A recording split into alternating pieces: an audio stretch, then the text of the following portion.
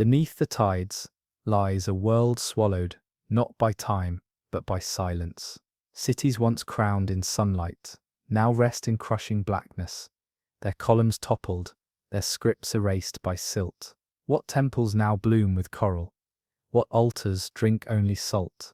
From the Aegean to the South China Sea, the ocean's floor is a shattered library of vanished empires. We will dive into ruins too ancient to name, cities erased from memory, and doorways carved for gods no longer worshipped. These are not myths, these are sunken truths, witnessed in sonar, confirmed by divers, yet still unsolved. Each echo from the deep calls us to remember what the sea has chosen to forget. No tomb is as complete as the seabed. No silence is older than the oceans. So now we ask you, where and when are you listening from? The sea remembers everything.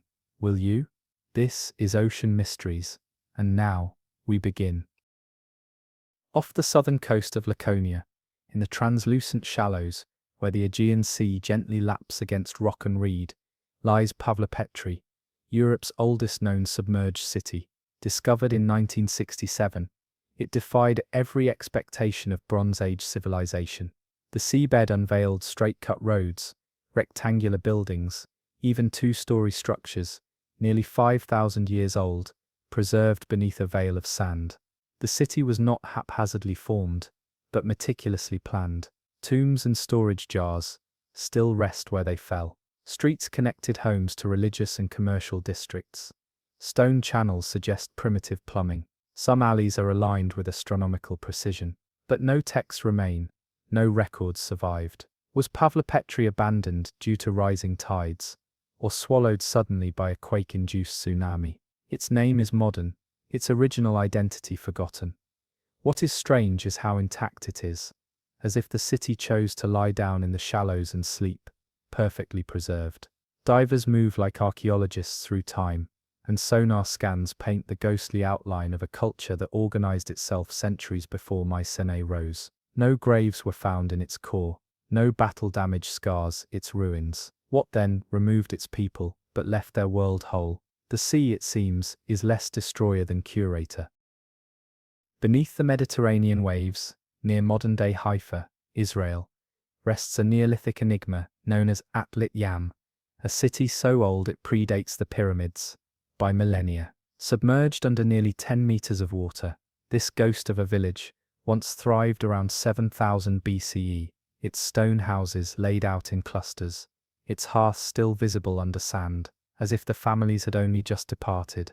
But what gripped archaeologists wasn't only the preservation, it was the circle. At the center of the city lies a ring of 7 megaliths, each weighing nearly half a ton, deliberately placed around a freshwater spring that still bubbles faintly today. Ritual, calendar, offerings, we do not know. Human skeletons were found nearby, adults and children, some bearing signs of tuberculosis, the earliest known case on record. Had disease struck? Was the village slowly abandoned, or overtaken suddenly by rising sea levels from post-glacial melt? The tools, the grinding stones, the bones of domesticated animals, they all point to a people rooted, not nomadic. They didn't expect to flee, and yet they vanished. No defensive structures suggest invasion, no fire damage, just silence and salt. The megaliths stand still, staring upward through centuries of blue. What were they marking? Who were they waiting for?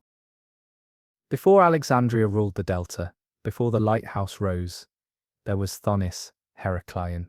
Once Egypt's grand maritime hub, its customs checkpoint, its spiritual entryway, it now sleeps beneath the murky green waters of Abu Qir Bay. For centuries, the city was a myth, a name in weathered papyri, a whisper in Herodotus. Then in the year 2000, explorers unearthed stone colossi, lying sideways in the mud, their hands still raised in divine gesture. What they uncovered defied belief. Sphinxes, temple pylons, statues of Isis, and gold coins by the thousands, all hidden under centuries of silt. Thonis wasn't just a port, it was a ceremonial city, built to welcome gods and goods alike. But in the 2nd century BCE, it disappeared. Earthquakes, a liquefied seabed, a series of slow, subsuming shifts in the land's crust. What's uncanny is how well it remains preserved. Even ships, cargo still aboard, lie visible in the soft gloom. Massive red granite slabs, bearing inscriptions, invoke festivals and offerings, rites performed now only by fish. Heraclion's fall was not quick, but it was total. Entire temples collapsed beneath their own sacred weight. How many names, how many rituals, drowned with it? And if Thonis could vanish from maps for 2,000 years, what else has? On June 7, 1692, the wealthy pirate haven of Port Royal, Jamaica, was swallowed by the sea. In the space of minutes, what had been one of the most debauched, drunken cities in the New World was reduced to ruin. Earthquakes struck first, sending buildings crumbling into the sea. Then, in a horrifying twist of geology, the earth itself liquefied. Sand turned to water beneath people's feet. Entire streets collapsed. Churches, brothels, storehouses, and ships were sucked into the harbour's mouth. Over 2,000 lives were lost. Today, the remnants of Port Royal rest beneath 40 feet of Caribbean water. Divers have found streets still lined with bricks, walls that rise like broken teeth from the seabed, clay pipes, silverware, iron anchors, all frozen in time. A pocket watch recovered in 1969 was stuck at exactly 11:43 a.m., the moment the earth broke. What makes Port Royal exceptional is not its age, but its immediacy. This is not ancient myth, but living catastrophe. What remains is a sunken snapshot, eerily intact. Port Royal is a reminder that cities are not eternal, that even the loudest human noise can vanish without warning. Beneath the waves, the ghost of a thriving, sinful metropolis waits for no redemption, only remembrance. Once a playground for emperors and aristocrats, the Roman city of Baiae now slumbers beneath the Gulf of Naples, its marble villas and mosaic courtyards veiled by the sea. Cicero vacationed here. Nero plotted from its halls. Seneca warned against its temptations. But Baiae was no ordinary port. It was a den of luxury, a fever dream of excess. The city's hot springs and bathhouses were legendary, its subterranean passages fueled by volcanic heat. Over time, bribes, intrigue and scandal soaked its soil as deeply as the geothermal waters that ran beneath it. Then the earth shifted. Volcanic bradyseism, a slow sinking of the land, drew Baiae downward, inch by inch, until entire quarters slipped beneath the sea. Unlike Pompeii, which was destroyed in an instant, Baiae drowned quietly, swallowed by the very forces that once empowered it. Today divers explore ancient banquet halls and submerged sculptures of Venus and Bacchus. The city lies beneath only a few meters of water, so near the surface that boats float above tiled Roman roads. Its remains are not buried in ash, but suspended in motion. Baiae isn't a tragedy, it's a decadence preserved. Beneath the waves, the party never ended. The marble still shines, the silence feels expensive. Fuxian Lake in China's Yunnan province is deep, deeper than any diver should need to go to find pyramids. Yet, in 2001, sonar scans and underwater surveys revealed what looked like man-made structures nearly 40 meters below the surface. Walls, roads, stepped terraces. Some claimed them to be remnants of the legendary Yuan kingdom, a Bronze Age culture that vanished around 100 AD. But the ruins look older. Some of the stone blocks are immense, fitted with interlocking joints, reminiscent of Mesoamerican design. Carvings, though eroded, hint at humanoid figures, large eyes, elongated skulls, etched into walls now worn smooth by time and algae. Chinese archaeologists found ceramic fragments, worked stones, and what appears to be a plaza, far too large for a simple village. Yet, no records in Chinese dynastic history mention a great city beneath Fuxian. The local fishermen speak of lights seen in the depths, strange currents that pull, and songs heard when no boats pass. What's striking is the silence from official channels. Despite evidence, exploration ceased abruptly. The ruins remain unexcavated. Was the city flooded by a quake, or was it deliberately hidden? One diver claimed the sensation of being watched the entire time he descended, by what, he couldn't say, only that it felt ancient. Deep in the waters of Qiandao Lake, in China, lies a city that shouldn't be visible, because it was never lost, just drowned. Shisheng, or Lion City, was deliberately submerged in 1959 during the construction of the Shinan River hydroelectric dam. What no one expected was how well it would survive beneath the surface. Nearly 40 meters underwater, the city rests in eerie preservation, its stone archways, pagoda towers, and carved guardians, untouched by wind or decay. Dating back to the Eastern Han Dynasty, Shisheng once bustled with trade and culture, a regional center with ornate wooden houses and stone roads that bore the footsteps of over 300 families. Unlike ancient cities buried by disaster, Shisheng's entombment was modern, surgical, and quiet. Divers describe drifting past still-standing buildings, with doors wide open, stairs leading into murk, and roof tiles layered in silt. Fish swim through windows that once framed mountains. Time froze the moment the floodwaters rose. What is chilling isn't just the perfection of its architecture, but the way it remains utterly lifelike, as if waiting for breath to return. The lake's stillness keeps it pristine, preserving not just stone, but mood. Shisheng doesn't feel like ruin, it feels like sleep. Once one of the largest ports in medieval England, the city of Dunwich was a thriving hub of churches, markets, and fleets that connected Suffolk to Europe. Today, only a hamlet by that name exists, but its ancient foundations lie beneath the sea, erased not by war, but by water. Beginning in the 13th century, a series of devastating storms, coastal erosion, and surging tides slowly dragged the city seaward. By the 1400s, most of its streets were gone. By the 1600s, entire churches had collapsed into the sea. What remains lies off the coast, buried in silt, only accessible to specialized divers and sonar scans. Underwater surveys have revealed stone walls, chapel outlines, and pillars encrusted with marine life. Dunwich is unusual because its destruction happened so slowly, yet so completely, that people simply stopped speaking of its size, letting memory shrink with the land. Local legends speak of church bells ringing from beneath the water during storms. Some fishermen swear they've heard voices. Dunwich isn't mythical, it was well documented, but it shows how even the most civic, Christian, and visible city can dissolve into folklore, not because it wasn't real, but because the sea doesn't keep what it takes on land's terms. Along the southeastern coast of India, near the modern town of Mahabalipuram, local legend has long spoken of 7 pagodas that once stood at the shore, temples so beautiful, even the gods grew jealous and sank them beneath the sea. For centuries, only one temple, the shore temple, stood above the waves. Then, in 2004, after the devastating Indian Ocean tsunami pulled the sea away from the coastline for several minutes, something extraordinary was revealed. Stone walls, steps, and statues that had not seen air in 1,000 years. When the waters returned, they left behind confirmation that at least part of the legend was true. Divers later discovered submerged temples, carved elephants, and walls that matched the Pallava architectural style of the 7th century.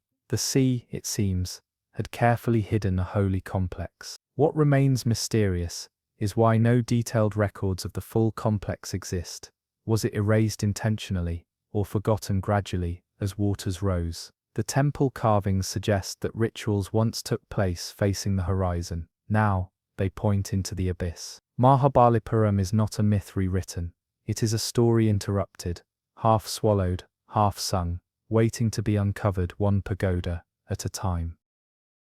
On the northeast coast of Crete, near the modern village of Alaunda, lies the sunken city of Aulos, a once bustling, ancient Greek harbour town, now sleeping beneath just a few meters of water. Unlike other cities lost to myth or catastrophe, Aulos was real, mapped, and mentioned in records as early as the Minoan period, but its end came from a slow geological betrayal. Subtle shifts in the tectonic plate beneath Crete gradually dragged the coastline downward, What's visible now through the turquoise water are wall foundations, street paths, and remnants of structures that once echoed with trade, worship, and diplomacy. Divers can still find coins, pottery, and statues, including offerings to the god Brita Martis. But what stuns visitors isn't the scale, it's the accessibility. You can swim over the ruins, snorkel among them. The sea in this case is not an abyss, but a glass cover.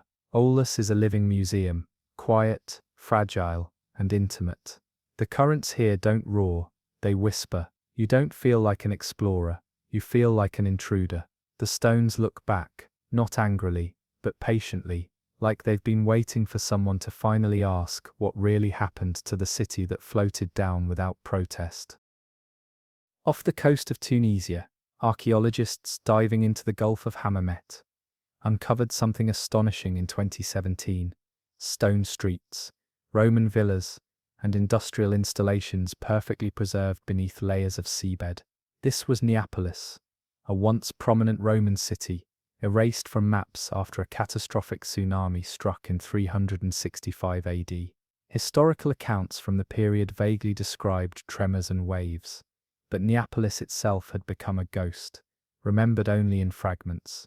Now the underwater discovery has confirmed the city's existence and sudden end. What's particularly rare is the preservation of garum factories, complexes used to create the prized fermented fish sauce that fed Rome's elite. The stone basins and vats remain in place, a preserved monument to an economy that evaporated in hours. Neapolis sank fast, too fast for evacuation, too completely for survival, but it didn't disappear. The sea held it in suspension, fossilizing commerce, architecture, and daily life in silt and salt. Neapolis speaks to a moment when nature didn't just destroy a city, it took over its narrative.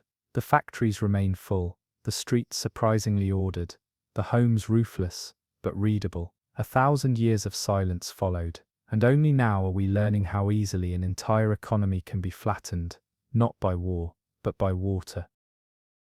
Lake Atitlan in Guatemala, surrounded by volcanoes and thick jungle, hides a city beneath its shimmering surface. Submerged, a ceremonial island settlement of the ancient Maya, sank beneath the lake roughly 1,700 years ago, likely due to volcanic activity or tectonic shifts. The lake's waters rose, and the island was slowly consumed. But what lay on that island was not just habitations. Divers have discovered altars, incense burners, sculpted stelae, and staircases that once led to temples now hidden in blue.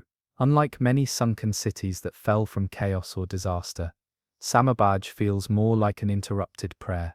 The site's arrangement suggests ritual processions, religious gatherings, and cosmological alignment. And when the lake swallowed it, no one returned. The Maya, so precise in their sky watching and city planning, simply left it to rest beneath the waves. Today, fish swim between sacred carvings. The altar stones lie untouched, and local lore still speaks of ancestors who walked across the water's surface when it was dry. There is a reverence here, even among researchers. Submerged is not merely a ruin, it's a submerged sanctuary, suspended mid-offering. The silence above the lake mirrors the hush below. The gods were not forgotten, they were simply given deeper temples. For centuries, Helike was known only as legend. Ancient texts described a wealthy city, home to temples and philosophers, which vanished beneath the sea after a single catastrophic night in 373 BCE. Historians debated its reality, many dismissing it as a cautionary tale. But in 2001, archaeologists near the Gulf of Corinth uncovered its remains, stone roads, foundations, artifacts, all buried beneath layers of silt, just as the stories said. Helike was real, and it had been waiting. What's shocking isn't just its discovery, but its accuracy to the myth. According to ancient sources, Helike's people had angered the gods. Within hours, earthquakes shattered the ground, followed by a tsunami that dragged the city into the sea. Survivors described the temples sinking while statues of Poseidon stood eerily upright in the foam. Modern findings include pottery inscribed with Helic's name, coins bearing Poseidon's trident, and ruins consistent with a sophisticated urban plan. Helic represents one of the earliest and most thoroughly documented urban disasters, yet it was still lost for over 2 millennia. Why? Perhaps because the ocean doesn't just bury the past, it edits it. Helic was erased not by time, but by belief. Its truth lay underwater, quietly proving that myth, sometimes, is merely unconfirmed history.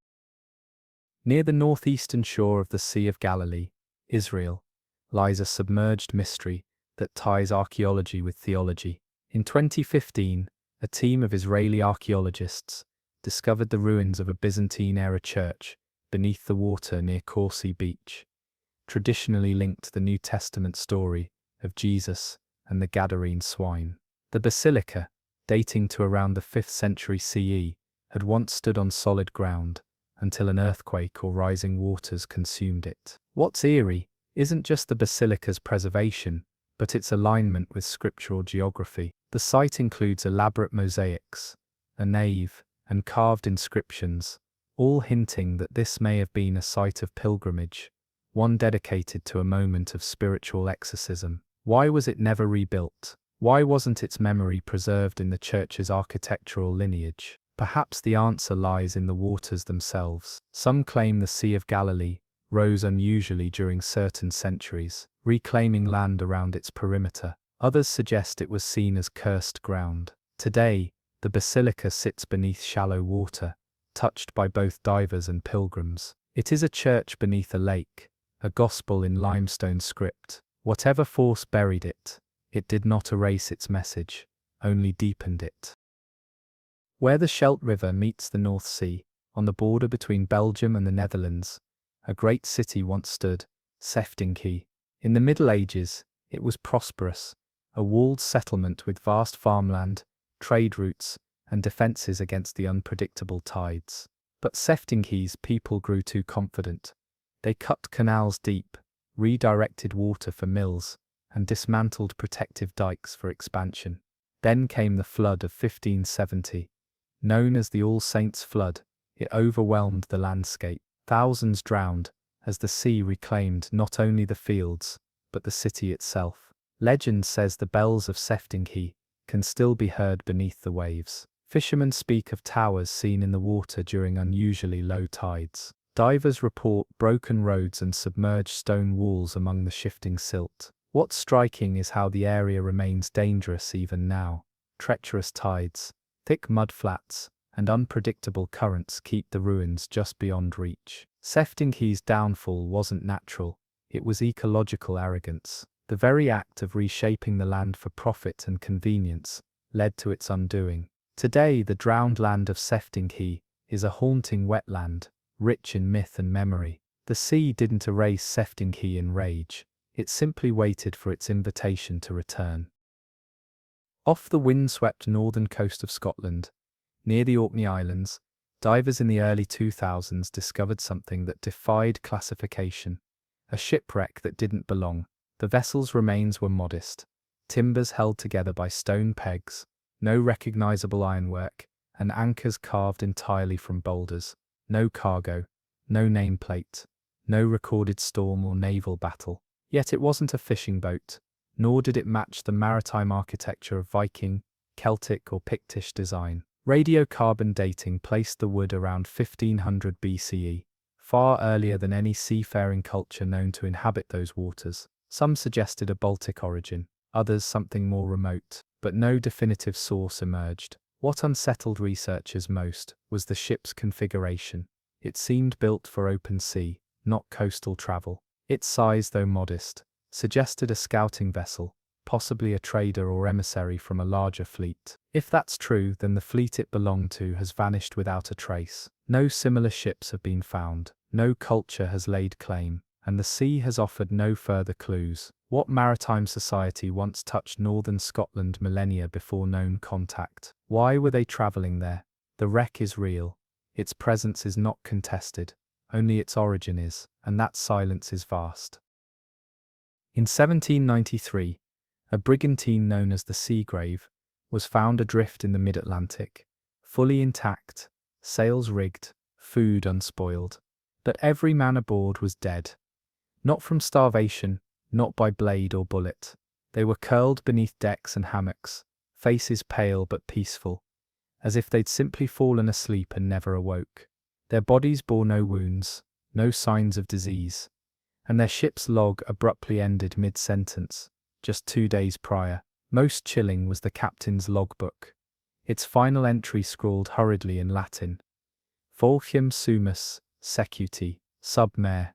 We followed the voice. Below the sea, naval records were suppressed. The ship, towed to Lisbon, was rumoured to be burned soon after arrival, by order of the port authority. What became of the autopsies is unknown. No illness was ever blamed, no official report filed. Sailors whispered of a siren, or something older, a sound below the waves, that drew the men into sleep, from which none could wake. Maritime historians still debate the ship's fate, but the Seagrave never docked under its own command again. All that remains is the logbook, preserved in a private archive in Coimbra, and the charted path it drifted along, a calm corridor that no vessels willingly cross. Along the southeastern coast of Madagascar, in 1819, fishermen discovered what, at first, appeared to be driftwood from a shattered canoe.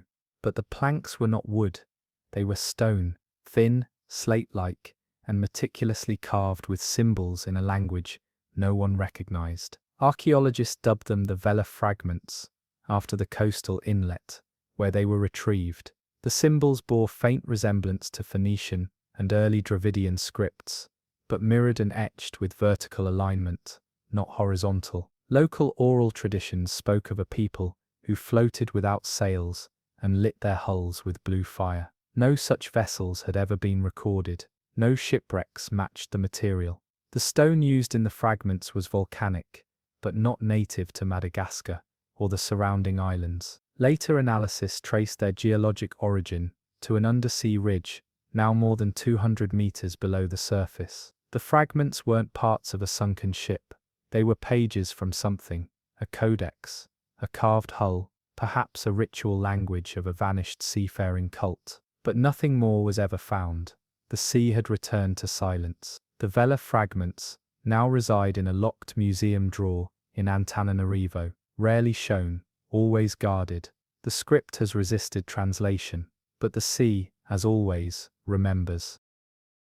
Between 1845 and 1850, no fewer than 8 merchant ships, travelling near the Cape Verde Islands, vanished without distress, calls, wreckage, or survivors. The archipelago, off the west coast of Africa, had long been known for its shifting tides and volcanic ridges, but nothing explained the total loss of entire crews without so much as a floating barrel. In 1851, a French corvette called Éclaireur discovered one of the missing ships, the Lady Harrow, resting intact on an exposed reef. But what they found defied logic. The entire hull had been stripped clean, not by weather, but by blades. Every scrap of copper, canvas, and metal had been removed. Even nails were pried from the masts. The cargo was untouched, crates of sugar and rum stacked perfectly. Blood had dried in a spiral pattern across the captain's deck, but no bodies were aboard. Nearby cliffs showed faint carvings, circles intersected by jagged lines, not unlike early Minoan religious symbols. Locals on the island of Fogo claimed that during certain moonless nights, a procession of lights moved across the water in silence, as if boats were gliding just beneath the waves. The missing fleet was never recovered, and no one sails that corridor at night anymore. In 1924, a British submarine patrolling off the western coast of Ireland reported a sonar anomaly, what appeared to be a stone wall formation, rising nearly 10 meters from the seafloor, stretching for over half a kilometer. Naval divers dispatched to investigate discovered not only an unnatural coral ridge, but the shattered remains of a vessel embedded within.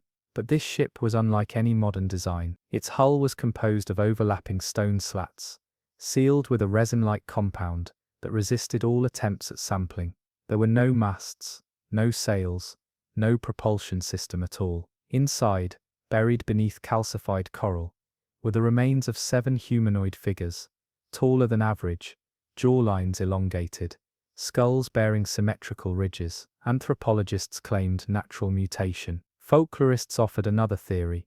This was the proof of Imrama, the Irish sea voyage of St. Brendan, who allegedly discovered a floating stone island filled with glowing fruit and voiceless monks. Perhaps this vessel was the relic of a much older, undocumented journey, one launched by a people now erased by both ocean and time. The British Navy sealed the location, marking it off limits, but unofficial sonar charts still show the wall, a ridge that never should exist, guarding a ship made of stone, whose crew never spoke. In 1868, fishermen off the Newfoundland coast netted what they believed was driftwood, until they realized the planks were lashed together in patterns, forming the remnants of a small seafaring vessel. But unlike European or Inuit craft, the wood was impossibly old, harder than oak, and water-darkened to near obsidian. Most unnerving were the glyphs carved into every reachable surface, symbols that coiled and forked, some bearing unsettling similarity to cuneiform, others completely alien.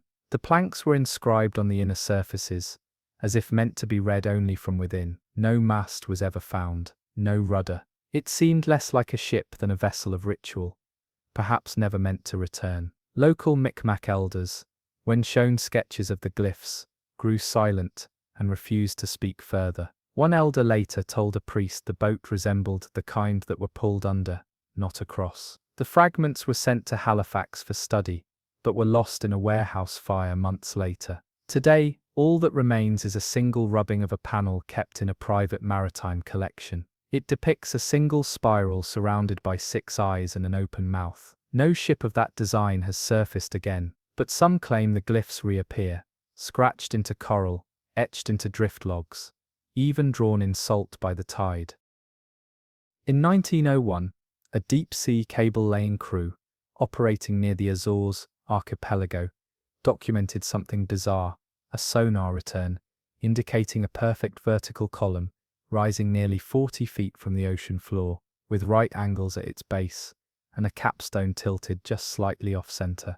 Labeled Tower 9, it was marked on naval charts, and ignored until 1922, when divers returned, using experimental equipment.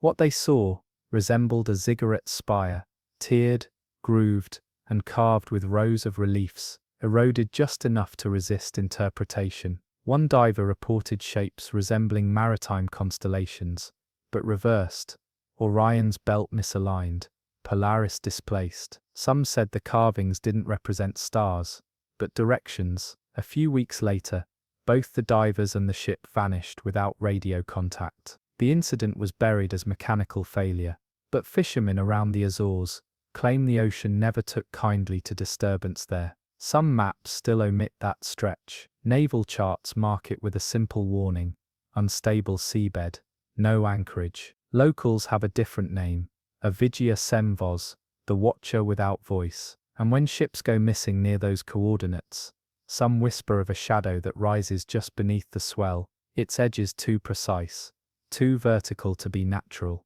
a tower waiting for worshippers that never returned. In the bitter winter of 1895, a Swedish patrol vessel found itself grounded near an unusually smooth ice shelf off the Gulf of Bothani. As the ice cracked, the ship's crew uncovered what appeared to be the perfectly preserved hull of an ancient wooden craft sealed beneath layers of frozen seawater. But the wood was not burned, warped, or eaten, only aged. Even the pitch between planks still emitted scent, as though the ship had been caulked days earlier. Inside they found furs, bundles of herbs, and a ceremonial mask carved from antler and painted with ochre in spiraling patterns. No human remains, no log, no weapons. The entire vessel seemed built to carry only symbols. Etched into its mastless frame were inscriptions in a runic style never seen before, curved and looping, more fluid than Norse records. That spring, the vessel vanished, taken not by humans, but by Thor.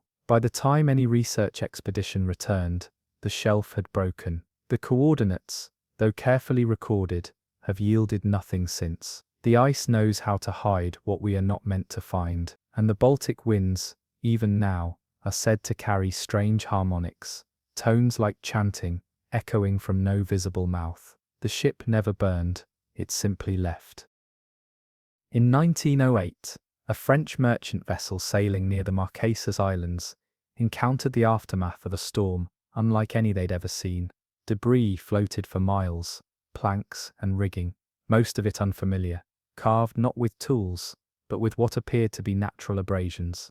Amid the wreckage, they recovered a long, narrow keel, some 30 feet in length, made not from wood or metal, but from interlocked bone. Closer examination revealed the material to be thousands of teeth, each sharpened and fused with a tar-like substance that had fossilized into a hard resin. The hull was curved in a way that defied European shipbuilding logic, suggesting a design meant for enormous speed or pressure resistance. Local Polynesian elders were shown sketches and immediately turned away, naming it Te Varua Mo Moana, the spirit that sleeps in the sea. They claimed it was not a ship, but a living offering. The French captain, unnerved, attempted to bring the structure aboard. But days later, the crew began reporting dreams of drowning in black waters, always while hearing a chant with no words. The keel was eventually thrown back into the sea, and no attempt to retrieve it has succeeded since. Sailors in the region now avoid the coordinates. Something about the water feels off, too still, too dark, like a lid that hasn't been lifted in centuries.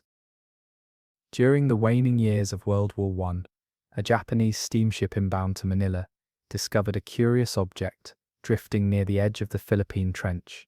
It was a large cylindrical section of driftwood, nearly 12 feet long, burned at both ends, and carved on every visible surface with symbols in an unknown script.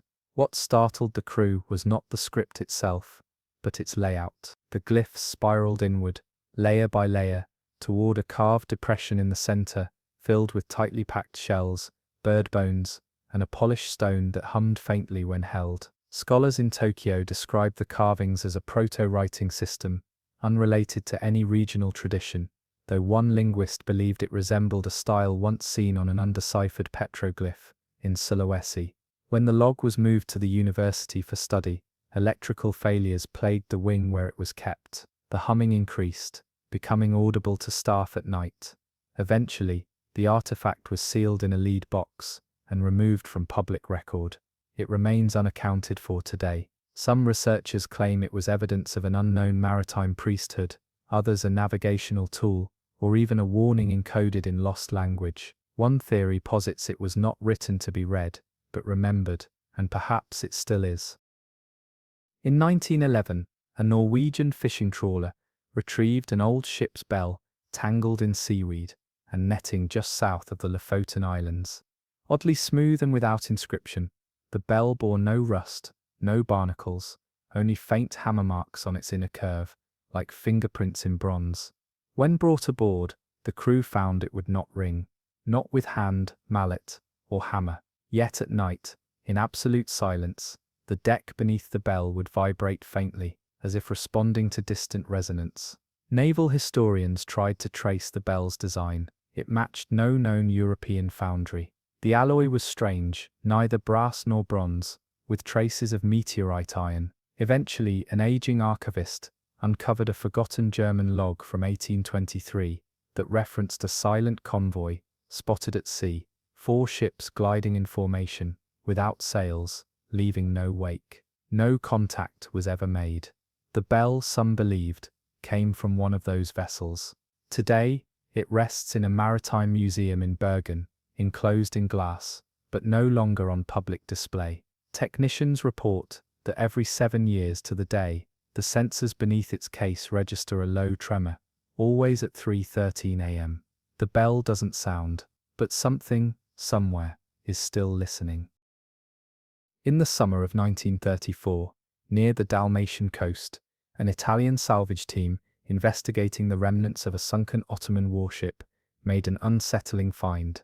Amid rusted cannons and collapsed beams, they discovered a small chest containing 3 lanterns made of black glass, still intact.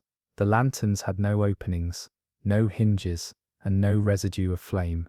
Yet when held at night, they emitted a dull orange glow, pulsing gently, like breath. Each diver reported hearing faint whispers, when in possession of one, different languages, some familiar, others sounding like reversed syllables spoken underwater. When brought to the surface, the lanterns ceased glowing. Back at base, their glow returned, but only after sundown. Linguists who listened to recordings of the whispering could not identify the source, though one voice repeated a single phrase across all three: "We remember the empire beneath." A few believed the objects were relics from a sunken civilization that once ruled portions of the Adriatic long before Illyrian tribes. Others thought them messages, not meant for humans, but for something below. The lanterns were eventually purchased by a private collector in Vienna, then lost during World War II bombings. All that remains are audio samples and diver sketches. Still, fishermen near that coastline claim the sea lights up occasionally, from below, as if someone is still searching for the lanterns and hasn't stopped whispering. In 1938, US naval researchers conducting ecological studies around the Farallon Islands off the coast of California discovered a tightly bound tube of lead sheeting lodged in a coral alcove. Inside were 4 water-damaged parchment scrolls, blackened by soot and salt, their surfaces marked with faded lines and hand-drawn contours, maps. But these maps did not depict any coastline known to exist. Instead, they showed clusters of landmasses that ringed the Pacific like a crown, many of which had no recorded geological basis. One map outlined a jagged archipelago west of what would be present-day Hawaii, another a massive circular island northeast of the Marianas. The ink, analyzed later, was mixed with volcanic ash and marine oil, creating a composition resistant to typical decay. Who drew them, and why, has never been established. Some scholars suggested a lost Pacific culture with a maritime knowledge that predated Polynesian expansion. Others claimed the maps were ritualistic or metaphysical, not depictions of land, but of memory geography, places known to ancestral consciousness, but erased by tectonics or time. Naval intelligence seized the documents shortly before WWA under the guise of classified cartography. But divers and historians who studied the scrolls recall one unsettling consistency.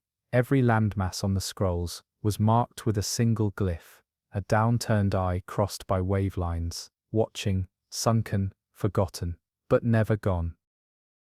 In 1907, the steamship Florence ran aground during heavy fog near the Isles of Scilly, but what investigators found lodged in its damaged hull was unlike any known detritus: an oblong metal capsule, warm to the touch, that had embedded itself mid-hull, as if launched from the ocean floor. Inside was a preserved strip of organic tissue, a tongue, desiccated but perfectly intact, wrapped in a coil of copper thread. Embedded in its surface were hundreds of microscopic carvings, symbols, numerals or syllables, too fine for the naked eye. The ship's crew had reportedly been hearing voices before the wreck, though no one else was within 50 nautical miles. The capsule was taken to London for study, but quickly disappeared from public record. Rumours placed it in the vaults of a now-defunct society of antiquarian anatomists. But what was more disturbing was the fact that similar tongues, wrapped, marked, sealed in metal, began washing ashore along disparate coasts in the decades that followed. New Zealand in 1919, Chile in 1931, Norway in 1937. None matched any known species, and each bore different markings. Was it a message, a vessel for sound, or something more ancient, some form of knowledge that once spoke not in words but in flesh? In 1942, as global war shifted naval focus across the Pacific, a reconnaissance submarine from the Imperial Japanese Navy detected a massive structure near a deep trough southeast of Micronesia. What later came to be dubbed the Serpent's Trench. Initial sonar registered a flat, octagonal expanse, over a mile wide, resting just above the abyssal shelf. What stunned the crew was the artificial nature of its angles, perfectly symmetrical, with corner structures that formed what looked like a massive spiral corridor radiating inward. No coral, no fauna, just obsidian-like stone and silence. The crew attempted to release a probe, but the moment it crossed the threshold of the spiral, all signal was lost. Within minutes, the sub experienced mechanical failures, compass needles spun, electrical systems flickered, and a persistent low-frequency vibration filled the hull. Too rhythmic to be seismic, the captain ordered retreat. Upon return to base, their logbooks were confiscated and the incident classified. To this day, no official exploration of Serpent's Trench has been sanctioned, yet whispers persist in modern naval circles of a city not buried, but sleeping, of gates under pressure, of structure built not by human hands, but for something that once used the ocean as a throne. The war passed overhead, the anomaly waited below. Off the coast of Yonaguni, Japan's westernmost island, lies a formation that has stoked furious debate since its discovery in 1986. Beneath 80 feet of ocean, a series of immense stone structures rise in tiers, massive flat surfaces, perfect right angles, steps, plazas, and corridors. Some insist these are natural formations, the result of tectonic shearing and erosion, but others see evidence of human intention, tool marks etched into stone, carved bas-reliefs, and what appear to be symbolic glyphs weathered into the rock. Divers describe a central staircase leading nowhere, flanked by monolithic walls that seem too aligned, too engineered. And then there's the face, a jagged protrusion, bearing what appears to be worn eyes, and a flattened nose, staring blindly into the gloom. Marine geologists debate the site's origins. Some date it to 10,000 years ago, before the last glacial melt flooded coastal settlements, raising impossible questions about who could have built such a city when, by accepted history, civilization had not yet begun. There are no artifacts, no bones, no pottery, only the stone. Yonaguni is either nature imitating man, or the oldest monument ever touched by human hands. And if the latter is true, what vanished people left it behind, and where else might they have built? Just off the coast of North Bimini in the Bahamas, lies a path of rectangular limestone blocks, stretching over half a kilometre along the seafloor.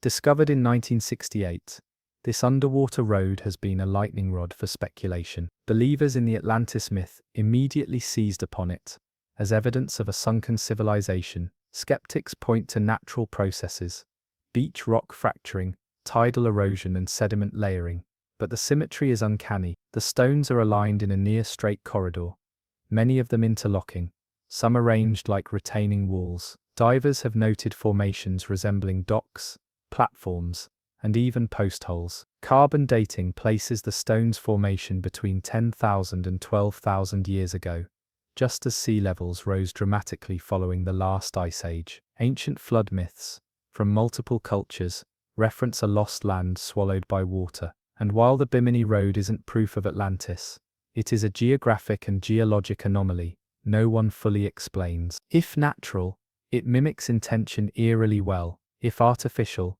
it implies builders far older than the pyramids. What if the road was not a route, but a retaining wall for something now gone? A sea barrier, a port, or a monument? It lies in clear water, visible, accessible, and still unsolved. In 2001, sonar scans off the coast of Gujarat, India, revealed something astonishing. Geometric formations on the seabed near the ancient city of Dwarka, structures aligned in grids, with right angles, platforms, and what appeared to be roads stretching across several kilometers. Divers soon recovered pottery shards, tools, and even fossilized bones. Archaeologists believe these underwater ruins might be the remains of a city that once stood over 9,000 years ago, far older than any known civilization in the Indian subcontinent. According to ancient Hindu texts, Dwarka was the magnificent kingdom of Lord Krishna, built in opulence and drowned by the sea after his death. For centuries this was dismissed as mythology, but the submerged remains hint otherwise. No definitive inscriptions have been found, and erosion has erased much. But the scale of the city is undeniable. Pillars rise beneath the silt. Stone slabs bear faint carvings, The ruins stretch far beyond what would be expected of a fishing village. If these truly are the remnants of mythic Dwarka, they rewrite history, placing advanced urban development deep into the prehistoric era. And if not, then we are left with a mystery even stranger, a drowned city no one remembers, no culture claimed, and only the ocean preserved. Lake Baikal in Siberia is the deepest freshwater lake on Earth. A tectonic rift more than 5,000 feet deep, and it holds secrets unlike any sea. In 1933, Soviet divers operating near Olkhon Island reported encountering a perfectly spiraled stairwell cut into the lake's stone shelf, descending at a 30-degree angle before vanishing into pitch-black water. What baffled engineers was the precision. The steps were uniform, carved into granite, and each turn matched golden ratio proportions. At first dismissed as hallucination or misinterpretation, later sonar scans hinted at structural anomalies, right-angled voids, and vertical shafts plunging deeper than any natural cave should. Some theorize an ancient civilization once occupied the region before glacial floods turned Baikal into a basin. Others whisper of something non-human, subterranean, or even interdimensional. What is certain is that deep Baikal emits strange magnetic fluctuations. Compasses spin, instruments fail. Divers have returned from the depths disoriented, their recorded footage corrupted. The Soviet records on the stairwell were sealed until the late 1990s and remain sparse. What structure lies beneath Baikal's ancient waters? A temple? A vault? Or simply the first step of something far older than language? The lake remains cold, the descent waits, and no one has reached the bottom. High in the Andes, where the air is thin and the water sacred, Lake Titicaca holds stories of gods and giants. But in 2000, those stories took on sudden archaeological weight when researchers discovered the submerged ruins of what appeared to be a large city beneath its dark surface. Sonar revealed massive stone platforms, staircases, and a long causeway stretching hundreds of meters. Divers recovered artifacts that included ceramics, tools, and what appeared to be ritual offerings, gold figurines, stone idols, and textiles preserved in the cold depths. The city was dated to around 1500 BCE, possibly tied to the Pucara, or even earlier, unknown cultures. Local Quechua and Aymara legends speak of a city built by the gods themselves, Tiwanaku's twin, submerged as punishment for forgotten vows. The people here didn't vanish in war, they were erased in silence. The layout of the structures shows astonishing symmetry, and one large plaza appears aligned with solstices, suggesting astronomical knowledge as refined as the Inca, but much older. Some believe this city was once above the waterline, before seismic activity submerged it over centuries. Others suggest the lake itself rose in a great flood, swallowing temples in one swift motion. Either way, the ruins remain, visible to sonar, unreachable to touch. A black city in a sacred lake, buried not in earth, but in legend. In 1927, while laying transatlantic cables near the Mid-Atlantic Ridge, British engineers encountered an unexpected obstruction, an elevated shelf of stone rising hundreds of feet above the surrounding seabed. But this was no natural ridge. Divers using early pressure suits reached the surface and returned shaken. What they described was a plaza, a flat expanse of stone tiles fitted together with no mortar, the gaps so tight a knife blade couldn't pass between them. In the center stood what they believed to be a broken pillar, 12 feet high, carved with symbols resembling both early Sumerian and Proto-Canaanite forms. But the language blended elements of both, and neither. The sea around the site was unusually warm, though no volcanic activity was recorded. Instruments malfunctioned. A compass spun wildly until it shattered. Though the team planned a second dive, the next week a violent and sudden storm sank their tender vessel, killing 4 and erasing all footage and samples. The only surviving diver refused to speak about the incident, save for a single line he scrawled into the margin of his logbook. The floor was not abandoned, it was sealed. No expedition has since returned. The coordinates are known but remain avoided. It is not depth that keeps us away, but the feeling that we were not meant to find it. Beneath the North Sea, just off the coast of Doggerland, the now drowned Mesolithic land bridge that once connected Britain to mainland Europe, lies a scattering of anomalies that have long puzzled geophysicists. In 1939, preliminary oil surveys detected rectangular voids in the seabed, too even to be natural, surrounded by concentric circles of denser sediment. After the war, sonar mapping revealed the unmistakable outlines of large structures, some as long as 60 meters, others arranged in rows. Submerged tree stumps and tools have been recovered nearby, dating back 9,000 years. But these structures, they seem later, more deliberate, and aligned with celestial positions known to Neolithic and Bronze Age builders. There are no shipwrecks near them, no records of lost settlements. Records of lost settlements. The sea did not erode them away. It simply covered them. Locals in eastern England still tell stories of bells ringing under the water, or shadowed roofs glimpsed during extreme low tide. The shelf itself is now considered hazardous. Sandbanks shift, waves churn without cause. Some believe Doggerland's last cities were drowned not just by water, but by purpose sacrificed to the ocean during some forgotten cataclysm. Others think the shelf hides more than ruins. Perhaps a culture once thrived beneath the waterline, long before we called the sea impassable. In 1933, an Italian expedition, mapping the bathymetric patterns of the southern Red Sea, noticed something extraordinary: a perfectly rectangular chasm in the seafloor, unlike any trench or volcanic split. The opening measured nearly 70 meters across, flanked on each side by massive vertical walls, bearing faint striations not found elsewhere in the region. When a weighted sensor was dropped, it landed on a flat surface 400 feet down, then slid slowly, as if across a slanted polished floor. No volcanic activity, no signs of tectonic rupture, just geometry, in a place that should yield none. Egyptian divers sent to investigate reported an overwhelming sense of pressure, not physical, but psychological, the sensation of standing near something vast and watching.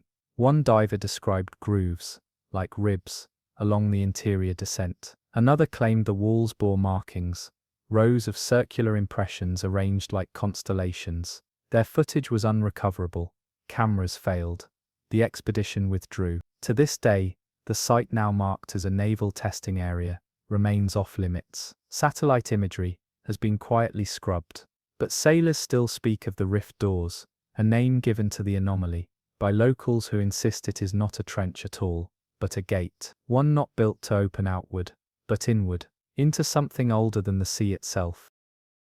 In the shadow of Mount Sunken in eastern Turkey, Lake Van holds secrets deeper than its volcanic basin suggests.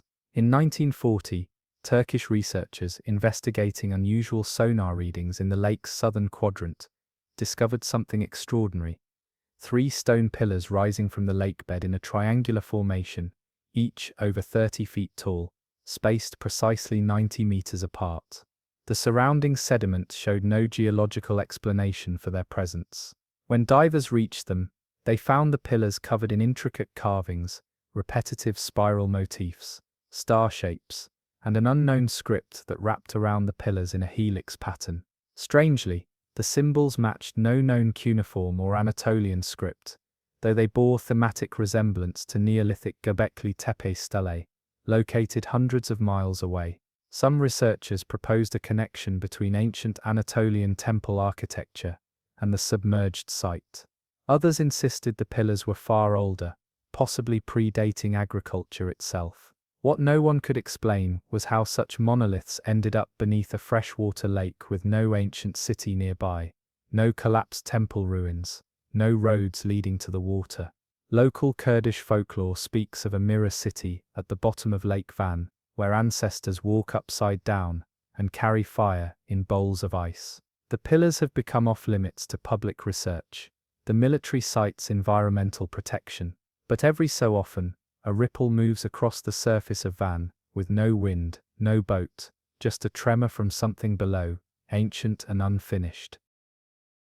In the Caribbean waters off Costa Rica's southeastern coast, near the coral reefs of Cahuita, Local divers in 1936 uncovered what appeared to be stone coffins resting in a trench beneath the reef wall. Each sarcophagus-shaped block was sealed, unmarked, and partially embedded in limestone, positioned in rows that curved slightly along the reef's edge. Inside one, broken by time, they found bones but not human, elongated digits, ribs fused into a continuous plate, and a skull with a vertical crest. Skeptics insisted it was a marine animal, but the vertebrae were upright, bipedal in posture, and the cranial cavity suggested frontal lobe mass beyond primate levels. There was no record of ancient civilizations in this region, constructing sarcophagi, especially not underwater. One theory held that the reef had grown atop an ancient burial site submerged by rising seas, while others whispered of beings not born of Earth,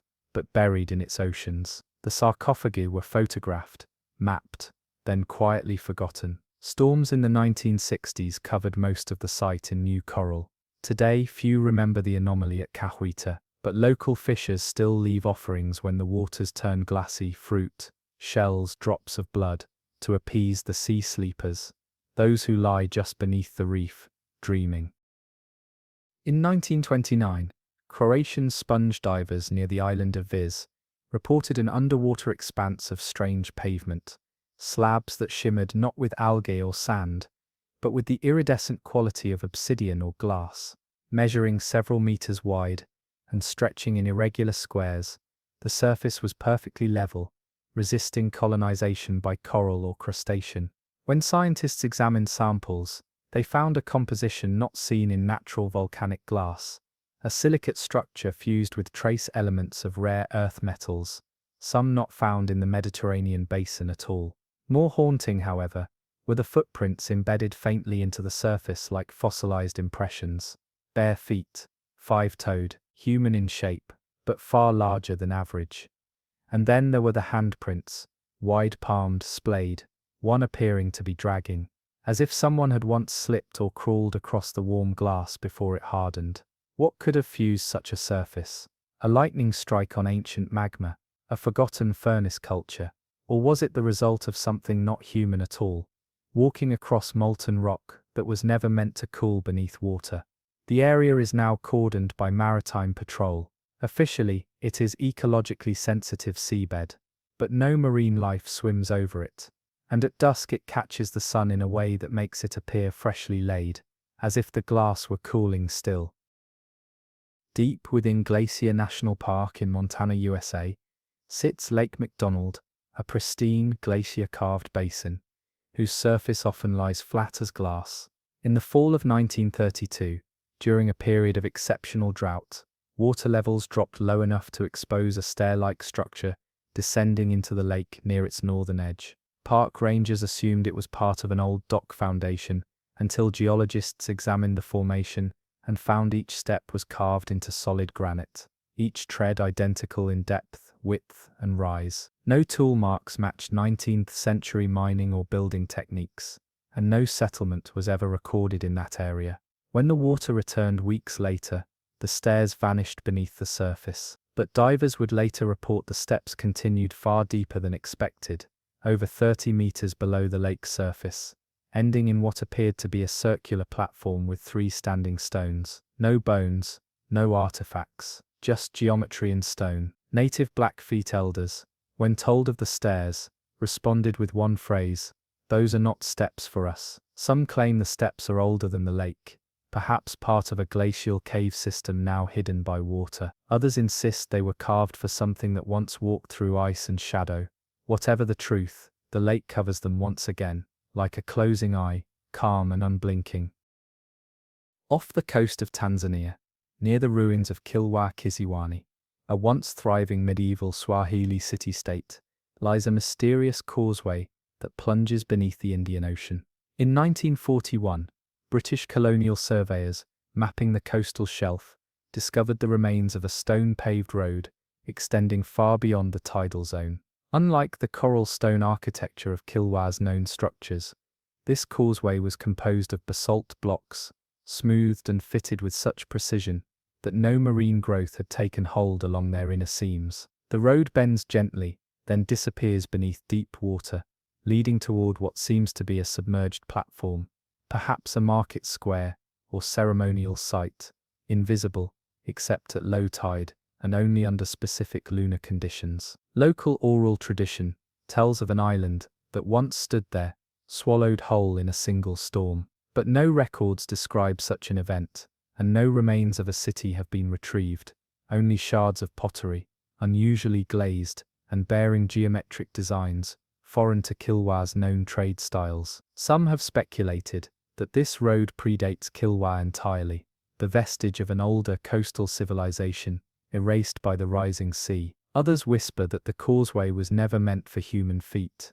but for ancestors, returning not to the land, but to the ocean. Even now, when the tide recedes too far, local children are forbidden to follow the path. The road, they're told, doesn't end, it begins somewhere we were not meant to return.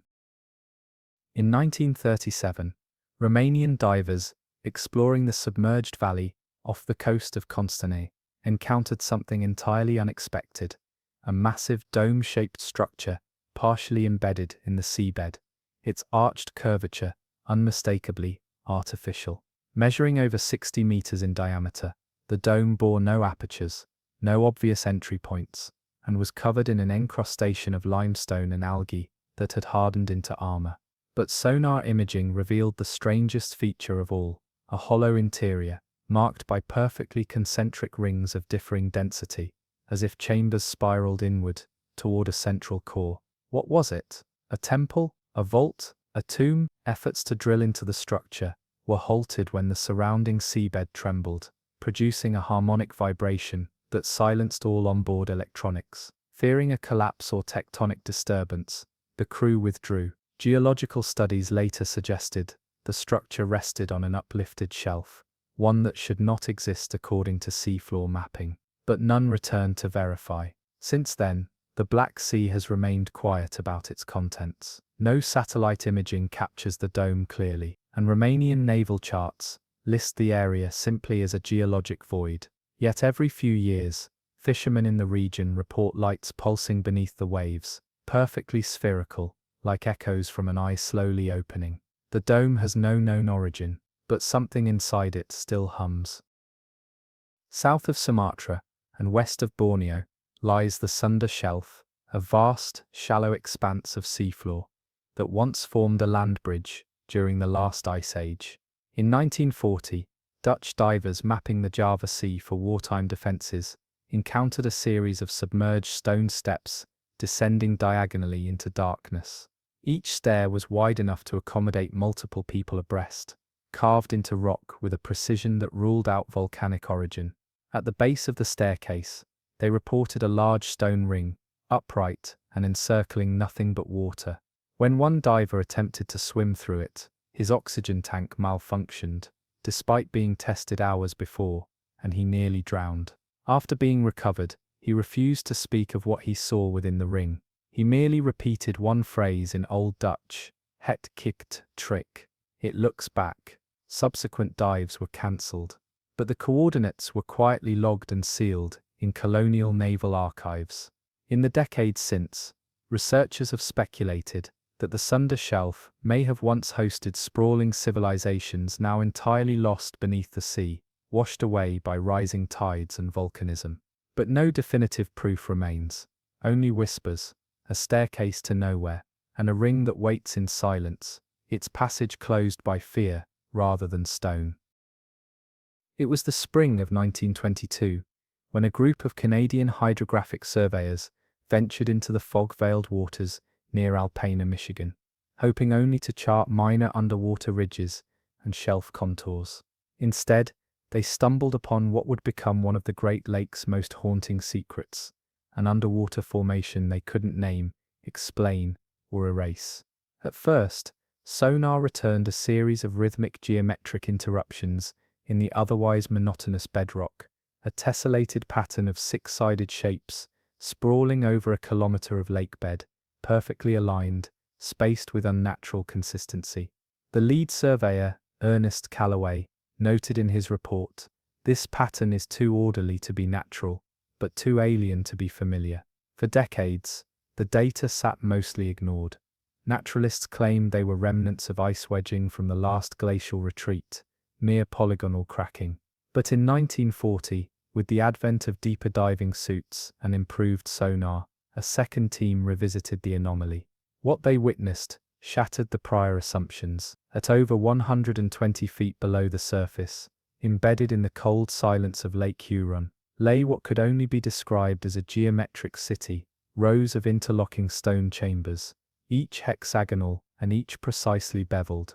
The chambers were windowless, roofless, and seamless. The stone, dark, basaltic, was not native to Michigan's geology, and no nearby volcanic deposits existed to explain its presence. In fact, testing decades later would suggest the rock originated from deep within the Earth's crust, exposed and shaped by forces no longer active in the region.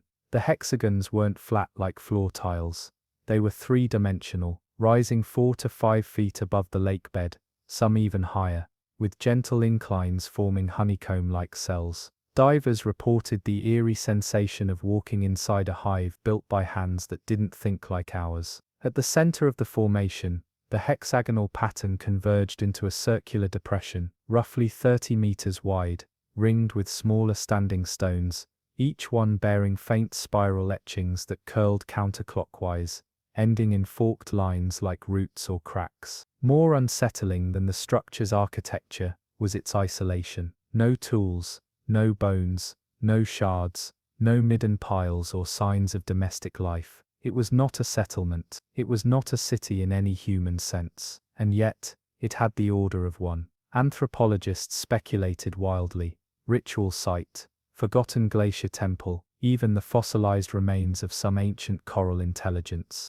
But no theory accounted for the scale or the precision. And then there was the quiet. Divers noted the area was devoid of life. Not one fish, not one crayfish or mollusk. Even plant life skirted the edges of the site, as if repelled. Within the hexagonal maze, sound died.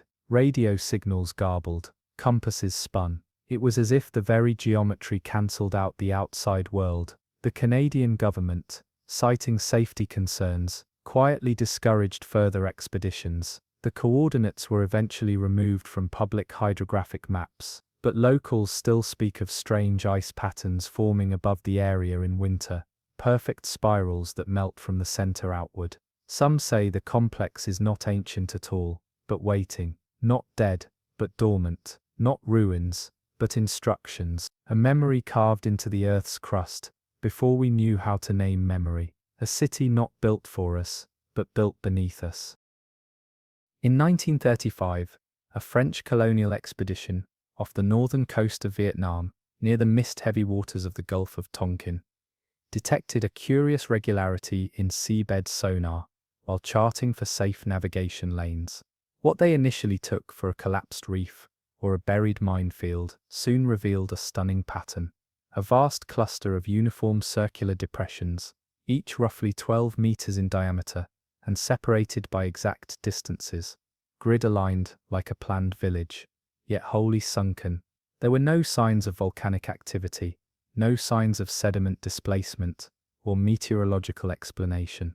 The sonar returns showed something entirely artificial, basins carved into the rock like bowls, not just in the shallows, but stretching toward the edge of the continental shelf.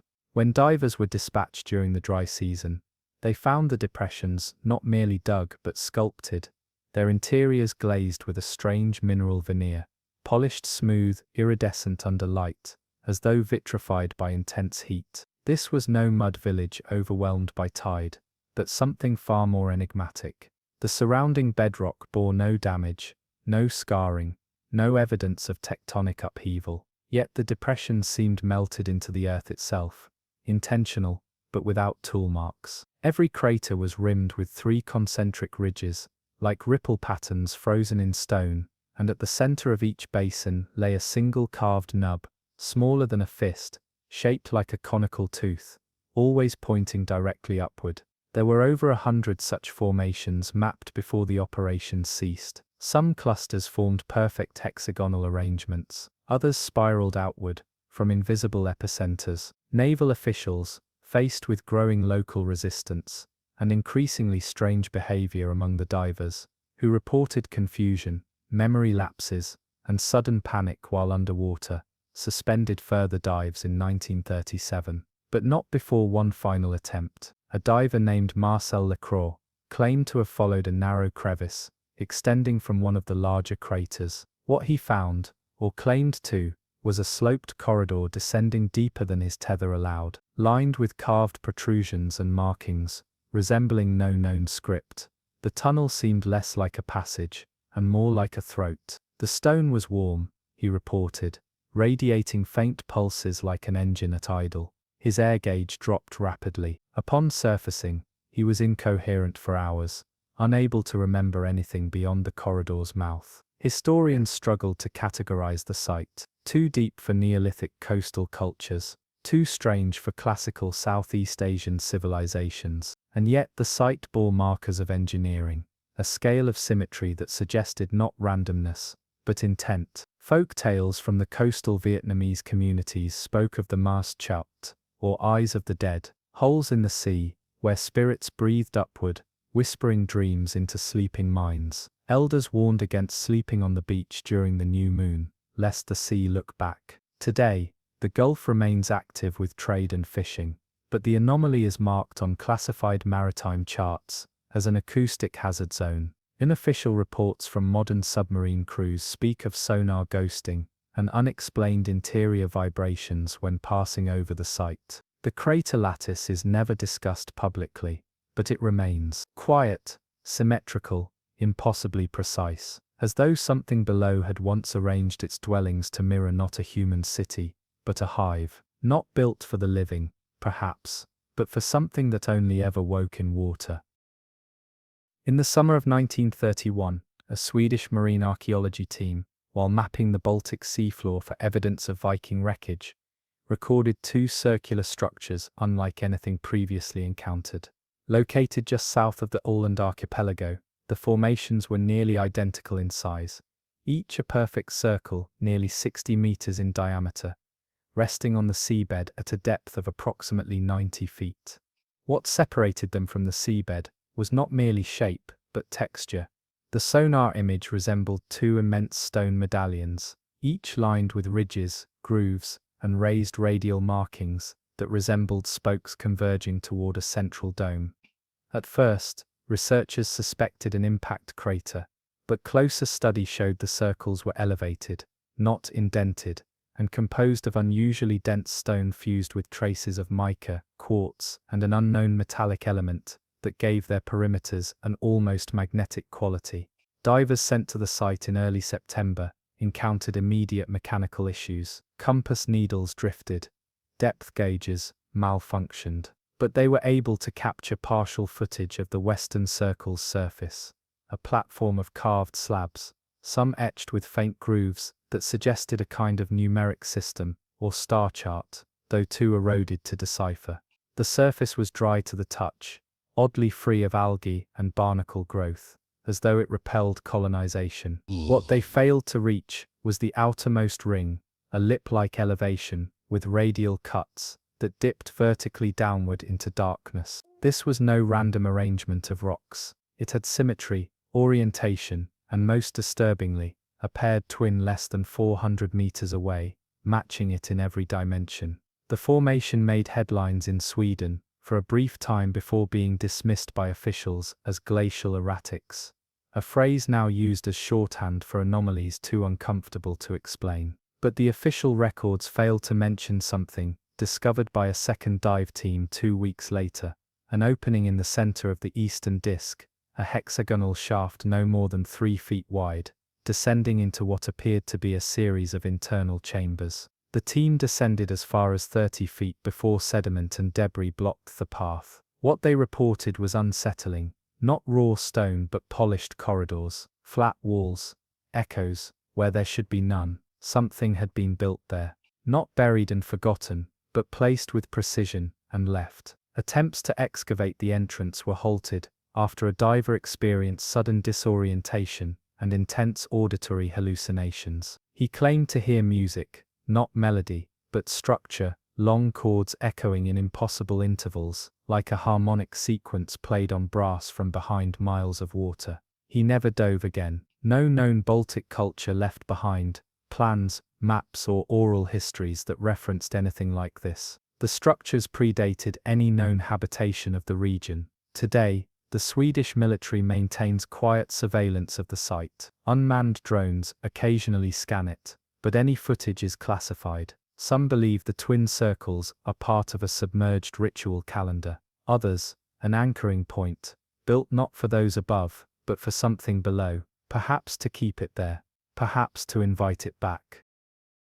In 1940, as part of a quiet wartime survey of the Norwegian Sea near the Svalbard archipelago, a British intelligence vessel, equipped with experimental sonar, mapped what they assumed to be seafloor fault lines until the images came back. Beneath the icy black water was a formation unlike any recorded natural trench. It stretched for nearly 2 kilometers in a series of nested octagons, their edges forming a pathway that seemed to descend, step by step, polygon by polygon, into the darkness. The structure, dubbed internally the Crooked Sea geometry, appeared impossible, angular, deliberate, and aligned along magnetic lines that didn't match true north, but curved like compass anomalies, orbiting something unseen. Diving was considered too dangerous at the time, due to wartime hazards and depth pressures, but a camera-equipped tethered bell was dropped to 400 meters.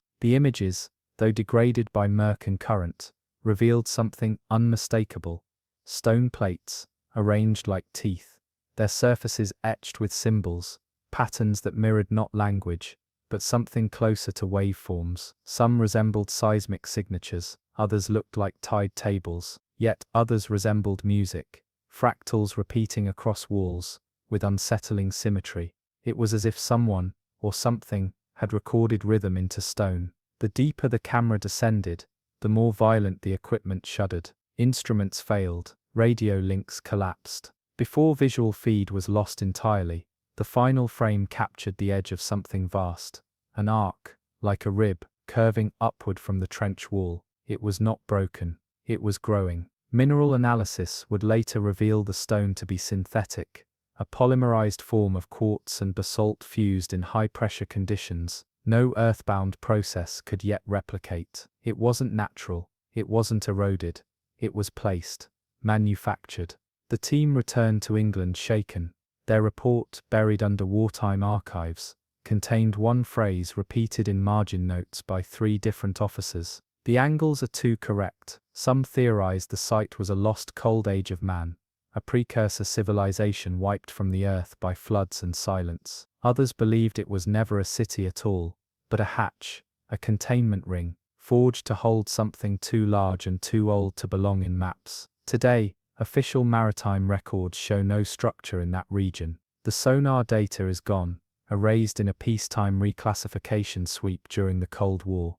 But among Norwegian coastal villages, especially those north of Tromsø, old sailors still speak of Havnut, the sea knot, where the ocean tangles time. They warn against sailing that corridor when the sky burns violet at twilight, for it is said the sea grows shallow there, and you can see the steps if the tide drops too fast. Those who look too long into the geometry lose the will to return. And so the Crooked Sea waits, not like a ruin, but like an eye, not shut, not open, but focused.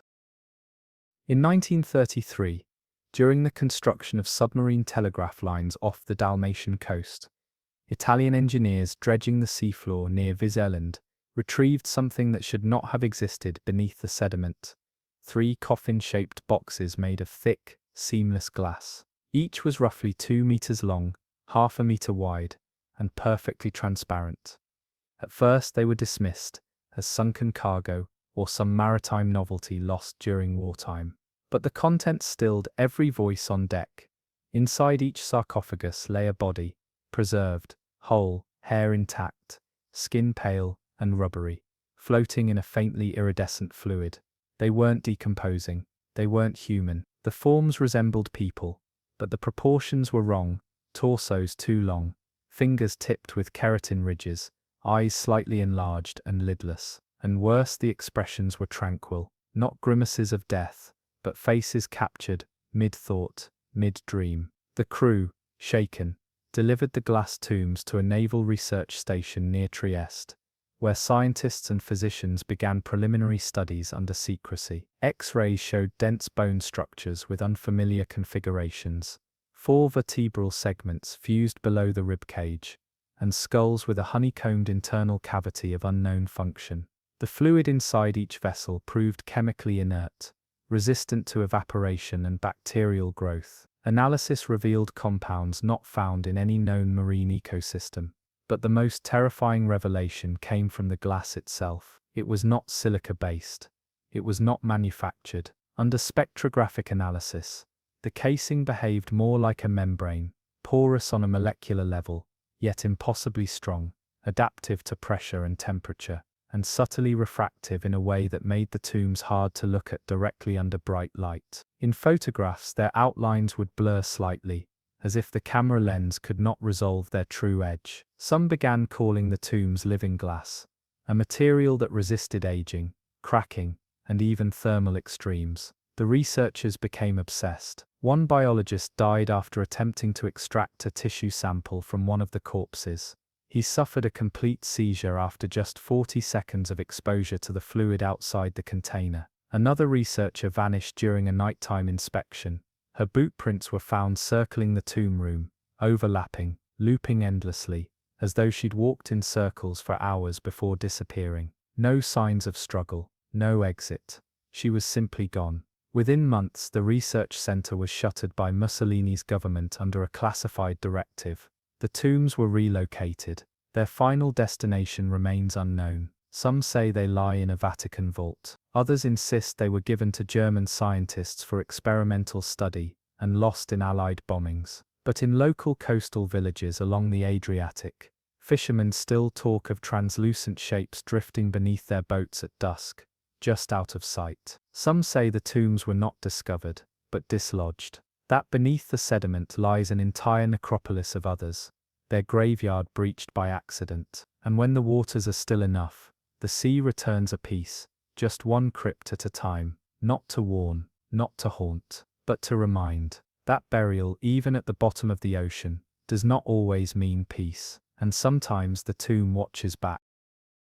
In the early autumn of 1939, as war clouds thickened over Europe, a German U-boat, patrolling the central Baltic Sea, reported encountering a deep trench off the southern coast of Gotland, one not marked on naval maps, nor visible in any prior bathymetric survey.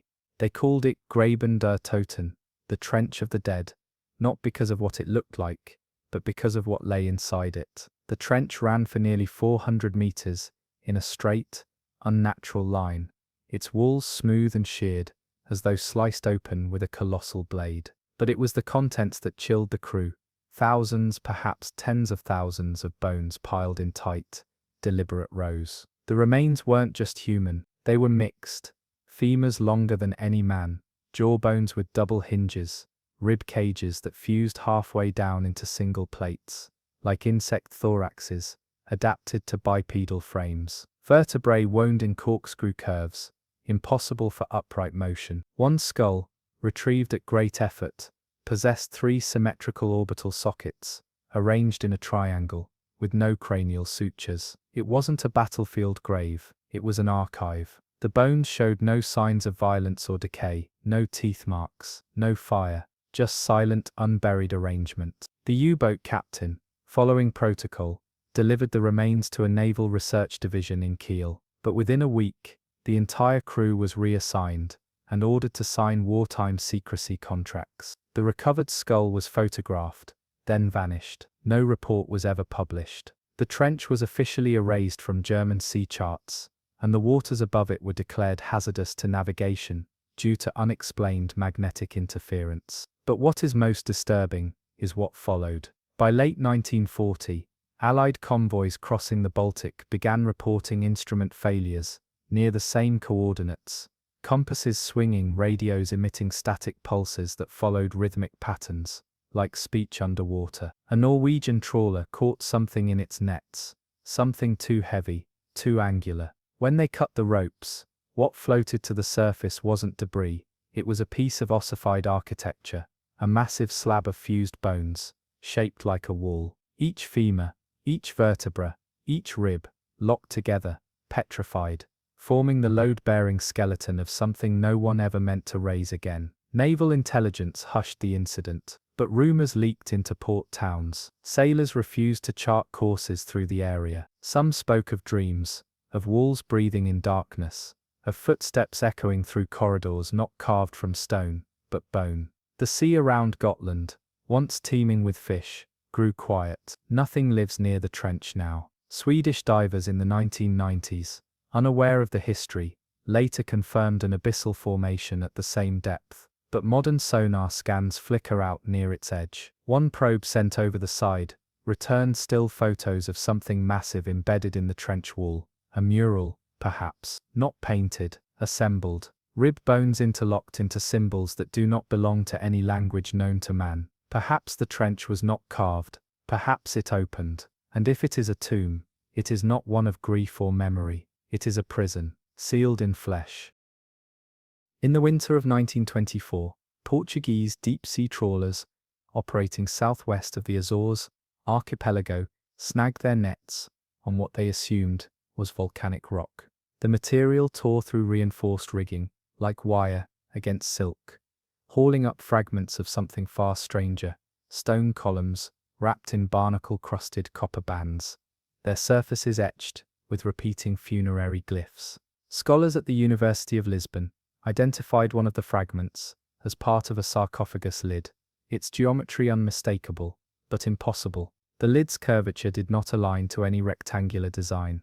It was oval, gently spiraling, as though meant to close over something curled. On its inner surface, microscopic etching revealed a pattern of concentric rings, each no more than a hair's width, spelling out, in angular syllables, the phrase, "Those who sleep return inward." Intrigued, an exploratory expedition was launched in early 1925, funded quietly by ecclesiastical and academic benefactors. What they found, submerged nearly 500 feet below the ocean's surface, was not a ruin, but a city of the dead. The site consisted of 21 massive domes, each spaced evenly, in a sunken valley along the edge of the mid-Atlantic ridge. Each dome was constructed from black stone, burnished by water, fused with flecks of copper and quartz that caught artificial light, like shattered mirrors, and each was sealed, perfectly sealed. Divers documented narrow entrances at the base of each dome, just wide enough for a man to crawl through, but found the pressure unbearable beyond a few meters. Probes sent inside transmitted distorted footage of descending tunnels, downward spirals, etched with glowing lichens, and alcoves, hundreds of alcoves, each housing an upright figure, wrapped in robes that moved faintly, in unseen currents. No faces could be seen. The footage ended abruptly, when the probe's lens cracked under pressure, the signal replaced with low-frequency static that continued to pulse long after the probe was recovered. What unsettled the team most was the acoustics. Beneath the water, in full scuba gear, several divers claimed to hear sound, not mechanical or natural, but rhythmic, a low hum, like breath through hollow stone, resonating from beneath the domes. One diver, unable to surface, was pulled out by tether after failing to respond to radio calls. He was found unconscious, his oxygen tank nearly full. When revived, he wept uncontrollably, and would only repeat one phrase in broken Portuguese: "They are not dead, they are remembering." The expedition was terminated. The footage was confiscated by naval authorities. The lead archaeologist, Dr. Falcon, disappeared en route to a Vatican conference the following year. To this day, no official report on the Azores mausoleum has ever been released, but sailors who traverse those waters at night claim the ocean floor beneath the ridge glows faintly in spiral lines, just for a moment, before fading, as if something buried there still stirs, as if the mausoleums do not mark the end, but the storage of something yet unfinished. The stone was not carved, it was grown. The sarcophagi were not laid to rest, they were placed, like seeds. In 1930, during a Soviet geological expedition to chart the lesser-known troughs of the Bering Sea, A deep-sea trawl returned with something no one on board could rationalize. A series of thin, stone slabs, shaped like humanoid torsos, chest to pelvis, each one curved inward at the shoulders and hollow at the spine, as though deliberately carved to cradle something long gone. There were 22 in total, laid atop one another like fallen dominoes, fused with marine silt, but free of barnacles. The stone was pale, almost ivory in color, yet harder than granite and ringing faintly when struck, resonant, as though still carrying some interior tension. The ship's geologist, Dr. Yuri Chernov, initially believed them to be fragments of statuary, but when aligned along the deck in approximate formation, the torsos revealed a haunting consistency. Each bore a carved channel from the throat to the sternum, spiraling inward, as if meant to carry breath or sound. The team traced the slab's origin to a crevice at the edge of the continental slope, nearly 900 meters deep. Sonar mapping revealed rows upon rows of similar shapes, embedded in the seafloor, fanned in semicircular patterns like an ancient amphitheater, pointing not upward, but downward, into the black. The Soviets, skeptical of spiritual interpretation, still could not help but name the site Kameny Khor, or the Stone Choir. A manned descent was attempted in a prototype bathyscaphe, a steel sphere hung beneath a balloon of gasoline and ballast, lowered by cable. 2 men went down, only one returned alive. The survivor, an engineer named Pavlovsky, was unconscious when recovered, his fingernails torn and his suit soaked in blood that was not his own. The logs from the dive, recorded on wax cylinder, captured only fragments of the final moments. A sound, deep and undulating, not unlike Gregorian chant slowed to inhuman tempo. Frequencies spiked until the needle tore free. The last intelligible phrase spoken on the line came from the second man aboard. "They are not echoes, they are mouths." After the incident, the dive was classified as a catastrophic equipment failure. The wreckage was never recovered. The Stone Choir was marked as a sonar anomaly, and the coordinates were blacked out on all public maps. But rumors from the crew spread. They spoke of frozen nights when the ship's hull vibrated, not from waves, but from resonance, as if something beneath had begun to sing, low, discordant, calling. Modern oceanographers, who study that region, occasionally register strange harmonics when scanning the area, frequencies that spike only when sonar is directed directly downward into the amphitheater trench. The noise is brushed off as geological resonance, tectonic strain, but some researchers who analyze the patterns note that they're not random. They're sequenced, they repeat in triplets. Some believe the slabs are not statues, but speakers, monuments that once amplified something below. Others think they're graves, made not to contain sound, but to suppress it. And if the sea forgets nothing, then it may only be a matter of time before the choir sings again. Not a melody, but a memory. Not a chant, but a name. In 1893, an obscure British cartographer named Edwin Darke submitted an oceanic map to the Royal Navy's Hydrographic Office that caused immediate controversy. The chart, hand-drawn on ox-hide vellum and bearing compass roses no longer in use, showed a line of anomalous islands running along a path he labelled as the 13th meridian of the Mouthless Sea. These landmasses did not appear on any known record, nor did they correlate with tidal drift, seafloor elevation, or trade winds. Darke claimed the data had come not from conventional sightings, but from interviews with dying sailors, men from different continents, cultures and eras, each describing identical landforms seen during storms and near drownings. The islands bore cryptic names: Throatless Bay, the Weeping Dunes, Cradle of the Eyeless Dawn. More disturbing, the longitude values were impossible.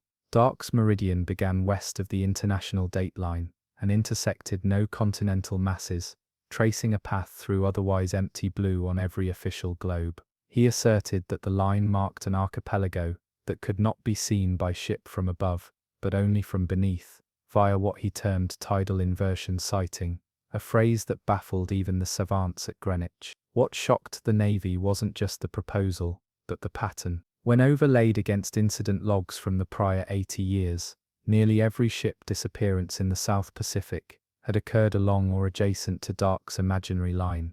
The correlation was too precise to dismiss. They locked the map away. But Dark wasn't done. In 1895, he published the Nautilus Testament, a 74-page manuscript riddled with etchings and marginalia, alleging that certain sea coordinates were dream-prone, that mariners who crossed them were plagued by identical visions of submerged staircases, black salt, and a woman with no hands calling names in reversed tongues. He included log excerpts from ships dating back to the early 1700s, comparing madness, suicides, and strange course deviations. The book was suppressed almost immediately and banned under the British Obscene Publications Act, not for indecency, but for phobic contagion.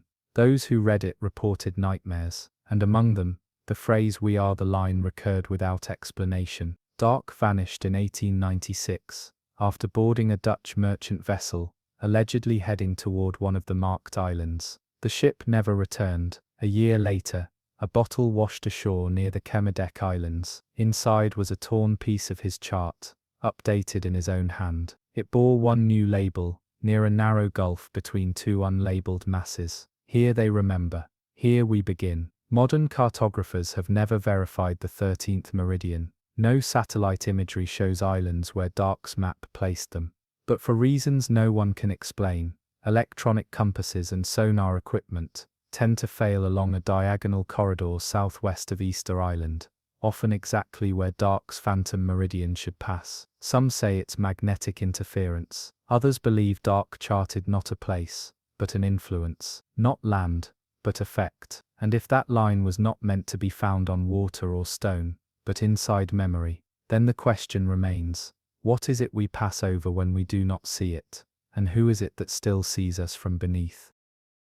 In 1907, the aging Ottoman cartographer, Murad al-Zahir, once famed for his intricate portolan charts of the Red Sea and Indian Ocean, presented a final work to the Istanbul Naval Academy that defied all convention. It was known simply as Harita al-Mankusa, the reversed map. At first glance, it appeared to be a map of the Arabian coastline and surrounding maritime routes, but with every directional point inverted east, where west should be, coastlines drawn as voids, and oceans rendered as negative space. Islands were not depicted as landforms, but as absences, shadowed outlines framed by symbols in a script no one could decipher. Not Ottoman Turkish, not Arabic, not Greek. The symbols curled like wind around bone. Murad, who had gone blind in his final years, claimed he never saw the map at all. He said he remembered it. According to his notes, written shakily in the margins, he had dreamt of standing on the surface of a mirror, gazing downward into water that reflected not the stars, but entire continents that did not exist. He insisted that the world had a hidden layer, a palimpsest beneath the ocean, and that this map was his attempt to trace the footprints of what he called the submerged inheritance. Murad believed he wasn't charting geography, but memory, residual imprints left behind by civilizations so old they could only be remembered by the sea itself. The Academy rejected the work as the result of senility, yet when linguists attempted to catalogue the unknown script, a chilling pattern emerged. The symbols mirrored Proto-Sumerian markings when flipped vertically, not translated, mirrored, and when the entire chart was held before a mirror, new coastlines appeared, dozens of them, all in impossible places, land masses rising from what we now know are deep ocean trenches. One such feature, labelled simply with a symbol meaning throatless mountain, lay precisely at the southern edge of the Mariana Trench. Weeks later, Murad was found dead in his study. His eyes, long sightless, were open and completely blackened, as if ink had been poured into the sockets. No sign of struggle, no ink containers spilled, just the reversed map, folded beside him. The map was seized by imperial authorities, but copies, imperfect recreations, allegedly traced by Academy students before the original was taken, surfaced across maritime subcultures in the decades that followed. Sailors whispered that certain coordinates on the map corresponded to places where time moved strangely, where watches stopped, where shadows fell at odd angles, where stars vanished from the night sky for brief moments. And always in these places, the sea grew quiet. Unnaturally so. To this day, no digital scan of the reversed map exists. It resists clarity. Photos blur, tracings warp, something in its geometry refuses transcription. But those who've seen it, even briefly, report strange dreams in the nights that follow, visions of spiraled shorelines and cities with no doors, where people walk backward into the sea and leave no wake. Perhaps Murad didn't go mad. Perhaps he simply saw the world not as it is, but as it once was, or as it waits to be again. In 1932, in a sealed vault beneath the Musée Lapidaire in Nimes, France, a scroll was discovered that no one had catalogued, labelled only with the sigil of a trident embedded in a closed eye. It was bound in kelp-like strands, turned brittle with age, and the parchment, a dark, leathery material with a slick gloss, was not paper, nor animal skin. Under microscopic inspection, it bore no pores. It resisted ink, water, and flame. When unrolled under filtered light, what was visible sent the museum's cartographic consultant, Etienne Dore, into weeks of stunned silence. It was a map, not of France, not of Europe, but of a single vast ocean in the shape of a closed hand. The scroll became known to the museum's inner circle as La Carte Noire, the black map. Unlike typical nautical charts, it lacked grids or compass roses. Instead, it was segmented into concentric rings, like ripples frozen in time. Each ring was labelled with sigils drawn in a script unknown to any Mediterranean, Mesopotamian, or Indo-European tradition. The outermost ring bore a single phrase in Latin, etched so faintly it could only be read through angled light. Litus ultimum, the final shore. The landforms that appeared along the edges didn't match any known coastlines, but instead resembled geological absences, mountains underwater, coral ridges depicted as roads, islands where none had ever existed. More eerily, the inner rings didn't show land or sea, but symbols, single solitary glyphs, repeating across the page. Dore became obsessed. He insisted the map wasn't drawn. It was remembered, carried across centuries, not on paper, but in bloodline. He believed it had originated in a drowned city beneath the Gulf of Lion, where the Rhone pours its final breath into the Mediterranean. When he brought the map to the Naval Hydrographic Division for further study, an admiral in attendance reportedly left the room pale and trembling. That evening, the museum's records were purged of the scroll's accession number. Dore resigned and disappeared 2 months later. His home was found abandoned, the floor covered in dozens of crude drawings of the same shape, 5 pointed outlines, open hands, sometimes with eyes in their palms, sometimes with teeth. Each bore a ringed spiral where the lifeline should be. The map itself was quietly moved to Paris, then lost during the German occupation. But whispers linger. In the years since, multiple sailors and submariners have described seeing circular landmasses beneath them during sonar sweeps, flat rings of stone aligned like stepping paths. One retired French diver claimed he followed such a formation until it vanished into a vertical shaft, like a drain in the middle of the sea. He said it made no current, it made no sound, only the pressure increased, as though the sea itself leaned in to listen. Historians who've studied Dore's notes believe La Carte Noire was not geographic, but ritualistic, a map of locations not fixed in space, but awakened by time, places that could be reached only when certain tides aligned with memory and blood and silence, places we weren't meant to find, but will, because the ocean, as the scroll warned in a final curled glyph, does not forget its architects.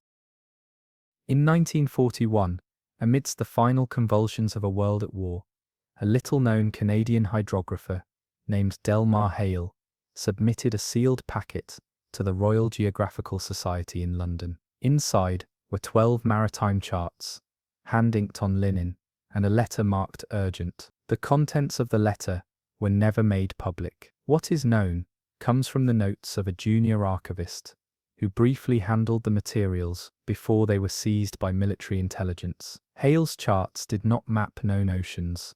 They rendered a new ocean entirely, a fourth hemisphere. The maps depicted an immense elliptical basin, stretching wider than the Pacific and deeper than the Mariana Trench. It was labeled not in English, French or Latin, but in a language of circles, slashes and mirrored glyphs that bent around coastlines like scars. Each landmass was a spiral. Every island was notated by sequence rather than name, numbered with a lowercase e, beside a series of vertical bars. At the basin's center was a shape not quite land, not quite void, simply labeled recessus, a retreat. According to Hale's own annotations, some scribbled in the margins, others inked directly onto coastlines in looping cursive, this fourth hemisphere did not exist in a stable state, but passed through us as memory. He insisted that naval accidents, lost colonies, and vanishing reefs all shared a single cause: temporary intrusion into this adjacent ocean,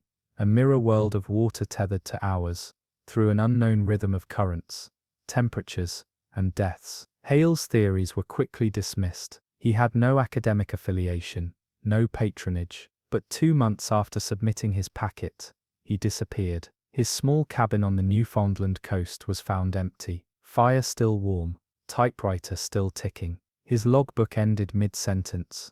The tide returns, not where it began, but to the moment of its forgetting. None of his 12 maps were ever recovered.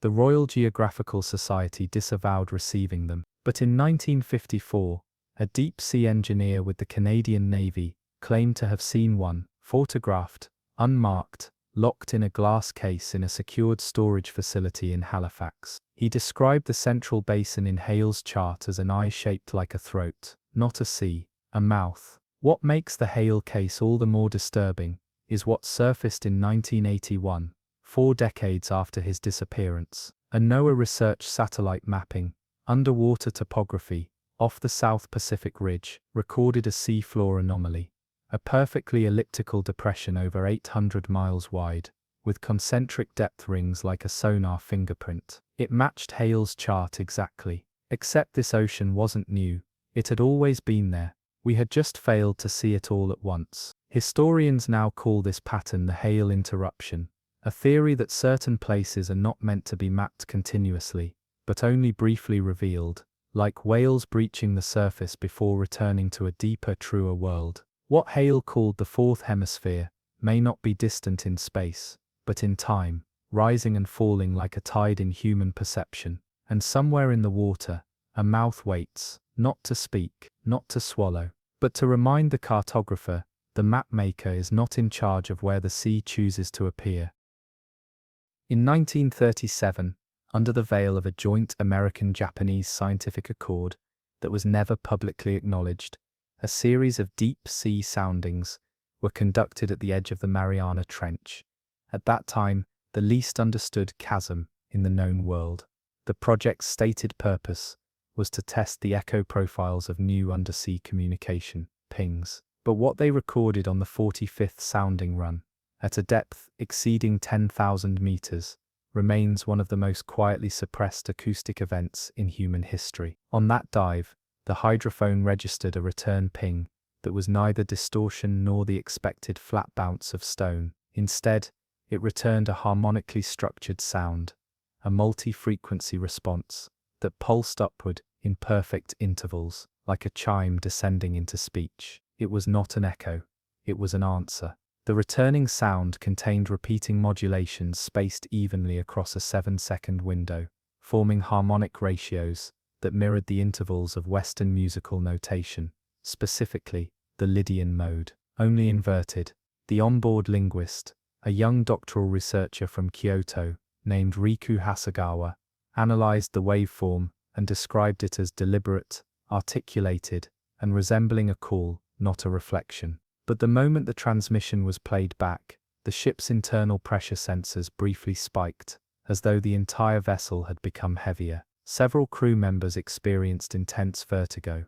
One man collapsed, claiming he could hear the ocean thinking. The crew sent a second ping, no response. They tried again, but instead of a reply, the recording gear captured a low subharmonic moan, a tone beneath human hearing, so deep it resonated through the hull, setting the observation deck's glass to vibrate at 0.7 Hz. That night, several men refused to sleep below deck. The ship's captain ordered the hydrophones shut down. The logbook for Echo 45 ends with one final note in red pencil. This is not a depth. It is a throat. 2 weeks later, the official report filed in Washington marked the event as mechanical interference, citing trench distortion and sediment disruption. Hasegawa returned to Japan and vanished within a year. Some say he joined a monastery. Others claim he was institutionalized after reportedly refusing to be near water, even in rain. For decades, the Echo 45 waveform was believed lost, but in 1979, a declassified fragment was smuggled into an academic audio archive in Copenhagen. When amplified and slowed, the signal seems to pulse in triplets, like breath being drawn through reeds. Sound technicians report a strange effect. When the signal plays, microphones record faint ambient noise, even when housed in vacuum-sealed chambers. That is, the sound draws more sound into the recording, as if generating echo where none exists. No further missions to that precise coordinate have ever occurred. The area is now classified as geologically unstable, with seismic anomalies noted every 7 years to the day of the original ping. Whether that's a natural cycle or a listening pattern is unknown. But the signal remains. It does not grow weaker. It is not fading. It is still waiting for another voice, yours. In 1940, as global war narrowed the gaze of nations towards skies and soil, a New Zealand research vessel dispatched by the Dominion Radio Astrophysical Laboratory ventured into the Kermadec Trench, not for warfare, but for silence. They were attempting to install a deep-sea hydroacoustic array for seismic research, expecting only the static groans of tectonic friction and the muffled symphony of far-off quakes. What they captured instead became known, only ever in hushed whispers among naval acoustic engineers, as the screaming floor. At a depth exceeding 9,200 meters, the crew deployed a tethered microphone fitted with a new ceramic resonator, intended to capture ultra-low frequencies. For the first 30 minutes, only the typical abyssal moans were detected. Shifting plates, bubble columns, the soft crunch of distant sediment. Then, with no warning, the signal flattened, all noise vanishing completely. For 12 full seconds there was nothing, not silence, vacuum. The ocean seemed to vanish. Instruments showed normal pressure. The sea was still there, but every acoustic trace had gone. Then came the sound. It began faintly, high-pitched, irregular. A tone that fluttered like broken glass dragged across bone. It oscillated, modulated, then split into 2 simultaneous voices, each rising in pitch, while dropping in rhythm, like overlapping screams played backward. The spectrogram generated by the recording should have shown static. Instead, it displayed something no one could explain: perfect symmetry. A mirrored waveform. 2 identical signals approaching each other from opposite ends of the graph, colliding at a center point. Then silence again. One diver, tasked with monitoring equipment from the forward ballast chamber, tore off his headphones mid-transmission and threw them across the room. When questioned, he said only, "It knew I was there." He would not return to sea for the rest of his life. The recordings were brought back to Wellington and reviewed by signal analysts, linguists, and even composers. One analyst noticed a recurring rhythm, a 10-beat interval within the scream, nested like a heartbeat beneath the chaos. Others noted harmonic relationships too precise to be accidental. The frequencies shifted with such mathematical consistency that the signal appeared composed, not noise but design. It behaved like a language, though no pattern ever repeated. Geologists tried to dismiss the data, calling it shearing rock or ice collapse. But those who had been on the boat knew better. As the recordings played, some claimed to feel pressure behind their ears. Others wept without knowing why. The project was terminated without explanation. The site was blacked out on subsequent survey routes. But 2 decades later, when submarine cables were quietly run near the trench for military purposes, engineers reported something peculiar, that every time a signal pulse was sent through the trench floor, it returned deeper. Echoes came back from impossible depths, reflections from something far beneath the known trench bottom, something still vibrating. Today the signal is archived in one known place, a locked sub-basement in the Auckland University Physics Department, marked simply as Response Echo B. Its playback is limited to once every 7 years, because any more they say, and it might hear you back. Some trenches collapse, some contain heat. The Kermadec Hollow contains a scream that waits for a name. In the spring of 1935, an oceanographic expedition dispatched by the Dutch colonial administration to survey the Sunda Trench stumbled upon a peculiar anomaly off the western coast of Sumatra. Their goal was simple: chart sediment layers and identify underwater landslide risk zones. But at a depth just past 7,000 meters, their subsonic microphones began to pick up something never before recorded: a whisper, faint, rhythmic, and constant. The sound registered too low for the human ear, unaided, but when amplified, it was unmistakable, a voice, not speaking, but breathing syllables.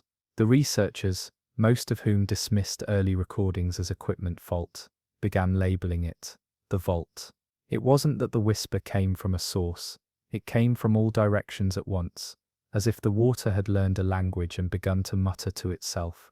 Then came the harmonic overlap, dozens of voices, layered but never colliding, whispering fragments in what seemed to be an evolving pattern. Words changed, sounds elongated. Whatever was happening, it wasn't a loop, it was growth. The deeper the hydrophone was lowered, the more synchronized the whispers became, until finally, at exactly 7,773 meters, they stopped. Not faded, not crackled, ceased. A silence so total that even the instrument's self-noise vanished. The ocean, in that moment, was dead to sound.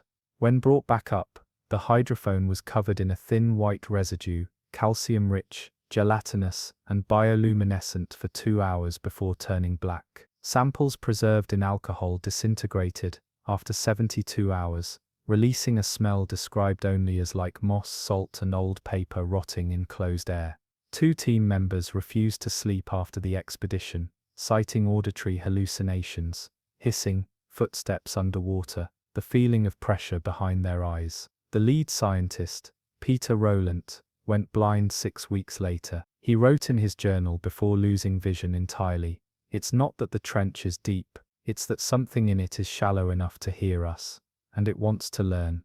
The Sunda slump was left off public charts for years, labeled simply as unstable shelf. But local sailors in the Mentawai Islands speak of a place where the water sometimes whispers, not in storms, not in wind, but beneath their hulls. The old captains call it Malut Tidur, the sleeping mouth. They warn not to drop anchor there, not because the sea will take you, but because it may begin to speak your name back to you. In 1942, in the last days before radio silence overtook much of the Pacific, a Chilean naval vessel, stationed near the Atacama Trench, picked up a shortwave signal at an unused military frequency, 18.9 MHz, originating from somewhere beneath the sea. The transmission, repeating every 137 seconds, was simple: a single sustained tone, followed by a blinding crackle of static, and then a flash. It wasn't light, not in the conventional sense. Instruments picked up no change in visible spectrum, but all observers reported a brilliant pulse from below the surface, visible only in their minds. 5 crewmen, locked in different chambers of the ship, each drew the same image afterward: an inverted pyramid of light, suspended upside down, with 9 steps descending into a tear-shaped void. One wrote, "The light didn't illuminate.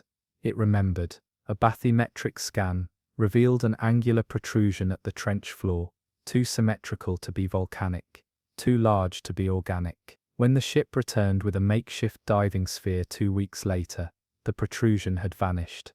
But the signal had changed. Now it pulsed every 137 seconds exactly. But the tone was no longer constant. It rose and fell. It searched. Shortly after, 3 sailors from the original mission began to dream of stairwells made of barnacles, descending into blackness with no weight, no pressure, only the sound of waves crashing above, impossibly far. One man suffered a seizure, and in his final seconds uttered, "It opened, it remembered light." and now it wants shape. The Chilean Navy declared the area restricted military zone, citing seismic activity. All recordings were seized. But in 1971, a ham radio operator in Valparaiso claimed to receive a burst on the same frequency. He recorded it. The tone ended with a single word, spoken not in Spanish, nor any known language, but one the man swore he understood anyway: return. No mission has gone back, but some believe the Atacama breach is not a rupture in stone or sediment, but in time. And what lives below isn't asleep, it's awake, waiting for the signal to be completed, on our end. In the frigid dusk of January 1925, a stretch of remote ocean between Greenland and the Faroe Islands became the whispered focus of transatlantic shipping lanes. A dozen merchant vessels, from different nations and bound for separate ports, all reported a surreal encounter. Sightings of a silent fog-draped fleet, adrift on black, unnaturally still water. Always 7 ships, always in a perfect line, no signal, no lights, no crew. They called it the Silent Convoy. When the British cutter HMS Halberd was dispatched to investigate, what her crew found was the stuff of maritime folklore, and a horror the Royal Navy would never publicly confirm. The ships they encountered were from different centuries: a Portuguese galleon from the 1700s, a rust-streaked Victorian mail steamer, an American whaler long presumed lost, even a Baltic gunship with Cyrillic designations half scoured away. None were registered, none bore flags. All were fully intact. Worse, they had not decayed. The Halberd boarding party found quarters arranged as if recently used, beds unmade, candles melted, mid-drip, chairs pulled back from desks. A phonograph on the 4th vessel still held a needle poised over a record. One sailor would later recount, "It looked like they had all just stood up and stepped out at once." And then they reached the 5th ship, a Spanish brig, iron-bound and windowless, its cargo hold chained shut with marine iron that had not rusted. When forced open, the boarding party discovered the hold packed wall-to-wall with coffins, hundreds of them, sealed tight. Each bore a sigil, etched in rust-blackened brass, spirals, triangles, or eye-like glyphs that did not match any nation's burial symbols. One coffin had been pried open. It was empty. The wood inside was scorched. The floor beneath it bubbled slightly with what looked like dried pitch. 2 sailors fell ill within an hour of entering the vessel. Fevers, muscle spasms, an odd bleeding from the tongue. One collapsed trying to speak, only managing the words "not dead," singing. He died within 12 hours. The other recovered, but refused to sail again. The convoy remained in position for 3 nights, drifting slowly north. The Halberd trailed it, attempting to establish some pattern, but on the 4th morning, after a night of thick sour fog, the ships were gone. No trace on the water, no wake, no debris. Instruments showed nothing. It was as if the sea had closed. The event was sealed in naval records as a mirage caused by atmospheric pressure, but a confidential memo sent to the Admiralty, later leaked in fragments, contained one chilling sentence: they were not derelicts, they were removed. To this day, Blackwater Reach is a shipping lane. Few speak of aloud. Sonar pings sometimes return hollow, double-layered echoes there, as if something is gliding just beneath. Some claim the ships return every 33 years. Others say they never left. They're simply beneath us now, silent as breath held in a throat that forgot how to exhale. And if those vessels weren't sent out, but called back, then we were never meant to find them. We were just late to the burial. Off the southern coast of Crete, there once existed a limestone island so small and sheer that few maps gave it a name.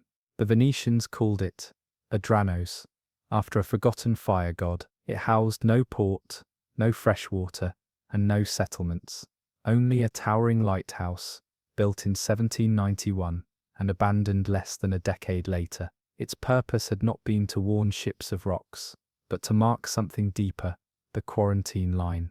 Officially, Adranos served as a lazaretto during a Mediterranean plague wave, an isolated place where infected sailors were marooned in anchored ships. but reports dating back to the 1800s reference vessels being chained offshore long after epidemics passed. The lighthouse, locals whispered, never lit from above. Instead, the flame burned below, within a chamber carved deep into the island's gut. Survivors from nearby isles claimed to see light radiating upward from beneath the rocks, light that flickered without fire, with hues not of the sun, but of sea glow, green, blue, and pulses of something violet that hurt the eyes. In 1928, a French archaeological survey landed on Adranos after sonar readings suggested submerged ruins nearby. What they found was no ruin. The shore was littered with iron cleats, embedded in the stone, mooring rings, all snapped. Beneath the lighthouse, in a chamber still damp with salt, they discovered a spiral staircase, leading to a sealed vault. The wall bore carvings in Greek, Latin, and a third language that matched no Mediterranean dialect. One inscription repeated, "To those who could not die, but must not return." They broke the seal. Inside was a pool, brackish, silent, still. Floating atop it was a wooden plaque, hexagonal, inscribed with the image of a hand over a sealed mouth. Nothing else. That night, the sea around the island boiled. 2 of the French crew vanished. Warships crew vanished. The others reported hearing voices, not from above or behind, but beneath, as if the water itself were whispering directly into their skulls. One man began bleeding from his ears, another bit through his tongue in a seizure. The captain ordered immediate evacuation. The next morning, Adranos was gone, not vanished beneath the sea, simply no longer there. Satellite imaging in the decades since has revealed no such island at those coordinates. The sonar anomaly has never returned, but every 30 years, mariners report flashes of violet light in that sector of the Mediterranean, brief flickers from below, as though the fire beneath Adranos burned still. Some believe the island was not built to isolate plague, but to bind something deeper, something that feeds on containment, a sickness that does not kill, but remembers. And those ships moored offshore, they weren't carrying infected men. They were carrying those who had been spoken to by the sea, who heard the voice of the abyss, and answered back. In the spring of 1933, a rusting iron-hulled brigantine drifted into the bay of Brindisi, southern Italy. Silent, crewless, its masts snapped, and its sails half-eaten by salt. It bore no flag, no visible name, but etched into the stern, beneath layers of kelp and coral crust, was a phrase in Ligurian dialect, La Promessa, the promise. A local salvage team boarded her at dawn, assuming a derelict merchant vessel. What they discovered would lead to the ship's reclassification as BR 139, one of the Italian Naval Ministry's most tightly sealed case files, until the present day. The brigantine's deck was intact, ropes neatly coiled, no blood, no sign of struggle. But beneath in the galleon crew quarters was a silence that carried weight. Beds were made, journals were missing pages, soup still sat in sealed jars, but most chillingly, every single mirror on the ship, from wash basins to polished steel fixtures, had been shattered from the inside, not cracked, exploded, with the shards buried in walls, beams, and even beneath floorboards, as if the reflections themselves had turned violently outward. La Promessa had no recorded port of origin. Her design matched mid-19th century Italian merchant vessels, but her construction materials were anomalous. Samples of her hull revealed iron with a salt concentration, inconsistent with any known European forge, more akin to blacksmithing techniques, used near the Dead Sea, and laced with an unknown oily compound that resisted rust. But the real terror began when they opened the captain's lockbox. Inside, a logbook, dry and intact, though heavily redacted, its last legible entry dated from 1859 and written in a spidery, trembling hand. The captain described taking aboard a single man found floating off the coast of Malta, wrapped in a waxed linen shroud and breathing seawater through his nose without drowning. He did not speak. He did not sleep. But by the third day, the crew began to see him below deck, in places he had not entered. Crewmen reported seeing themselves reflected behind him in the wrong clothes, or watching from the ceiling beams. One line from the logbook read simply, "He is not the plague, he is the mirror, and he is remembering what it was to be us." Within hours of the recovery team surfacing, half the crew refused to return aboard. 2 men suffered identical hallucinations, the sensation of drowning while above water, and the taste of rust flooding their mouths while breathing clean air.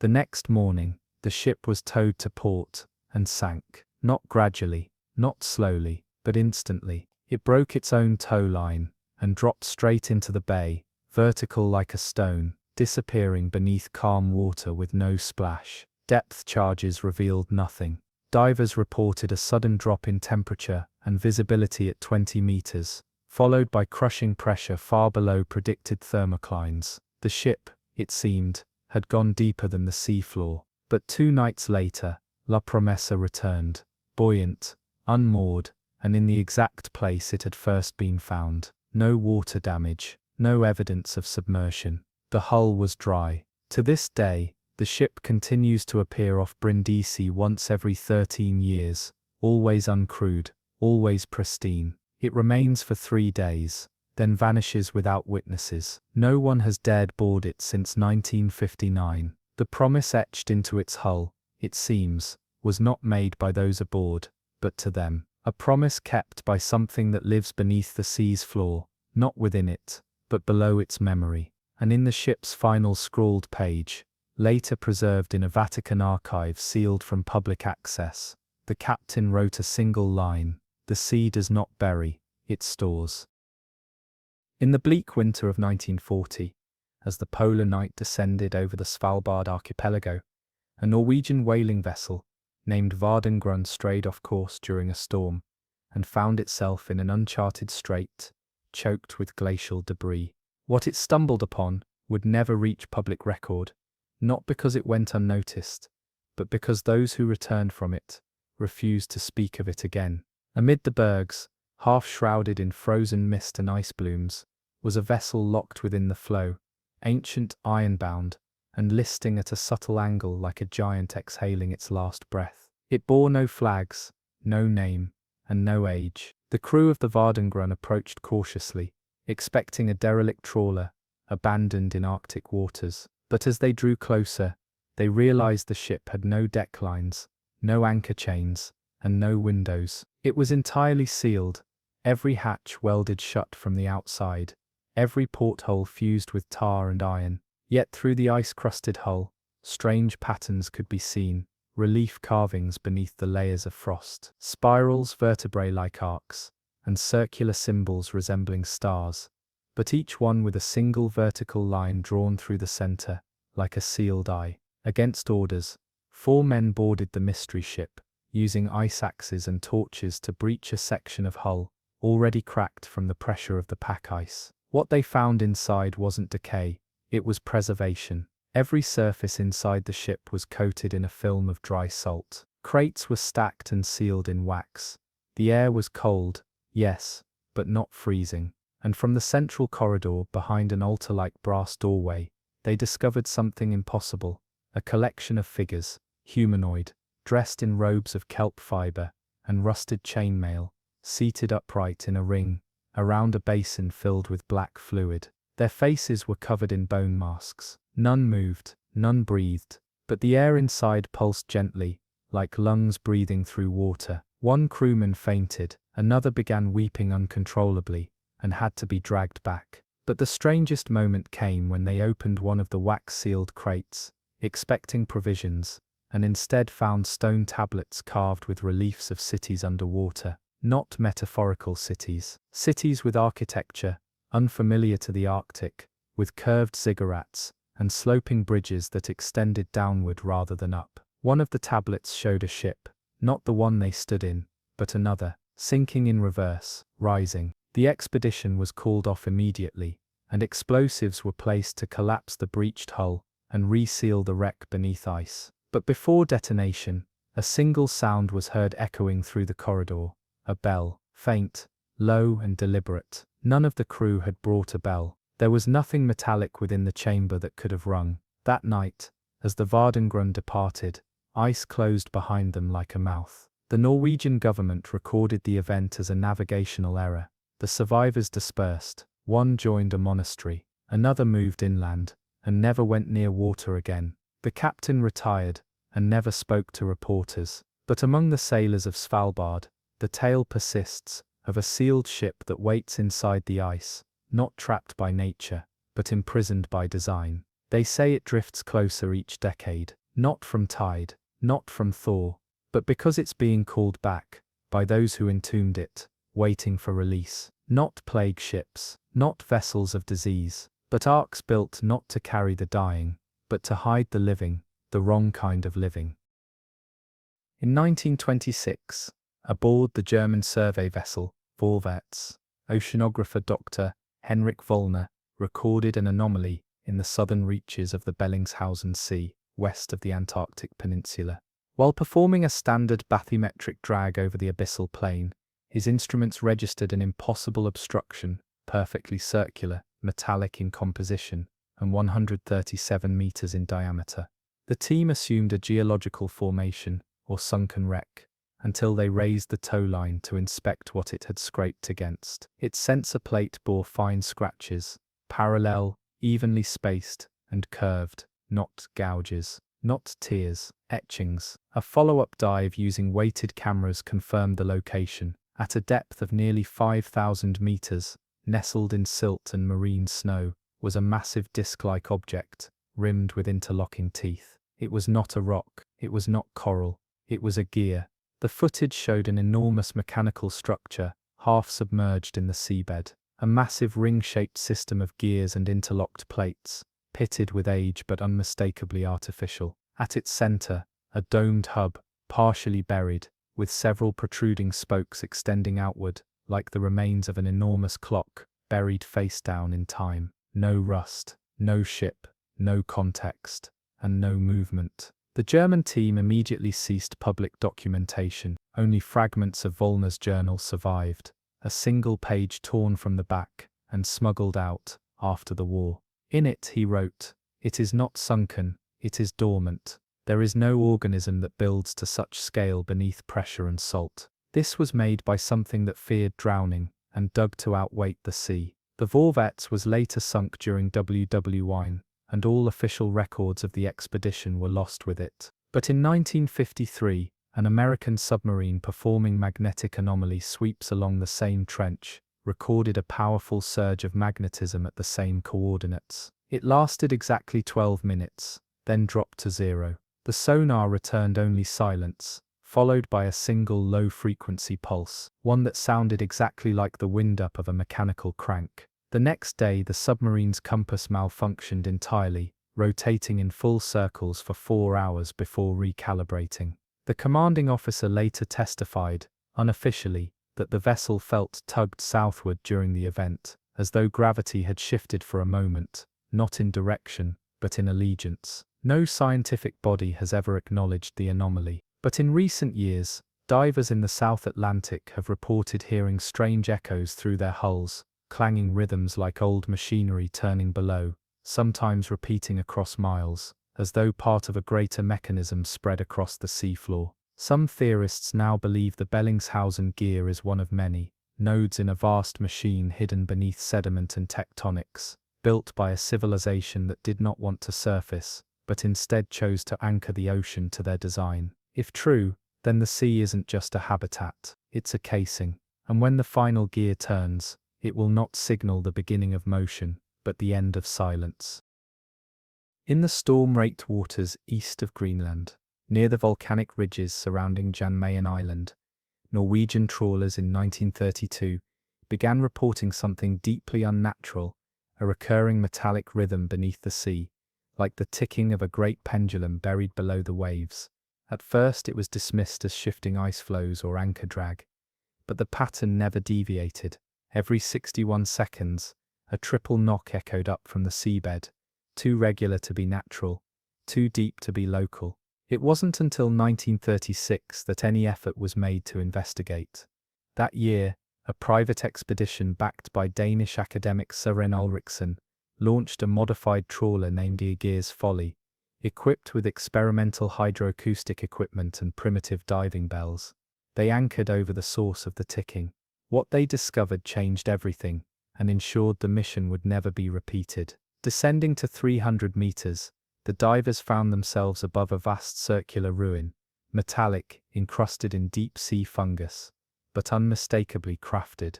What emerged from the murk was a tangle of beams, gears, and gears within gears, some as large as houses, others turning freely in the deep with a motion so slow it appeared still.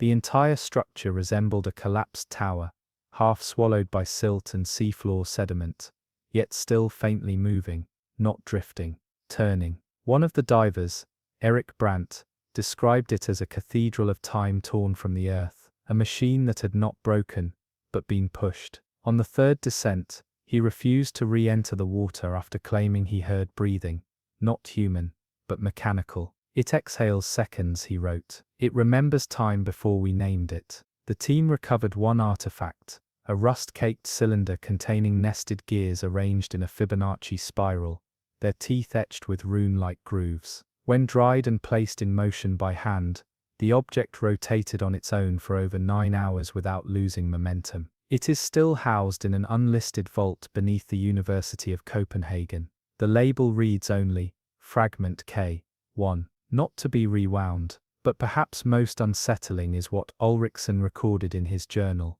later smuggled into circulation by a student assistant. In his final entry, he wrote, "I fear it is not a wreck. I fear it was once upright, that this mechanism did not sink, but rise wrong." The team speculated it had stood once, vertical, a machine that perhaps regulated not motion, but history. A clock meant not to tell time, but to hold it still. After the Olga's Folly returned to port, its keel warped and paint blistered from some unknown pressure event. 3 of the crew vanished within the year. 2 were found drowned in their own bathtubs. The third simply walked into the fjord and did not return. Jan Mayen Sound is now classified as a prohibited research zone by Norwegian authorities, citing volcanic instability, but trawler crews still report the sound, tick tick tick, beneath their hulls every 61 seconds, no matter the tide, no matter the year. Because some clocks do not count forward, some keep time from the end backward, and when the last tick is heard, the question won't be what hour has arrived, but what moment we have finally returned to. South of Iceland, at the intersection of 2 minor seamounts, buried under millennia of drift silt and crustal shearing, a bizarre anomaly has haunted Icelandic sonar teams since at least 1939. It began as a quirk of sound, something dismissed at first as instrument feedback. Sonar pings aimed toward the floor of a narrow depression near Hoss Ridge came back warped, distorted, then doubled, as if having passed through a chamber or a system. Military vessels avoided it without question. Even fishing trawlers altered course. But the strangest report came from a coastal submarine operator who, while trailing Soviet telemetry, described hearing metal screaming through stone. This sparked the curiosity of Danish geophysicist Ilmar Jørgensen, who theorized the presence of an ancient geologic fault lined with magnetic ore, until he dropped a deep hydrophone rig into the site and listened for 24 hours. What he recorded defied physics. Every 47 minutes, the sea floor beneath the ridge produced a grinding resonance, not static, not geologic shift, but an unmistakable sound, like the interlocking of massive plates, the shearing rotation of teeth against stone. The spectrogram didn't match any known seismic event. It bore a rhythmic profile, an industrial hum that rose slightly at the tail end of every cycle, like a belt catching tension before release. Jørgensen never published his findings. He presented them to a closed panel in Copenhagen, who dismissed it as tectonic resonance. But in private notes later unearthed in his estate, he called the structure beneath Hoss Ridge a clockwork crypt, a name coined after comparing multiple recordings from different years and finding a horrifying pattern. Each time the sound reoccurred, the duration of the grind shortened by 2 seconds. The gap was closing. The machine, if that's what it was winding up. A deep-sea ROV deployed in secret in 1940, months before the war cut off further study, sent back only 10 minutes of footage, before its tether went slack. What it captured showed a tunnel-like slit in the seabed, ribbed on both sides, too smooth and symmetrical to be natural. Then came the movement. The walls breathed, momentarily pulling inward, as if compressing something unseen within, before a shutter slammed shut, and a cloud of black particulate obscured the camera. No wreckage was recovered, only the final sonar log was preserved, showing that the ROV had descended 38 meters below the seabed floor before vanishing into something hollow, something turning. A US Navy submarine passing the ridge in 1951 recorded similar interference and reported the onset of low-frequency, mechanical anxiety, where crew members exhibited synchronized hallucinations of teeth, gears and corridors, paved with plates that turned beneath their feet. Today Hoss Ridge remains a blacklisted survey zone. The grinding has not ceased. If Jurgensen's calculations are correct, the cycles will reach continuous rotation by 2031. What happens then is unknown, but perhaps it's not a countdown, perhaps it's a return not of movement, but of function. And perhaps beneath the crust and silence, the sea floor is not passive at all. It is housing something, shielding us from a machine that was never turned off, only paused. In August of 1937, the Portuguese Navy dispatched a hydrographic team to chart an unusually calm corridor near the Azores Plateau, an unnaturally still region mariners referred to in quiet tones as the dead current. Ships that passed over this zone reported equipment failure, temporal anomalies, and most disturbingly, an eerie stillness in the water, as if motion itself had been removed from the sea. No waves, no drift, no sound, just silence, blank as a drained compass. What the surveyors found changed the Portuguese Navy's cartographic policy forever. Beneath the dead current, resting at 3,800 meters and half buried in basalt, was a structure later termed the coil, a spiraling metallic extrusion extending outward, like a corkscrew driven into the seabed. Its surface was dark and seamless, marked by a series of precisely cut slits that, when scanned by sonar, returned tones instead of echoes. Musical tones. Each ping that struck it came back harmonized, tuned, resonant. The structure, it seemed, was not absorbing sound, but singing in return. Divers could not reach the depths safely, so a towed camera was lowered. The footage revealed a terrifying order. The coil's slits were not random. They formed a helical staircase, rotating outward, as if descending into the crust itself. At the center of the spiral, the coil widened into a chamber, a basin-like hollow with perfectly smooth walls, where the ocean became strangely luminescent, not reflective, glowing. The glow pulsed once every 6 minutes. Then on the 13th minute, the light blinked out. For 8 seconds, all signals cut. Cameras, sonar, radio. When they returned, the camera showed something new. The slits of the coil were now closed. No water seeped in. The spiral had sealed itself. The team retrieved the camera in panic, and what they found chilled them beyond reason. Every recording made during the blackout now contained frames from the future. Clock readouts, instrument logs, and one diver's audio feed had been overwritten by information that hadn't happened yet. One voice whispered coordinates that led to an unmapped pit 300 kilometers south of the trench. Another included a date, August 9th, 1945, 2 years before it would occur.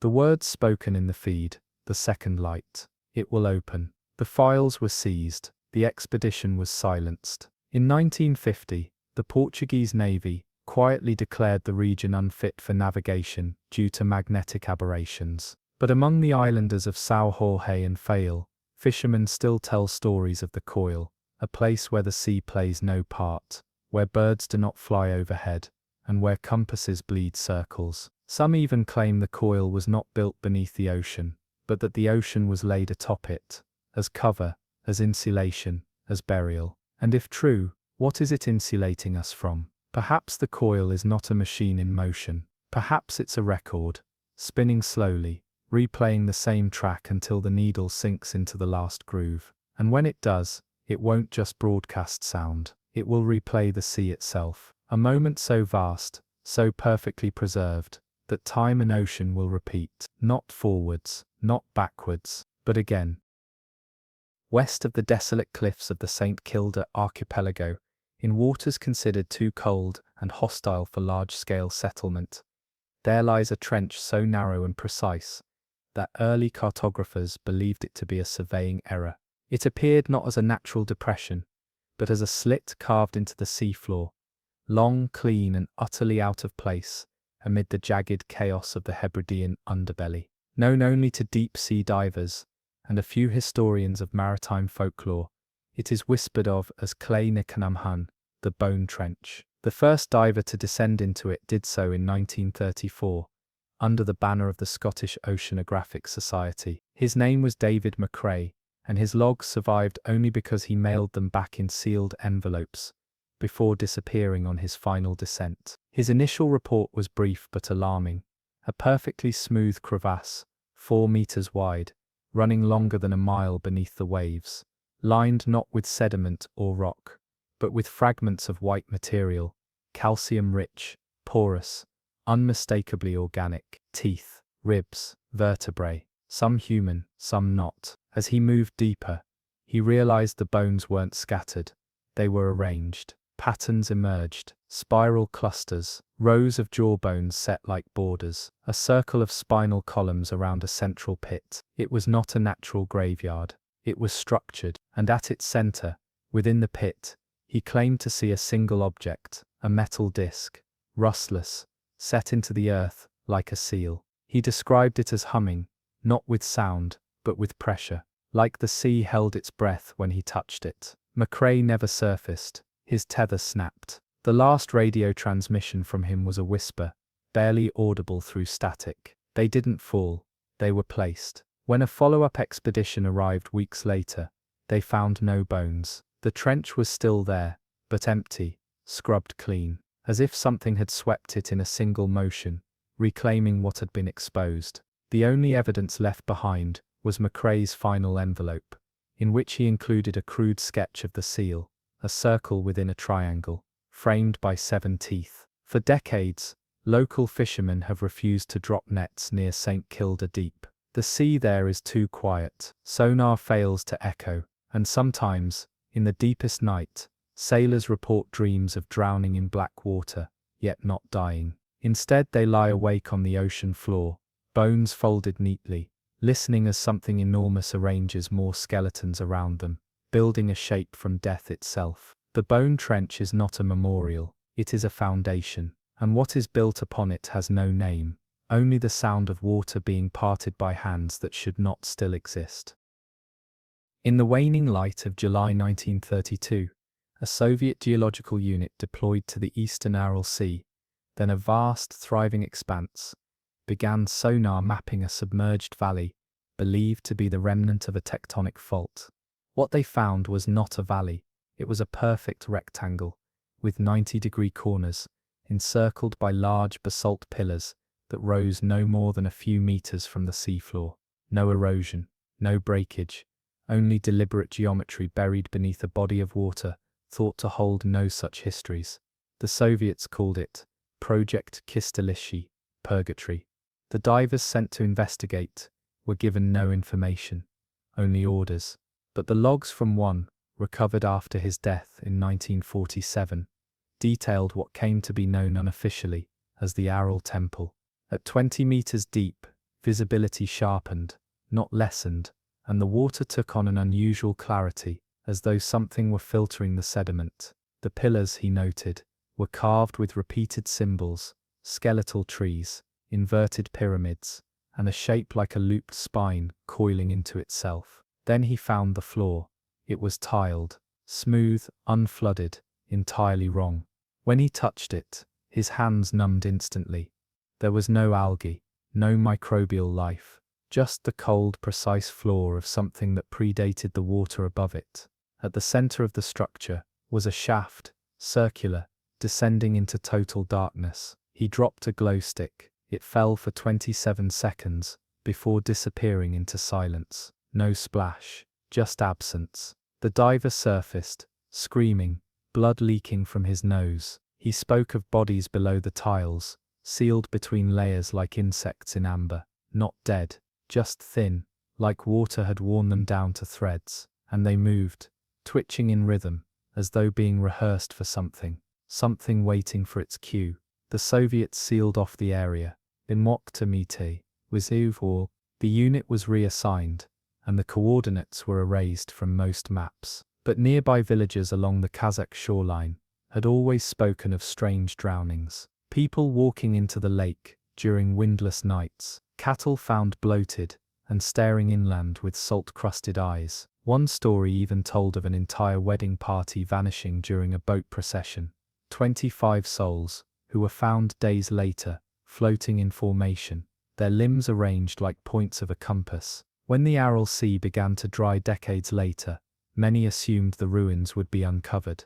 But the exact site of the temple has never resurfaced. It remains beneath what little water is left, unreachable, intact. Some say it was never meant to be a temple. It was a container, a burial designed not to honor, but to prevent return. A mass drowning arranged not by flood or storm, but by precision, an engineered extinction beneath the veil of a lake, not to kill life, but to pause it. And one day, when the seal opens, when the water thins just enough for sound to pass through, those arranged figures may stand, not as people, not as corpses, but as instruments, tuned by the sea, played by the deep.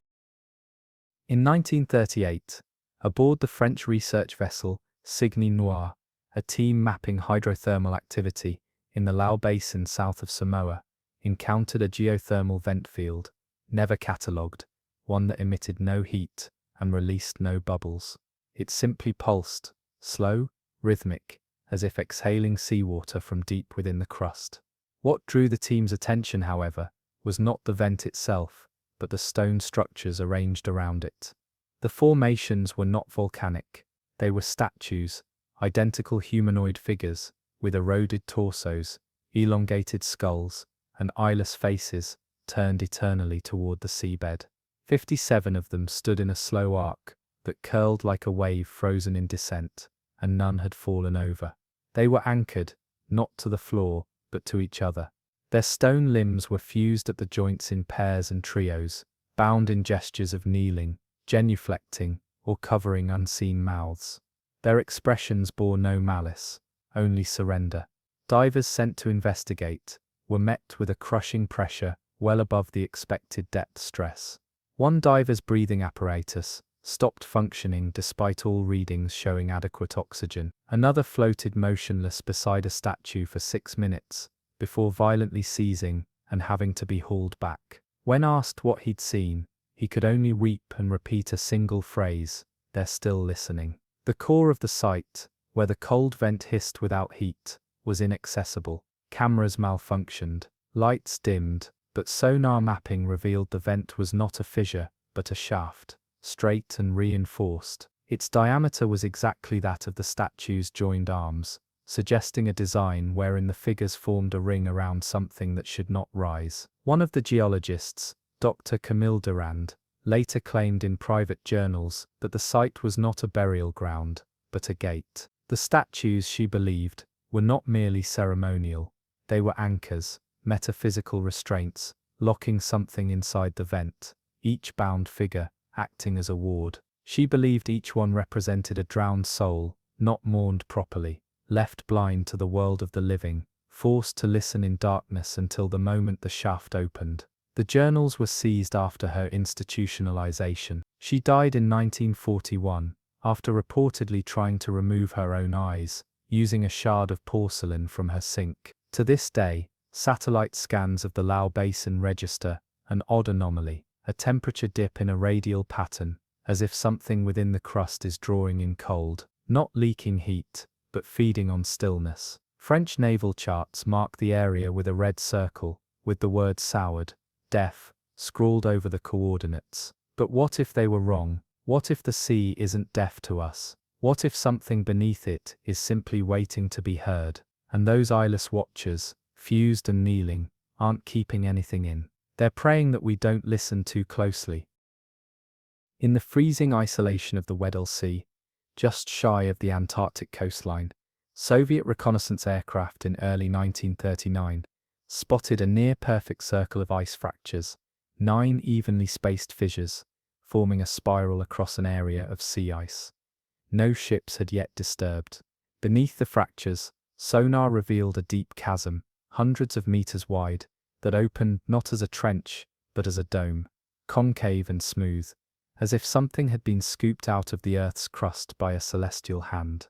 That formation would come to be known in only one surviving file, stamped to central Dnipropetrovsk, the central collapse. What lay within it would never be spoken of in any Soviet scientific journal. A submarine expedition that same winter, led under extreme secrecy, deployed a crew of 12 in a modified deep-sea capsule. What they discovered became the stuff of whisper in naval halls and classified transcripts, a cavernous void beneath the ice, lined not with stone, but a dull, porous material resembling fossilized coral.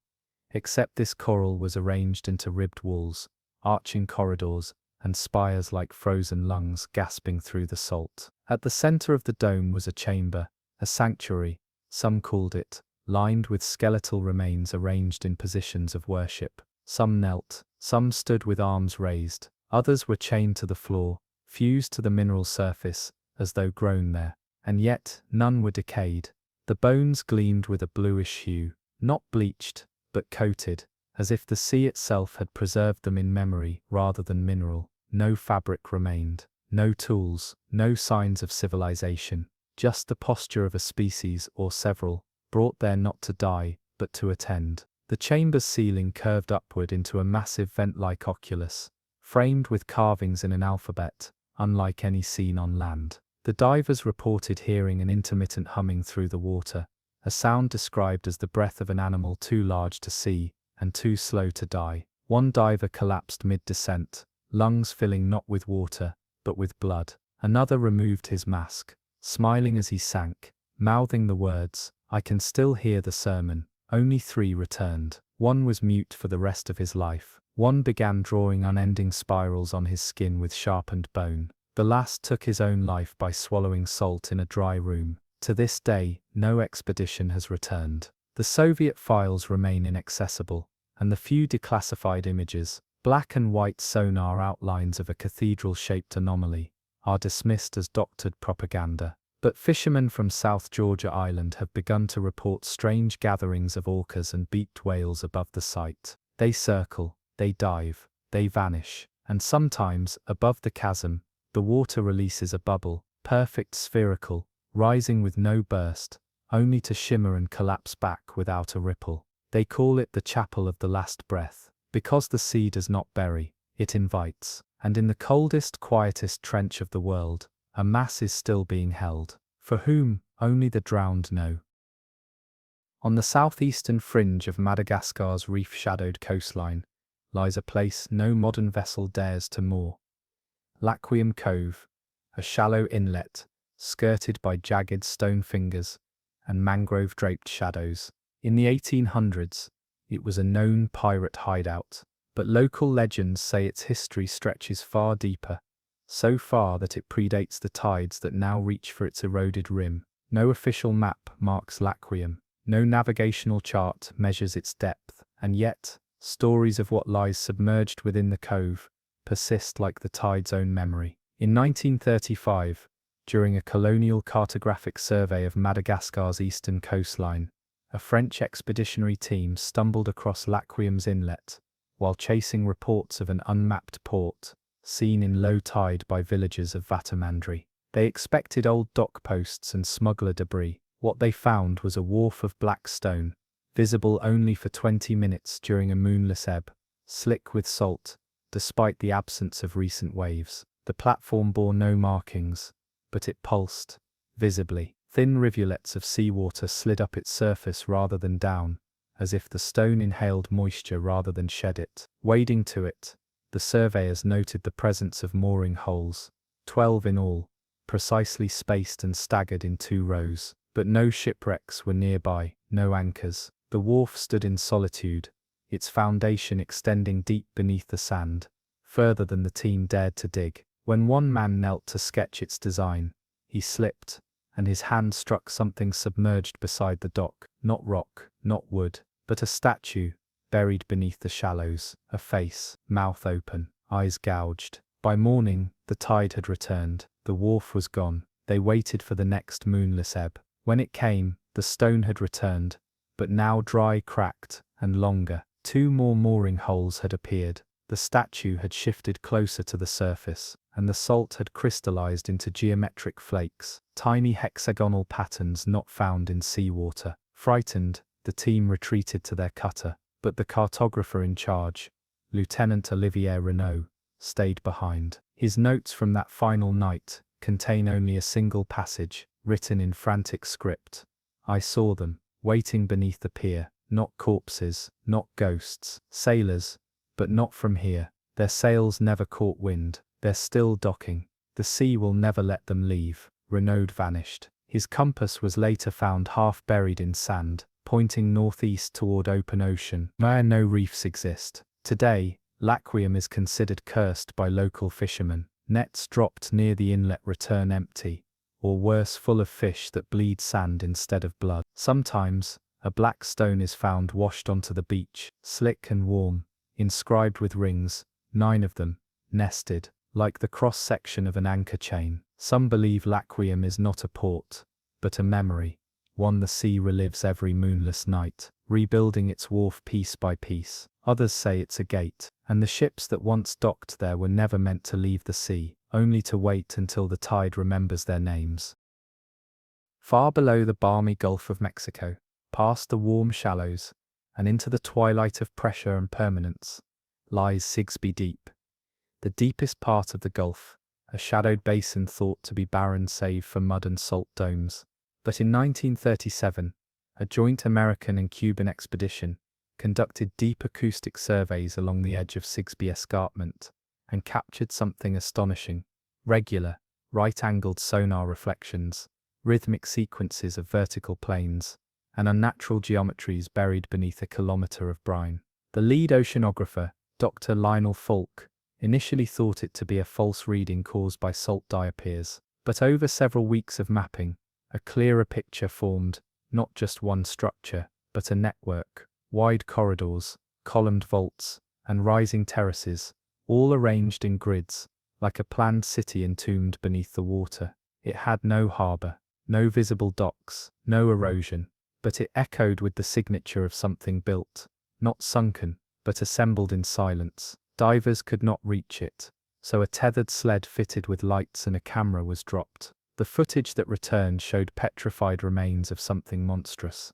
Not bone, not coral, but buildings. Towers without windows, stairs that led downward into stone, not up towards sky. Falk described them as habitational recesses for beings that never needed light. The buildings bore the faint tracery of inlay, unreadable symbols that seemed melted, as though engraved while the rock was still cooling. On one lintel, the camera caught a recurring image, a horizon line drawn not as a curve, but as a spiral uncoiling from a single central dot. Then the signal failed. But just before total blackout, one frame was burned into the tape, a courtyard, circular, paved with stones too smooth for time to wear. At its center, a totem, a spire shaped like an hourglass, turned sideways, broken down the middle. Upon returning, several crewmen developed auditory hallucinations. They spoke of distant ports without wind, of ships that never needed water, and of bells that rang in reverse. Dr. Falk disappeared 3 years later, while leading a follow-up survey. His last recorded words, before his ship cut contact, were chilling. There are no ruins. This place is still being used. Cuban fishermen began avoiding the region altogether. They called it La Ciudad de los Nadis, the city of no ones, not because it is empty, but because the ones it belongs to never needed names.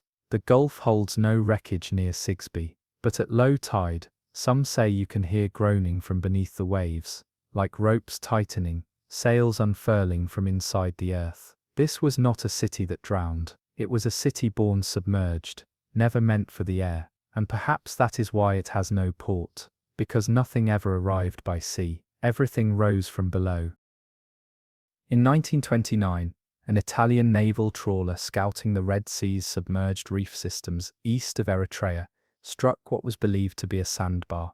But when divers were dispatched to assess damage, they found no sand, only a rise in the seabed covered with thousands of calcified fragments. At first mistaken for coral, the fragments were soon identified as teeth, human teeth, shark teeth, whale teeth, all fused together in neat tessellations, forming the warped surface of a stone causeway that sloped gradually into deeper water. It was dubbed Dravanti Shoal, a name that never appeared on official charts. The so-called quay extended more than 200 meters offshore, before vanishing beneath a wall of sediment and shadow. At the edge of visibility, the divers reported another structure, vertical monoliths, shaped like ropes turned to stone, each capped with bulbous knobs resembling crowns or crania. No carvings, no inscriptions, but each emitted an odd sensation, like stepping into memory. The further divers swam, the more their suits felt tighter, as though the water were thickening, pressing against them not with depth, but with intention. On the final day of exploration, one diver, Enzo Rinaldi, broke from the group and followed the causeway into the abyss. He returned 15 minutes later, drifting just below the surface, his breathing rapid, eyes unfocused. His regulator was intact, his tank full, but he could not speak. He only held out a closed fist. Inside it a small wet tile, impossibly warm, made of no identifiable mineral. Engraved upon it in microscopic lines was an image of a harbour with no sea, just a pit, ringed by teeth like pylons, with a ship rising upward, not from water, but from darkness. The next morning, Rinaldi was gone, no splash, no wake, just an impression in his bunk, and the smell of salt. His journal left behind bore only a final entry. It's not a dock, it's a mouthing. To this day, sailors who pass near Dravanti report odd sensations, teeth aching, gums bleeding, fillings loosening in waves. Some swear the tide shifts differently there, sucking inward, not toward shore, but toward something beneath. Marine biologists have attempted to explain the phenomenon as a convergence of natural calcareous deposits, but independent geologists, who have tested fragments from the shoal, claim many of the teeth are fossilized, but not from any known epoch. Some appear to have never belonged to animals of this world, flattened incisors 2 inches wide, spiraled canines, molars without roots, as if designed to be set, not grown. It's no quay, they now say. It's a feeding shelf. The teeth aren't debris, they're residue of something that docked there long ago and fed. In 1933, off the western coast of the Philippines, near the Sulu archipelago, a Dutch cargo steamer reported a strange occurrence. Their depth sounder, normally consistent with the local topography, suddenly indicated they were sailing above a sharp elevation, one that stretched flat and wide, like an artificial plateau, hidden beneath the ocean. The anomaly registered for only 23 minutes before vanishing. Months later, a British oceanographer named Evelyn Harrow convinced a small survey team to return to the coordinates aboard the Noctiluca. What they found defied every known cartographic record. Beneath the surface, hidden under 70 meters of clouded seawater, was a port with no coastline. The anchorage, if that's what it was, consisted of a massive ring of submerged stone platforms, rectangular and leveled, each staggered slightly outward from a central clearing. The platforms resembled dry docks, though no cranes, rigging, or structural foundations remained. Harrow's notes described them as slabs shaped like prayer mats for leviathans, evenly spaced with strange discolorations along their edges, dark stains that shimmered when the water stilled, vanishing when touched. No coral grew on the stone, no barnacles clung. It was as though the sea itself refused to claim the site. And more eerie still, along the outer rim of the ring, rested dozens of shapes, half buried in silt. Shapes too uniform to be rocks. They were anchors, not modern ones, nor even classical. These were ancient in silhouette, yet impossibly intact, forged from metal alloys that resisted all attempts at sampling. One was 10 meters tall and embedded so deep in the trench wall that sonar could not calculate its full depth. Harrow surmised the anchorage had once held ships of unfathomable size, vessels that never touched land, only returned again and again to this silent station. But where were the ships now? Why had no wrecks, no sails, no debris remained?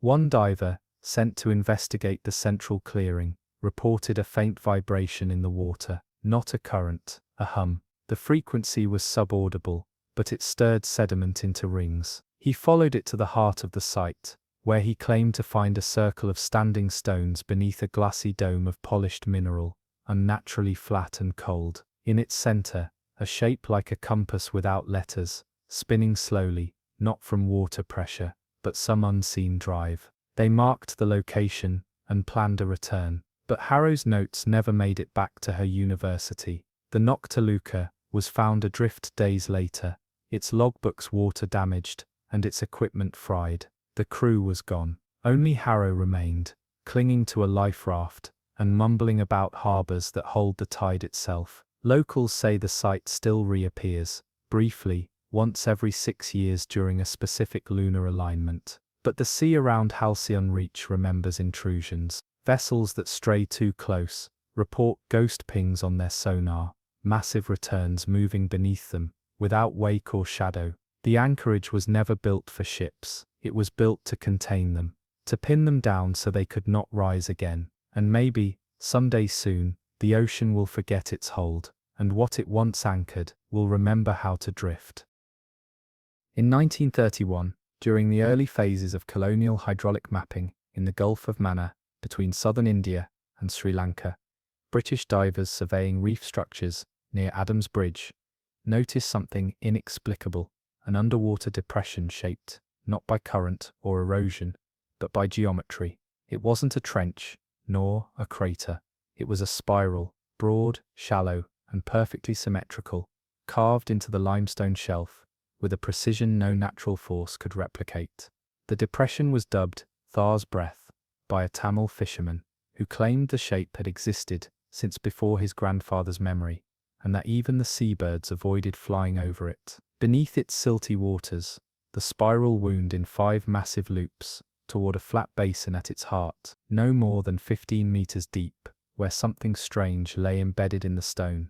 Dozens of upright staves, arranged in a radial pattern like sunbeams, each carved from a material that shimmered like volcanic glass, but bore no heat signature. At first the British dismissed the site as coral petrification, but when one diver accidentally brushed a stave, the water surrounding him vibrated, not with motion, but sound. He described a noise that did not enter through the ears, but through the ribs, low, resonant, as if the sea were reciting a chant too old to name. From that moment, none of the team could sleep on the research vessel. They began to dream in languages none of them knew, repeating the same 5 phrases, all in tones too low for human throats. A second dive team was dispatched with an ethnographer and a linguist, hoping to determine whether the basin had been used by an ancient civilization. Instead, they found a sealed chamber beneath the spiral's center, an air pocket or vault, impossible at that depth without artificial reinforcement. The lead diver, desperate to record what was inside, lowered a camera and flashlight into the slot between staves. The footage, when developed, revealed the inside of the chamber to be covered in bas-relief carvings, depicting humanoid figures entering the sea not in ships or rafts, but as part of rituals. They walked willingly into the tide, hands chained, eyes open, surrounded by symbols of fire being drowned. At the center of the chamber floor sat a massive circular plate, with inlaid runes glowing faintly in the low light, pulsing every 6 seconds. Then the light cut out. Divers described an intense pressure, not from depth but from presence, as though the ocean itself had noticed them. They surfaced, but 2 were missing. No bubbles, no tethers snapped, just gone. Their equipment floated back empty. The site was marked on maps, then removed by colonial authorities under the designation geologically unstable. But villagers along the Tamil coast still perform a ritual during eclipses. They wade waist deep into the sea, form a circle, and hum until their voices shake. They say it calms the thing beneath, keeps it dreaming. They say if the spiral ever uncoils fully, the sea will not rise, the land will sink, the land will sink. In 1936, a joint Greek-Italian maritime survey in the Ionian Sea recorded an unusual strip of the seafloor off the coast of Cephalonia.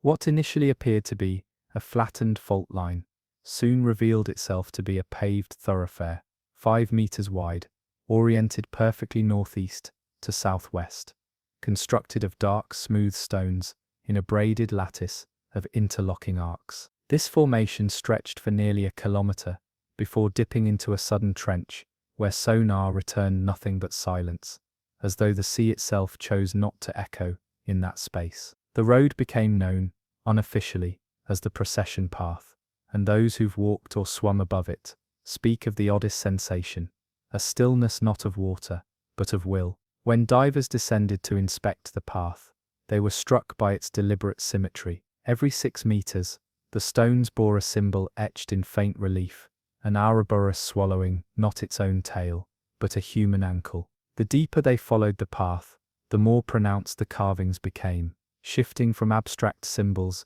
into human figures with elongated torsos and twisted necks, bent backward as though craning towards something above them. One diver, upon touching one of these reliefs, convulsed and had to be hauled back to the surface. When revived, he wept, muttering in archaic Koine Greek that the congregation still marches and that the stone remembers their rhythm. Archaeologists speculated that the path might have once connected 2 now submerged ceremonial sites, but no such structures were found, only a series of standing stones in the trench, arranged in 2 parallel lines, like sentinels flanking a path. What was truly disturbing, however, was their condition. Each stone bore the remnants of chains, links fused into the mineral by heat or pressure, and marks along the floor where something heavy had been dragged over and over again. Not in haste, not with violence, but in ceremony. It was a place of return, a processional ground, not for offerings, but for participants. There were no altars, no platforms, no scripts of praise, only direction, as if those who walked it did not gather for a single event, but were part of a continual rite, a rite that never stopped, a rite still playing out beneath the waves. The current near the trench moves oddly. It flows not with the sea,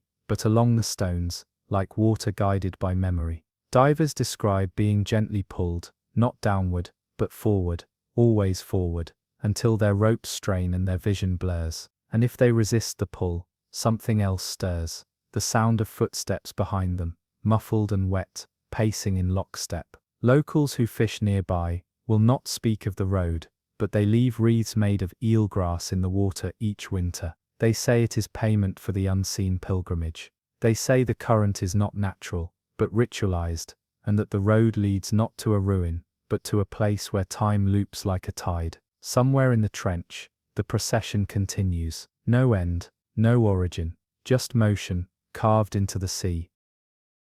Though far from any ocean, Lake Baikal is a sea in its own right, deep beyond comprehension, older than any freshwater basin on Earth, and haunted by whispers even its surface refuses to echo. In 1932, during the height of Stalin's infrastructure expansion, a classified geomagnetic study was commissioned in Siberia.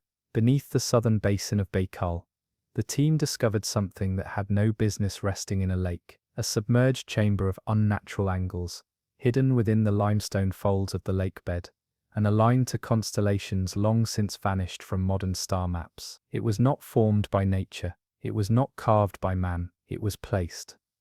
The structure was shaped like a lung, 2 curved cavities split by a central shaft lined with ribs. It pulsed faintly on sonar. Divers attempting descent noted the water pressure fluctuated in rhythmic intervals, as if something below was slowly exhaling, then holding and exhaling again, not waves, not currents, breaths. No light reached the bottom, yet the chamber itself glowed faintly, not from bioluminescence, but from a resin-like secretion coating its inner walls. Within this sticky substance were embedded shapes, flattened figures with outstretched arms, suspended like insects in amber. Some bore features recognizably human, others did not. The resin pulsed in time with the water. It was not dead. At the chamber's core stood a monolithic stone, taller than any diver, shaped like a stretched skull, no eyes, no mouth, but 13 slits down its center. When the divers approached, the lake trembled. One diver fled back to the surface. The other two were not so fortunate. They did not die. Their bodies were recovered days later, floating near the shore, faces calm, eyes open, not drowned, not hypoxic. Their lungs held no water, but both had stopped breathing, as if something had convinced their bodies that air was no longer necessary. Autopsy revealed their rib cages had contracted inward, not by trauma, but by mimicry. Their diaphragms had learned a new rhythm, the 13th breath. In native Buriat myth, Baikal is called the Lake of the Sleeping God, and it is said that beneath it lies a heart that must never be named, a beat that calls only once every age, to collect, to measure, to rehearse its next rising. Locals now avoid fishing near the southern trench. Sometimes on still nights, you can hear faint humming from beneath the ice, like a choir trapped in a jar. But there is no choir, only lungs, only the breath, and the promise that someday when the water remembers how to rise instead of fall, the resin will melt, the lungs will fill, and the chamber will sing again, and it will not sing alone. In the spring of 1939, a Norwegian trawler, operating near the Jan Mayen fracture zone in the Greenland Sea, reported sonar readings.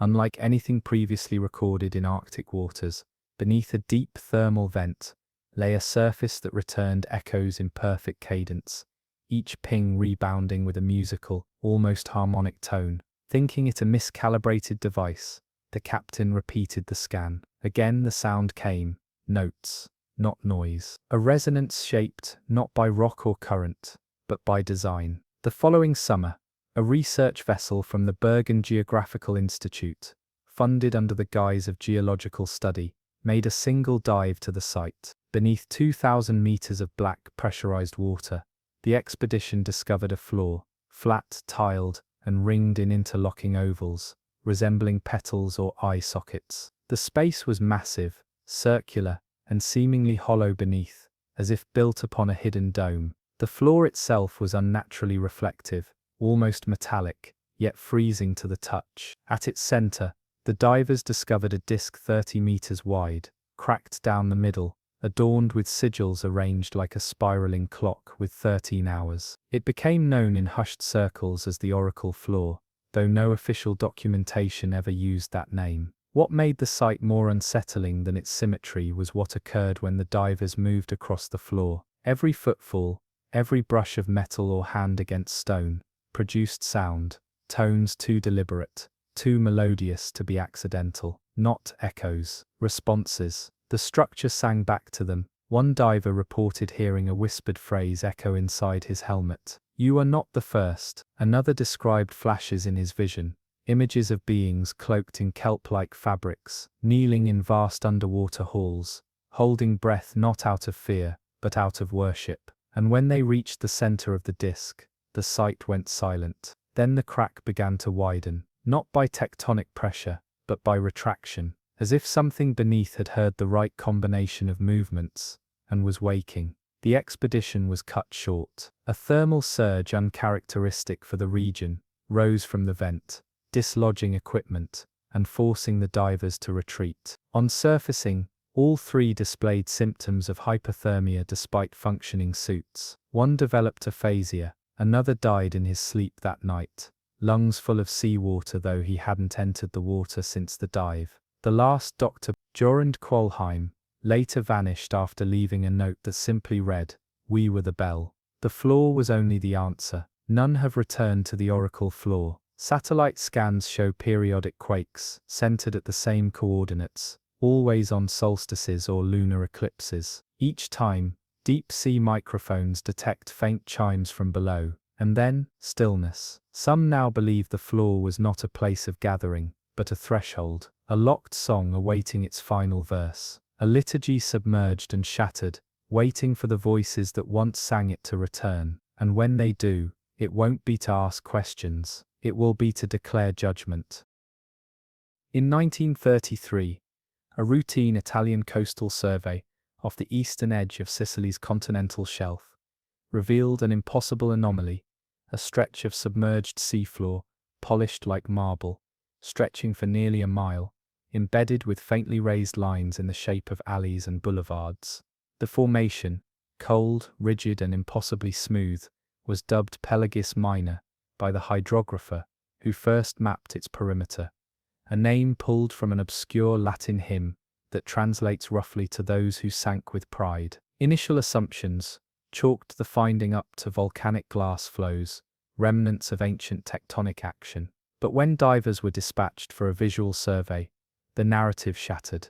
Beneath 30 meters of aquamarine water, resting in eerie clarity, lay an organized burrow of buildings, facades with collapsed archways, stairwells descending into nothingness, and remnants of rooftops like half-eaten wafers, etched by the pressure of time. The angles were perfect, the spacing consistent. It wasn't natural, it was planned, but something about the city felt wrong. The stone bore no sediment, as though the sea refused to claim it. No fish swam within its walls. Even the plant life recoiled.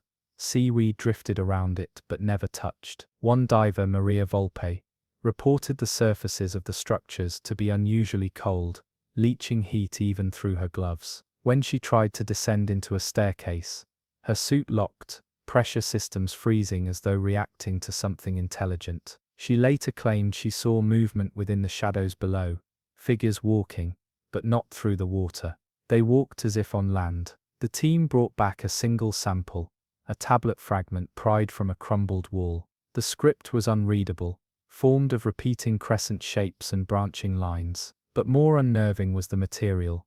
Marble, yes, but fused with an organic compound never before recorded. It pulsed faintly when placed in water, as though trying to remember something. Shortly after, one of the divers drowned in a bathtub in his hotel room. The tub was dry, his lungs were not. Volpe disappeared a week later. Her final journal entry read, "The buildings are not empty, they're holding their breath." Geologists argue Pelagis Minor is merely a coincidental convergence of rock formations and ancient lava cooling. But no modern volcanic event could explain the layout. Block grids, arched entryways, cylindrical wells, even an amphitheater-like depression at its center with 13 hollow pillars forming a ring. There were no bones, no ceramics, no artifacts of habitation, only space, vacant, precise, and expectant. And sometimes when currents shift across the Sicilian shelf, boats above the site hear echoes, not of waves, but of footsteps, not random, rhythmic, as if a procession continues below, uninterrupted by centuries, unseen but rehearsed. Pelagis Minor may not have been lost. It may have simply slipped beneath the sea when it was ready, and now it waits, not to be found, but to reopen. In 1934, a Dutch marine geologist mapping fault lines near the Banda Sea detected what he believed was an ancient riverbed curving through the submerged terrain, until follow-up scans revealed not one but 7 identical, parallel channels running in perfectly equidistant arcs for nearly 5 kilometers. These weren't canyons, they weren't natural grooves, they were canals, paved, layered, and structured to hold water, even while submerged, each lined with regular outcroppings, like docking platforms or market landings. This wasn't erosion, it was architecture. When a joint Dutch-Japanese dive team descended to explore, they were astonished to find remnants of stone walkways, statues with worn-down features, and arch bridges, whose curves remained intact despite centuries of submersion. The divers followed the central canal into the heart of the formation, and entered what could only be described as a plaza, circular, sunken, and surrounded by step terraces that once held something colossal at its center. Only a base remained, the pedestal of a monument long vanished, scorched on one side as though scorched by an internal force. There was no coral, no barnacles, not even algae. The whole site felt preserved, but not for study, for containment. Divers who ventured deeper into the canals reported a change in water pressure, not heavier, but rhythmic, pulsing in and out like a slow breath. One diver described it as if the canals themselves were inhaling, pulling water into spaces behind the stonework where no passage could be seen. Another swore he saw movement between the cracks, shapes too slender to be human, eyes glinting behind bricked walls, watching, recording, remembering. At night aboard the research vessel, the dive team began having identical dreams, wandering endless marble corridors that grew warmer with each step, their footprints leaving black smudges behind. Each diver described hearing a voice they couldn't understand, but always the same cadence, always repeating 5 syllables before the sound of a rising tide swallowed it. No known historical record mentions a city near the Umbara Rift, no trade route, no settlement, nothing. And yet, every architectural feature matched those of cities designed with public transportation in mind. The canals weren't made for ships, they were made for something else to flow. The research was halted when 2 divers failed to surface. Tethers snapped at the exact same time stamp on separate reels. The plaza had vanished by the time another team returned, as if the seafloor had closed over it. The Umbara Rift's name began to appear only in redacted maritime warnings. Do not anchor within 3 clicks of grid K17. Seafloor may shift unexpectedly, but locals near Ambon whisper of a different danger. They say the Umbara people were not drowned, they joined the sea, that their canals were lungs, that their plaza was a mouth, that the city didn't vanish, it was absorbed, and if the tides fall just right, it might speak again, not to welcome, to summon. In the winter of 1938, a Swedish ice-breaking vessel drifted far south of its intended course during an unseasonal thaw in the Barents Sea, pinned by shifting flows near the Danalar Shelf, a desolate stretch of undersea cliff, known for its geological quiet. The crew began recording irregularities in their depth charts. The readings suggested that beneath their hull lay a network, not of ridges or trenches, but a sprawling pattern of 90-degree angles, forming a perfect, rectangular grid. At first dismissed as equipment malfunction, these returns became too consistent, too precise, to be natural. In March of that year, a submersible drone was lowered beneath the melting flow. What it recorded changed the fate of the expedition and erased it from history. Beneath the shelf, resting on a flat plain of glacial silt, was a buried metropolis, not ruins, not rubble. A city, not collapsed, but sunken whole, intact like a ship, lowered into dry dock. Its towers jutted at uniform heights. Its thoroughfares were visible beneath the glassy skin of sediment. Its structures were made not of stone or metal, but obsidian, glossy, mirror-like, and completely unmarked by erosion. A drone's camera drifted past windowless spires and narrow alleyways that narrowed to impossible dimensions, as if they were never meant for bodies to pass through. At the city's heart was a pit, wide, circular, empty, a depression where nothing stood, just concentric rings etched into the stone, like grooves on a phonograph. The drone hovered above it for 7 minutes, and the footage, later recovered by Soviet salvage, showed the mud within that pit begin to rise, forming dome-like shapes that writhed without current. The grid itself pulsed, not electrically, but in reflection. The sun above, diffused through polar waters, rebounded from the obsidian in strange distortions, not backwards, not sideways, inward. One geologist reported that light didn't reflect, it was swallowed. Within 24 hours, the Swedish ship went dark. No radio, no distress call, only a final transmission, static broken by a whispered syllable, repeated 3 times. Veil, veil. When ice surveyors returned months later, the flow had reformed. No trace of the grid remained on sonar. The coordinates were scrubbed from maps under the claim of glacial instability. But fragments of the city's reflection had already begun circulating among scientific circles. A single photo still exists, smuggled from a file labeled Non-Euclidean Echoes, showing a row of archways that curve not in circles, but in spirals that appear to refract depth itself. Those who've seen it report vertigo, some faint, a few scream. The name Danalar disappeared from maps by 1940, but fishermen who sail nearby still leave iron offerings overboard. They say the sea remembers the shape of Danalar, that the grid beneath doesn't map the city's streets, it maps its instructions. Because Danalar didn't sink by accident, it was placed beneath the ice, and it waits not for discovery, but for activation. In late 1939, As World War II stirred across Europe's surface, a German U-boat patrolling the North African corridor recorded an unusual magnetic anomaly west of the Canary Islands.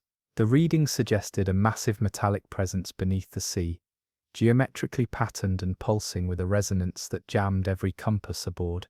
Assuming it to be a secret Allied installation, Berlin dispatched a covert marine engineering unit to chart the region. What they found was no enemy structure.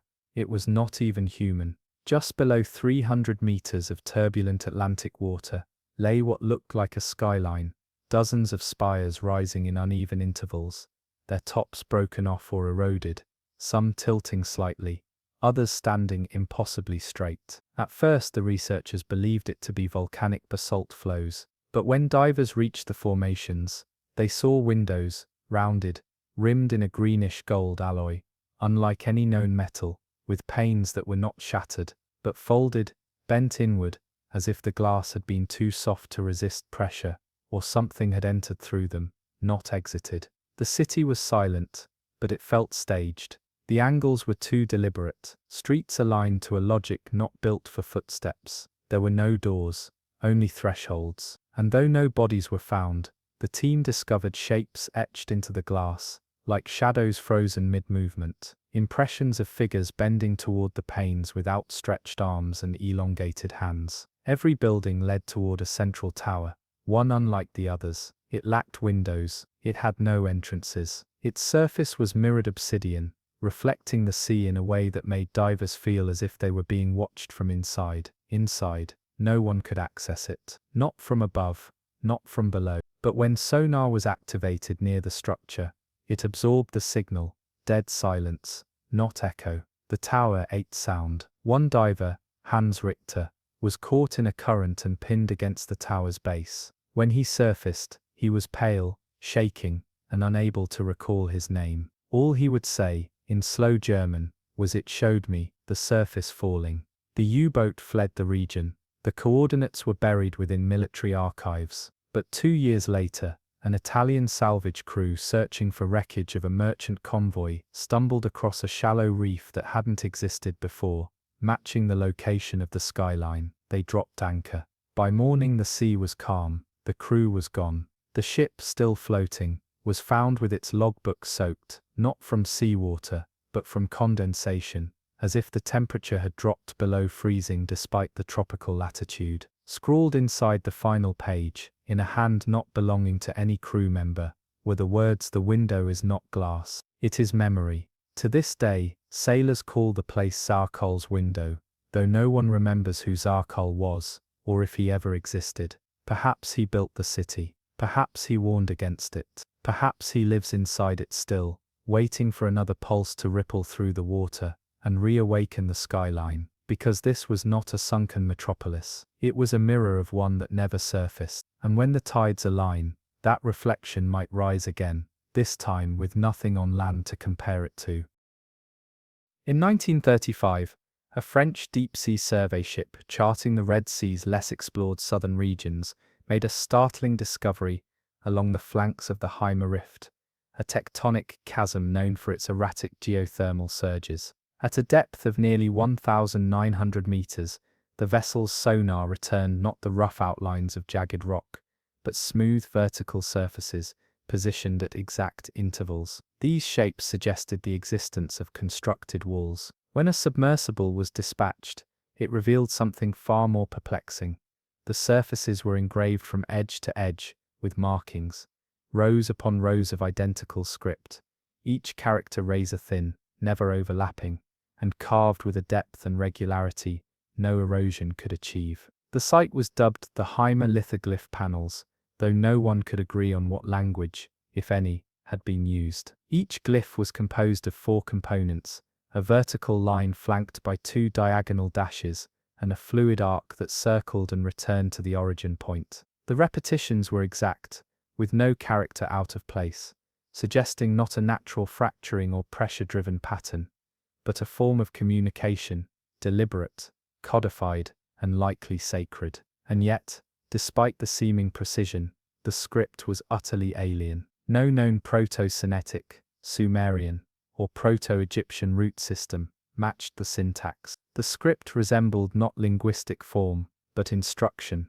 as though it were not meant to be read but executed. One linguist aboard the vessel, Dr. Emil Fargot, speculated that the inscriptions might be fluid codes, not sentences, but triggers, strings of behavioral programming, carved into stone for entities not bound by breath or memory. Another expert, Dr. Nassim Olori, proposed a chilling alternate theory. The glyphs were not for comprehension, they were for containment. That something had been spoken once, carved beneath the sea, to seal a sound that could never be allowed to reach the surface again. During the second dive, one of the crew brushed against a glyph-covered surface with his glove. His audio feed, previously quiet, filled with layered whispers, hundreds of voices murmuring in tones too low to pass, but undeniably speaking. As the submersible rose, the whispering faded, but that diver later suffered seizures, claiming that during the attacks, he could read the symbols, not visually, but intuitively, as if their logic had migrated into his bones. 1 week later, he vanished. His cabin was found empty, except for a single piece of carved coral on his bunk, etched with the same spiral loop character repeated 13 times, though the dive team had never brought any physical artifacts to the surface. Modern oceanographers dismiss the panels as striated basalt, but remote deep scanning has since confirmed that the glyphs extend for nearly a kilometer, and then abruptly stop, like a sentence cut short, or a warning left incomplete. Locals on the nearby Yemeni coastline refuse to speak of the site. They burn black reeds during solstices and cast prayers into the wind. The old ones say that in the deepest parts of the Red Sea, language came first, and it was not meant for mouths. It was carved in the dark, where silence itself obeyed, and if read aloud, it would not inform, it would summon. In 1937, during an unprecedented descent along the western trench of the Mariana region, a Japanese-American collaborative mission deployed a deep-diving acoustic sled to explore seismic shifts near the fold's subduction zone. It was expected to return with routine data on rock movements and hydrothermal patterns. Instead, the device returned with something stranger, a faint melody recorded in total silence, captured through seismic microphones that had no exposure to light, life, or water movement. The tones did not echo. They layered in tones so mathematically spaced, they resembled choral chords, composed not by accident, but intention. The signal pulsed from a nearby structure, a shelf of crystalline tablets, embedded in a ridge wall, fanned like books on a stone lectern, each tablet no larger than a dinner plate, but all engraved with markings that changed appearance depending on viewing angle. At first glance, the symbols resembled elongated letters, but rotated, they took the shape of vocal cords. Turned again, they became waveforms. No matter how they were approached, they always returned to one thing: speech. The site became known as the choir's chamber, and the tablets were dubbed the choral sequence. What disturbed researchers most was the pattern of the glyphs, not linear, not spiral, but resonant. The symbols were designed to interact with sound itself. They responded to frequencies, low hums, high chirps, even human vocalizations. When the lead diver hummed an A-flat tone, the symbols on the second tablet shimmered, then rearranged themselves, folding inward, like glass melting under unseen heat. The symbols weren't written, they were performative. That night aboard the vessel, every member of the acoustic crew heard the same thing in their sleep. Not voices, but a choir without breath, murmuring in intervals that didn't match time signatures or language, but seismic rhythms, pulses echoing the fault line itself. The most disturbing recording came from a later test, when a mechanical speaker was lowered and played a looping string of known Gregorian chants near the tablets. On the second hour, the chants were answered. The tablets began to vibrate, emitting their own frequencies, layered and counterpointed, as if correcting the human melody, rewriting it in real time. One researcher claimed the responses were spelling something, though he died before explaining what. Weeks later, the sled was lost to sudden pressure collapse, but not before transmitting one final anomaly. Glyphs on the third tablet had spread, The carvings had doubled in number, the inscriptions were growing. Linguists now debate whether the choral tablets are a language, a living waveform, or a prison built from sound, a liturgy meant not to be heard, but to seal something in. If true, then every frequency echoing across the Marianas Fold may not be geological at all. It may be the ancient remnants of a song trying to reach the surface again, and if ever sung to completion, it won't be music, it will be return. In 1932, a team of Bahamian divers, seeking submerged Lucayan relics off the coast of Andros Island, stumbled upon what they first mistook for limestone chimneys, a dozen upright columns clustered in a circular formation on the ocean floor, just shy of 60 meters deep. Each stood precisely 9 feet tall, spaced evenly apart like sentries guarding an empty throne. But as they drew closer, it became clear the structures were not coral, not reef, not even sedimentary stone. They were cut from a deep violet basalt, carved, smoothed, and then engraved top to bottom with thousands of tiny raised inscriptions. Symbols too fine to be read with the eye, symbols meant to be felt. What the divers had found would later be called the cipher columns, and their discovery was never formally published, due in part to what happened after. When one diver, Giulio Faria, ran his fingers across the surface of a column, he began speaking in a language none of the team recognized. His voice dropped an octave, his pupils dilated. When pulled to the surface, he fainted. Upon waking, he continued to speak fluently in this unknown tongue for 4 hours, before falling into a silence that he never recovered from. He never spoke again, not in any language. A local mystic, named Femi des Santos, was brought in days later. Fluent in Yoruba and dozens of Creole dialects, she stood silently beside the transcriptions of the symbols and wept. She claimed the columns were not written by a person, but by a current. That water had not eroded them, but had written them. She believed each column held a phrase, but not one meant to be read in order. Rather, each was an isolated command, like a key on an ancient machine. When asked what the language might say, she whispered only, not a message, a design for what no one could determine. But there was something deeply unnatural in the arrangement. Each column bore inscriptions that, when touched, left a faint tingling in the skin for hours. The salt water would hiss softly around them, reacting to the contact, and once during a full moon dive, one of the columns turned slightly, rotating perhaps half a degree, before locking back into place. The alignment shifted. Sonar scans recorded a low-frequency tremor in response, not geological, but rhythmic, almost like a coded pulse, like something waiting to be activated.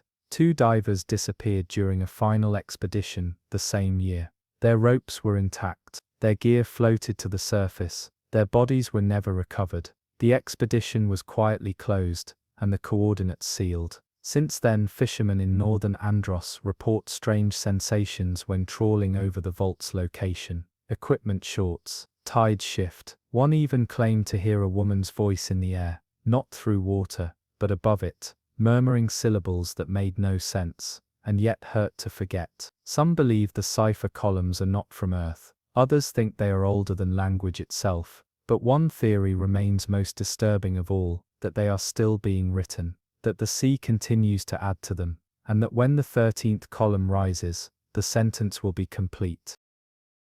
In 1940, aboard a classified American oceanographic vessel, tasked with mapping deep-sea fault lines in the Gulf of Mexico, sonar picked up an anomaly along the Sigsbee Deep, the deepest known trench in the region. While expecting volcanic ridges or sedimentary shelves, researchers instead discovered a vertical rock face, extending hundreds of feet, like an underwater cliff. But it wasn't natural, it was too smooth, too regular, and upon visual inspection, its true nature became clear.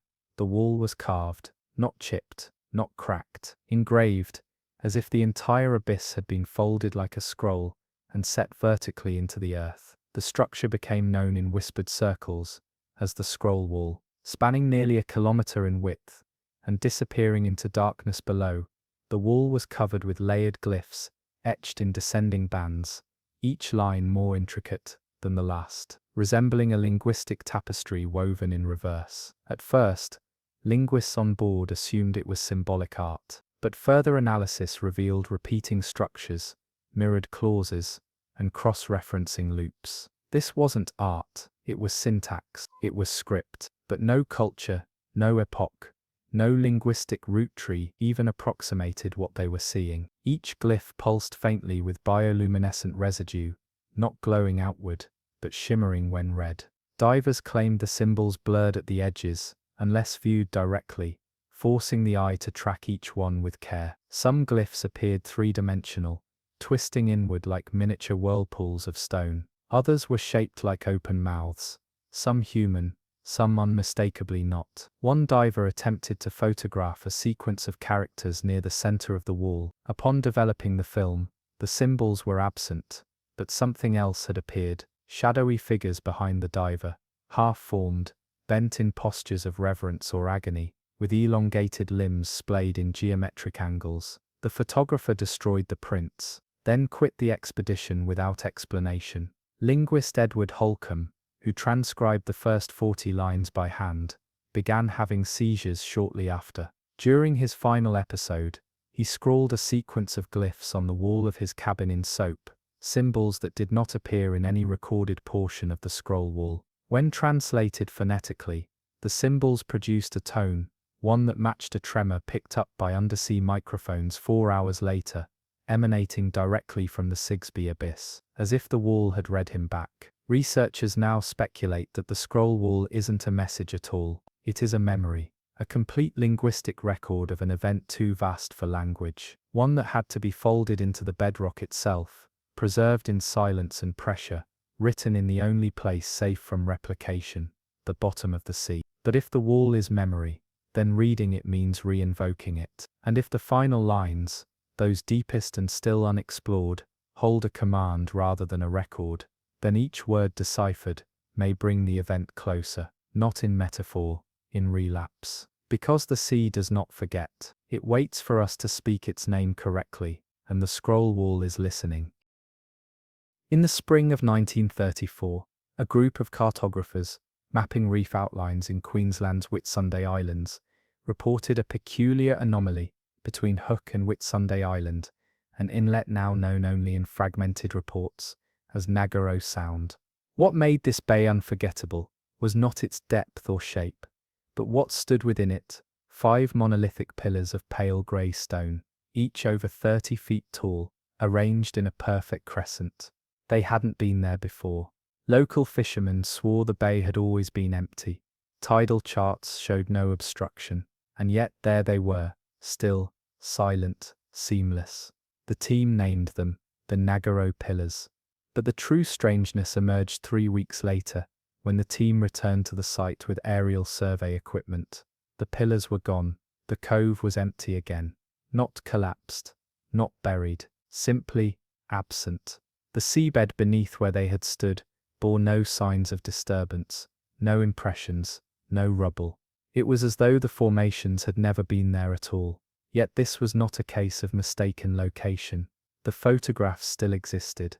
Dozens of them, from multiple angles, taken from sea and air, and yet, in a chilling twist, every time the negatives were reprocessed in later years, the contrast would shift, and in place of the pillars would appear new shapes, shorter, broader, clustered differently, as if the structures themselves had moved within the photographs, morphing while no one watched. Rumors began to spread among coastal tribes and settlers alike. One diver claimed to see the pillars reappear during a lunar eclipse, deeper this time, sitting on the ocean floor like dormant sentinels. Another claimed to have swum past them while exploring a reef nowhere near Nagaro Sound. Their layout identical, their surfaces changed, now marked with spiraling grooves that hadn't existed in previous photographs. Some said they were coral formations too symmetrical to be natural. Others said they were machines, calcified in salt and time. But one researcher, Josephine Reed, went further. She proposed that the Nagaro pillars weren't geological or artificial, they were reactive.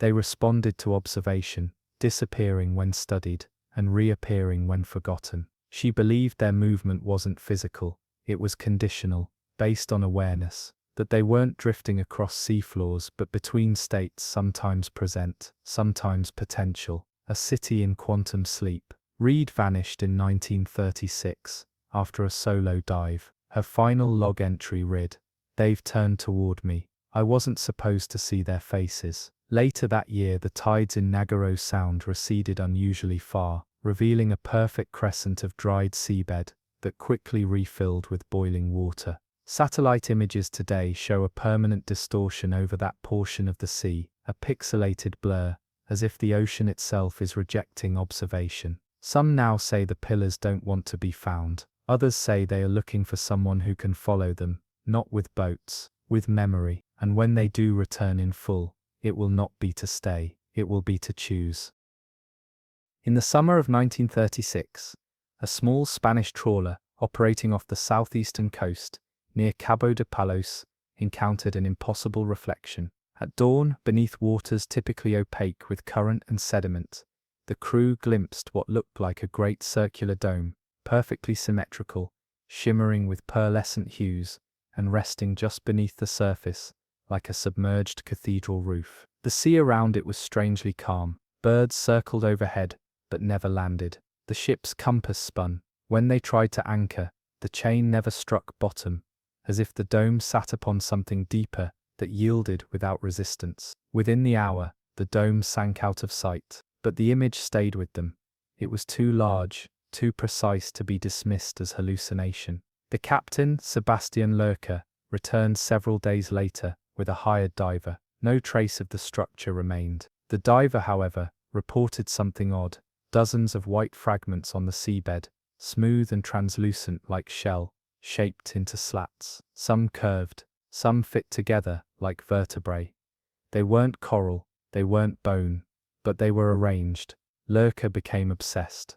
Over the next year, he mapped sightings of strange ocean mirages reported by other sailors, glowing curves glimpsed under moonlight, shadows sliding beneath hulls, silence that stretched for miles. His notes circled a truth. The dome had moved, but it hadn't drifted. It had retracted, as though vanishing into itself, or into another layer of the sea we cannot perceive. In 1937, French naval divers working nearby reported a sudden drop in water temperature near the same coordinates. They recorded odd currents, downward spirals, pulling debris into invisible vortices. When sonar was deployed, it returned only a single flattened signal, a perfect circle, no texture, no variation, a blank as if something was refusing to be read. Weeks later, a British research crew passing through Serrata del Mar experienced simultaneous audio hallucinations, humming, whispering,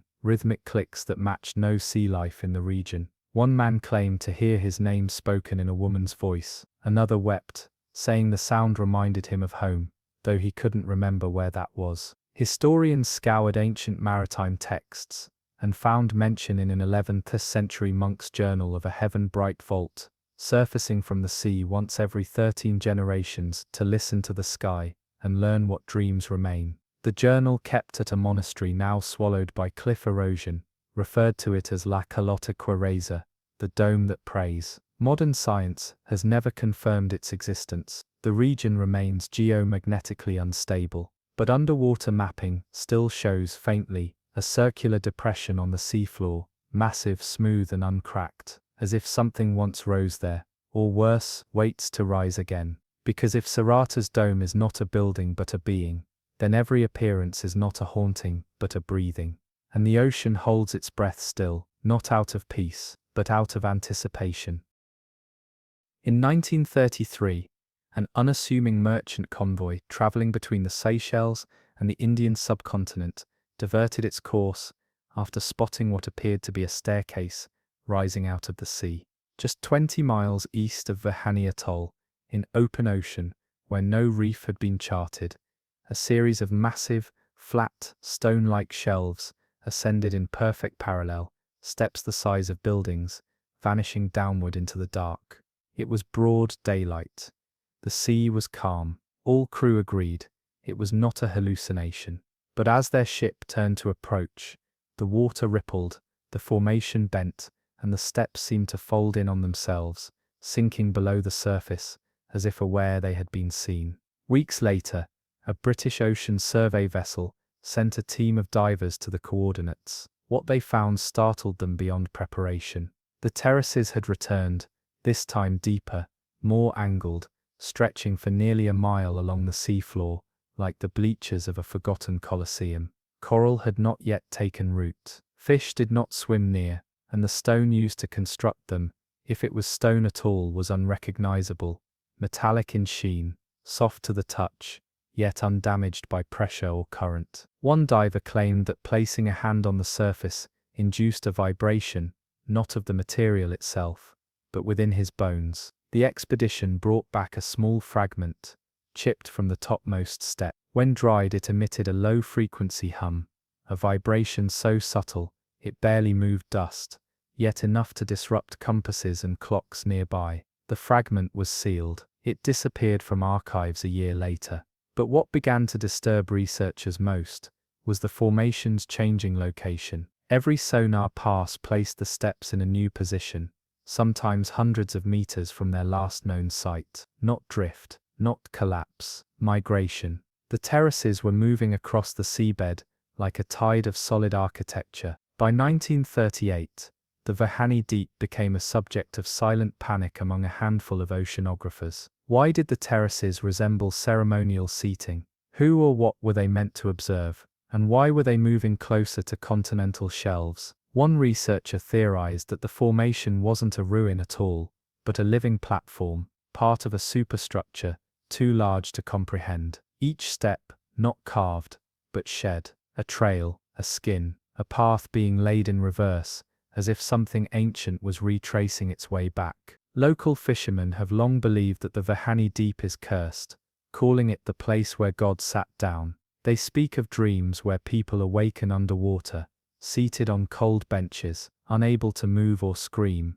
watching something rise in the distance that is too large to fit in the sky. To this day, satellite scans occasionally reveal faint rectangular shadows just beneath the sea's surface. They vanish hours later. And the last known transmission from a Japanese research drone in 1940, sent before it lost signal mid-descent, was a sonar pulse echoing back with perfect rhythm. One beat, a pause, then 13 ascending notes, a countdown, or an invitation.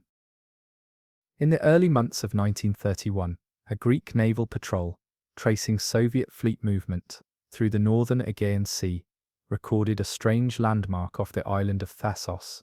One not marked on any map, nor recognized by any local, a lone stone tower, rising directly from the shallow seabed, resembling a lighthouse. But it bore no stairs, no door, no lantern room. Its surface was ridged, like layered coral, but gleamed like wet marble. Sailors called it the Eye of Korios, after an old Thracian legend of a watchtower that waits for no builder.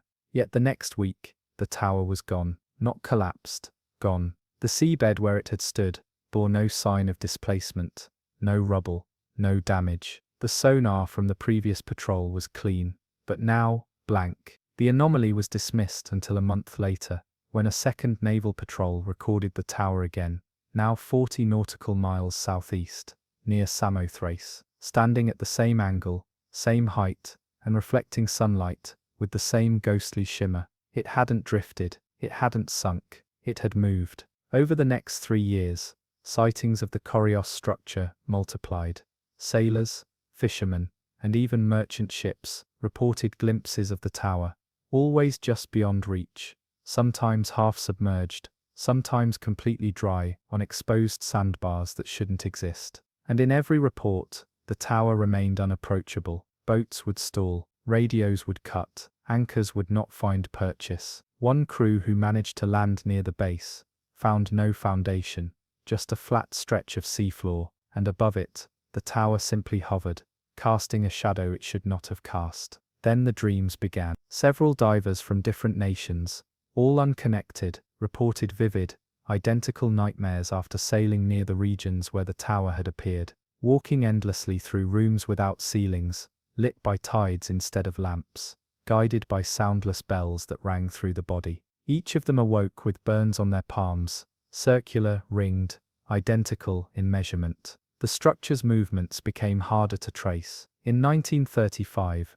it appeared briefly in the Adriatic Sea, then near the Strait of Gibraltar. Each time it surfaced, currents warped, temperatures dropped, and animal life vanished. In 1938, an Italian reconnaissance pilot reportedly flew over a partially drained lagoon in Libya and photographed what he claimed was a city of towers, all like Corios, facing the same direction. The photo never surfaced. The pilot vanished days later. Modern theories suggest Corios is a mobile remnant of some forgotten oceanic observation system, an anchorless beacon tied not to land, but in tension. It appears not where the seafloor permits it, but where it wants to see. One occult historian described it not as a building, but a sensor, watching for something not above or below, but between. Today the coordinates of the Corios anomaly shift constantly, but its profile occasionally still echoes on distant sonar, barely there, like the heartbeat of something watching from beneath its stone eyelid.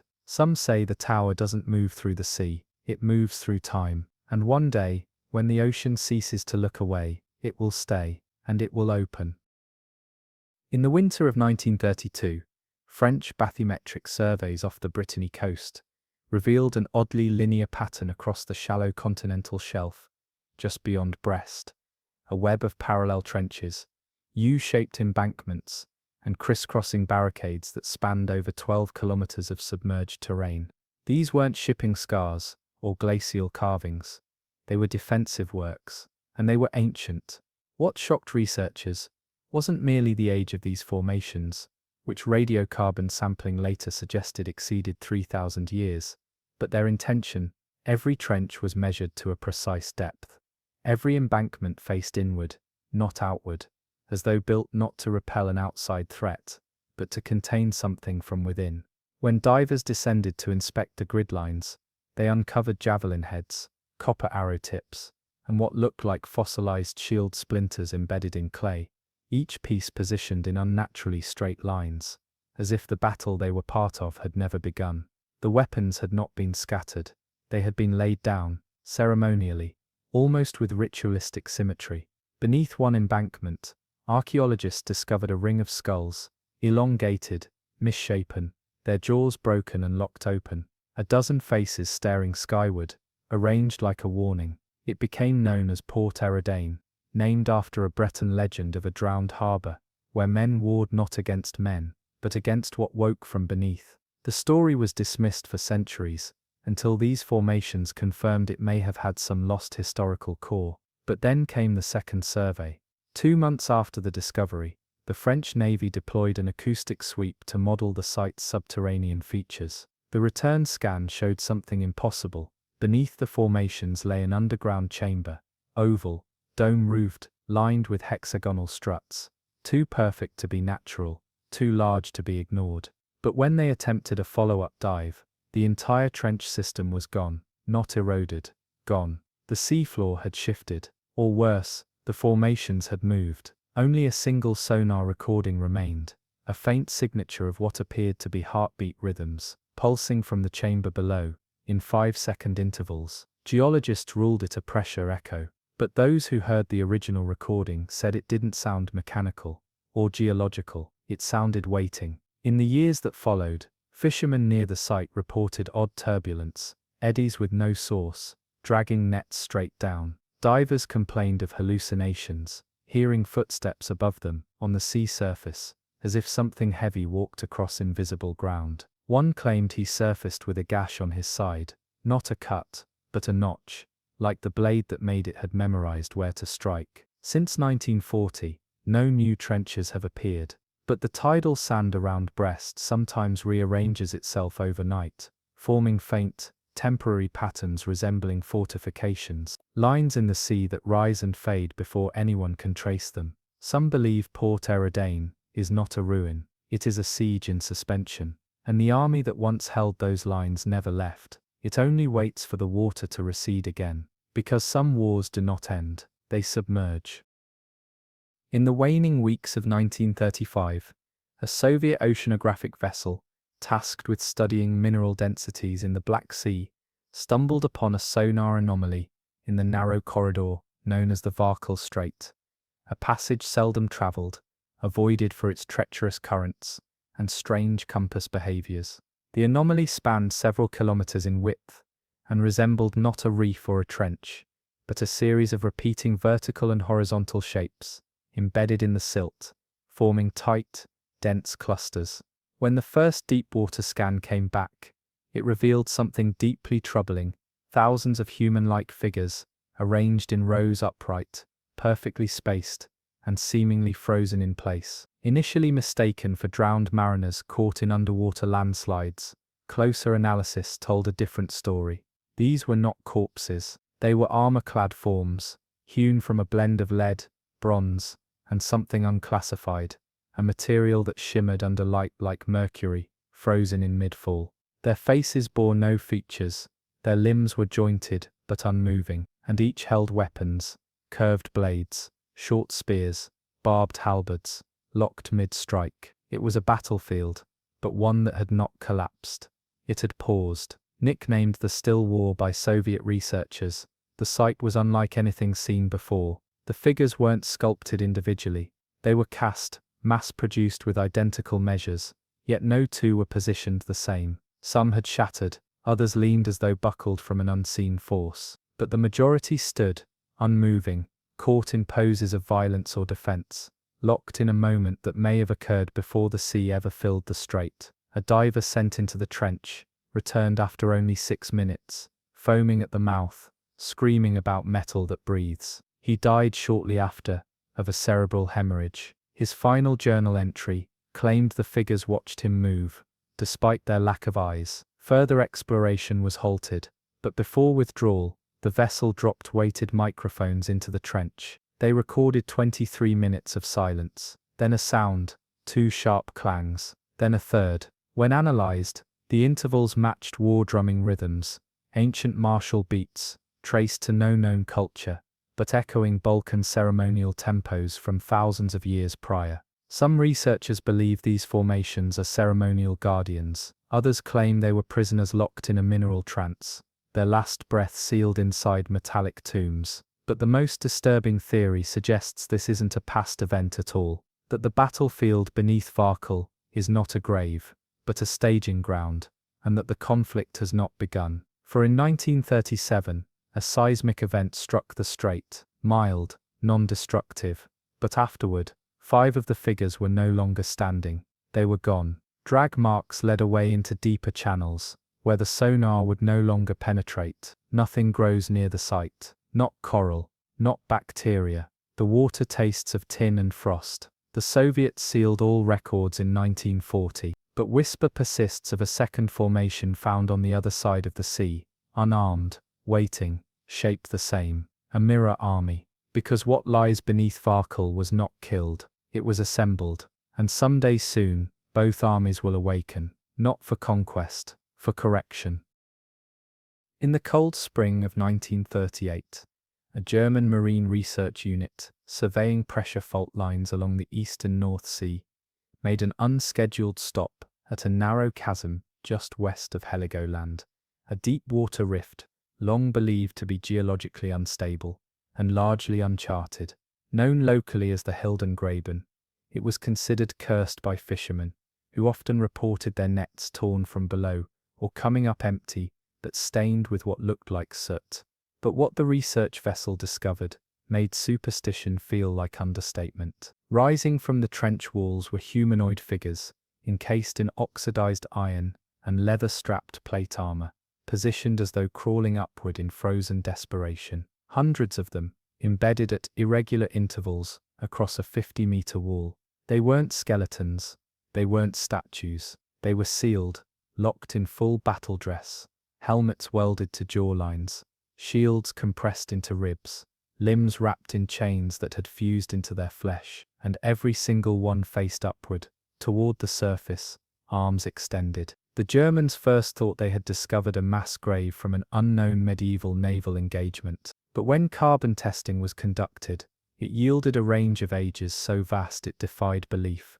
Some samples dated to the 1200s, others to centuries earlier, even before ironworking was thought to exist in the region. How could an army of such different eras end up together, encased in armor that had no cultural consistency. And why were they arranged vertically, as if climbing, or rising back? Even stranger, there were no ships, no weapons, no debris, just the armored dead.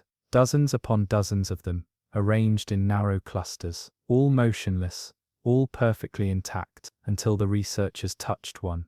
A diver named Alfred Strime reached for a gauntlet fused into a stone outcrop. When he touched it, it twitched. Not from current, not from slippage. The fingers closed slightly, then fell still. Strime surfaced screaming, his breathing erratic, eyes unfocused. He died 2 days later. An autopsy found iron filings embedded in his lung tissue, as if he had inhaled rust. Following this, the trench was deemed off-limits. The trench was deemed off-limits, but that did not stop sonar sweeps. In early 1939, an experimental side scan revealed a shape far beneath the known trench shelf, what appeared to be a circular gate-like structure, surrounded by 8 standing figures in symmetrical formation. Each figure cast no sonar shadow. Each appeared equidistant from a 9th central form, larger, broader, cloaked in erosion, that resembled the folds of war banners, frozen mid-billow. None of the forms have ever been seen again. That portion of the trench has since collapsed, or so official charts claim. Yet local radar operators near Heligoland still report phantom signals, shapes that ascend from the deep, hover beneath passing vessels, and vanish. And the fishermen now say that when storms approach, you can sometimes hear a metallic clanging from beneath, the sound of warbands knocking against stone, calling up the ones still buried below. The dead of Hilden Graben are not inert. They are entombed standing up, because whatever war once sent them to sea is waiting for its second act. In the summer of 1930, British cartographers mapping submerged shipping wrecks off the coast of Cornwall detected a cluster of rigid, unnatural shapes beneath Falmouth Hollow, a seldom trafficked trench south of the port. Sonar revealed something impossible, a massive symmetrical hexagon nearly 400 feet in diameter, partially embedded in the seafloor, with 6 extended arms radiating outward like the spokes of a weaponized wheel. At the center of the formation stood a spire, fractured, jagged, and unmistakably metallic. Divers were dispatched. What they found was not a shipwreck, it was fortification. The hexagon was composed of hundreds of giant harpoon-like spears, each standing vertically in stone sockets. Their tips were bladed and barbed, aimed outward, as though designed to repel something approaching from all directions. The central spire, though broken, revealed a spiral staircase that ended in a hollow chamber, filled with rusted rings, shrapnel-sized blades, and mural-like carvings etched with symbols resembling anchor knots and coiled ropes, symbols repeated over and over, each time twisted differently, as though warning in dialects lost to the sea. The team called it the Harpoon Citadel, but what truly unsettled the researchers was not the weaponry, nor the scale. It was the bodies. At least a dozen skeletal remains were found scattered throughout the outer ring,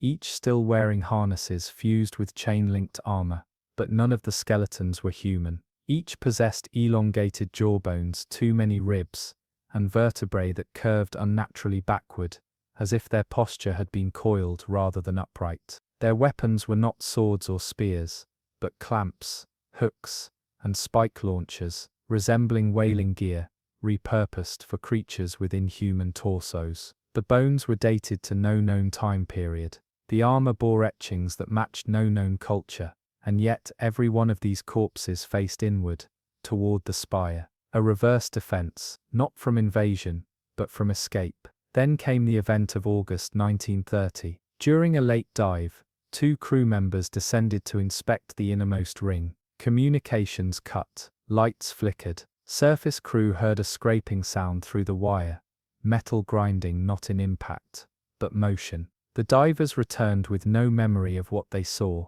Their suits, however, were sliced in dozens of parallel lines, each no more than an inch deep. No flesh was harmed, but both men lost their ability to form coherent sentences. Their language collapsed into fragments of knots and gestures. One later died of respiratory failure. In his lungs, tiny barbs, like microscopic grappling hooks, made of calcified bone. After that, the citadel was closed. Naval authorities declared it a collapse zone. All sonar was banned, but fishermen say the sea over Falmouth Hollow doesn't behave. Nets come up torn in spirals. Lines return coiled into knots never tied. One boatman claimed to hear a scream through the hull, low metallic, like a ship begging for help, and occasionally sonar picks up a signal like a wind-up mechanism, clicking slowly, and then faster, as if something beneath is arming again. Some believe the citadel was a defense, others believe it was a trap. But the ones who study silence say this: it didn't fail, it's just waiting for what comes back. In 1931, a monsoon storm carved away a section of the Coromandel coastline in southeastern India, exposing what appeared to be smooth stone stairs vanishing directly into the sea. Locals gathered, whispering of Armada, a temple spoken of in Tamil legend, said to have been built to honor a god who never came from the sky, but from the ocean's core. The storm had passed, but in its wake, divers from the Madras Fisheries Department were deployed to survey the sudden reveal. What they discovered would never be publicized. Roughly 300 meters from shore, at a depth of 30 feet, lay the remnants of a sprawling temple complex, columns of black stone wrapped in coral-like veins, archways that curved without support, and statues carved not in homage to men or beasts, but to something in between. Faces without eyes, bodies with too many arms, mouths stretched into expressions that suggested worship. Yes, but not of something divine, of something present. The sanctuary floor bore 12 enormous grooves, all arcing inward toward a central stone disk, a dais fused into the rock, whereupon rested a basin filled not with water, but with hardened black residue that resisted chipping, cutting, and even flame. Nearby pillars bore inscriptions in Grantha script, but interwoven with glyphs unrecognizable to any scholar consulted. The prayers were partial, fragmented, but all shared one phrase: the voice that did not wait. Researchers posited it was a coastal temple swallowed by rising tides, but the erosion patterns betrayed that explanation. The complex hadn't been overtaken, it had been pushed down, crushed into the seabed by something larger, as if a hand had closed over it from above, or beneath. Most chilling was a sculpture at the far edge of the sanctuary, a human figure kneeling, its back bowed, arms lifted high, not in praise but in surrender. Above it loomed a monolith, smooth and square, carved not with symbols but with vertical notches that rang when struck, not acoustically, tonally. Each notch emitted a sound, deep, hollow, like a breath moving through bone. One diver called it a hymn, another called it a cage. In 1933, the entire complex vanished, not from erosion or collapse. The next dive showed only sand. The pillars were gone, the basin was gone, the monolith, gone. Divers who had touched the notches began experiencing sleep disturbances, hearing rushing water during silence, dreaming of walking miles beneath the ocean on dry stone, surrounded by figures whose mouths moved but made no sound. Years later, a geologist studying fault lines in the region traced strange seismic rhythms, subsonic pulses that matched the pattern of the monolith's notches. But they didn't echo outward, they echoed upward. Locals believe Armada was never meant to be found, that it was a temple built not to summon a god, but to contain one, or something older, something that still listens from the trench it was lowered into, waiting not for worship, but for recognition. Because not all altars give blessings, some give permission. In 1934, a British survey schooner, trailing shipping routes between the Persian Gulf and India, veered from its course during a lull in trade winds and drifted into the Valmiki Gulf, a quiet, shallow expanse, rarely visited due to its sandbanks and ghost tides. The crew expected little more than sea foam and heat. Instead, they spotted an unnatural shimmer below the surface, a perfectly circular edifice, gleaming like glass and shaped like a coiled nautilus, spiraling inward upon itself. It lay at only 20 meters depth, entirely intact. No debris, no wreckage, no reef. Divers who entered the structure soon realized they had found something that defied both geography and theology. The building, nicknamed the Spiral Chapel, was unlike any temple or mosque known to the region. Its halls were narrow and curved, guiding visitors inward, through 7 winding corridors, each lined with murals that pulsed when touched, not lit by technology or sunlight, but with a warmth that emanated from the stone itself. These murals depicted nothing recognizable: bodies melting into waves, mouths blooming from foreheads, people kneeling before oceans made of fire. No single deity was present.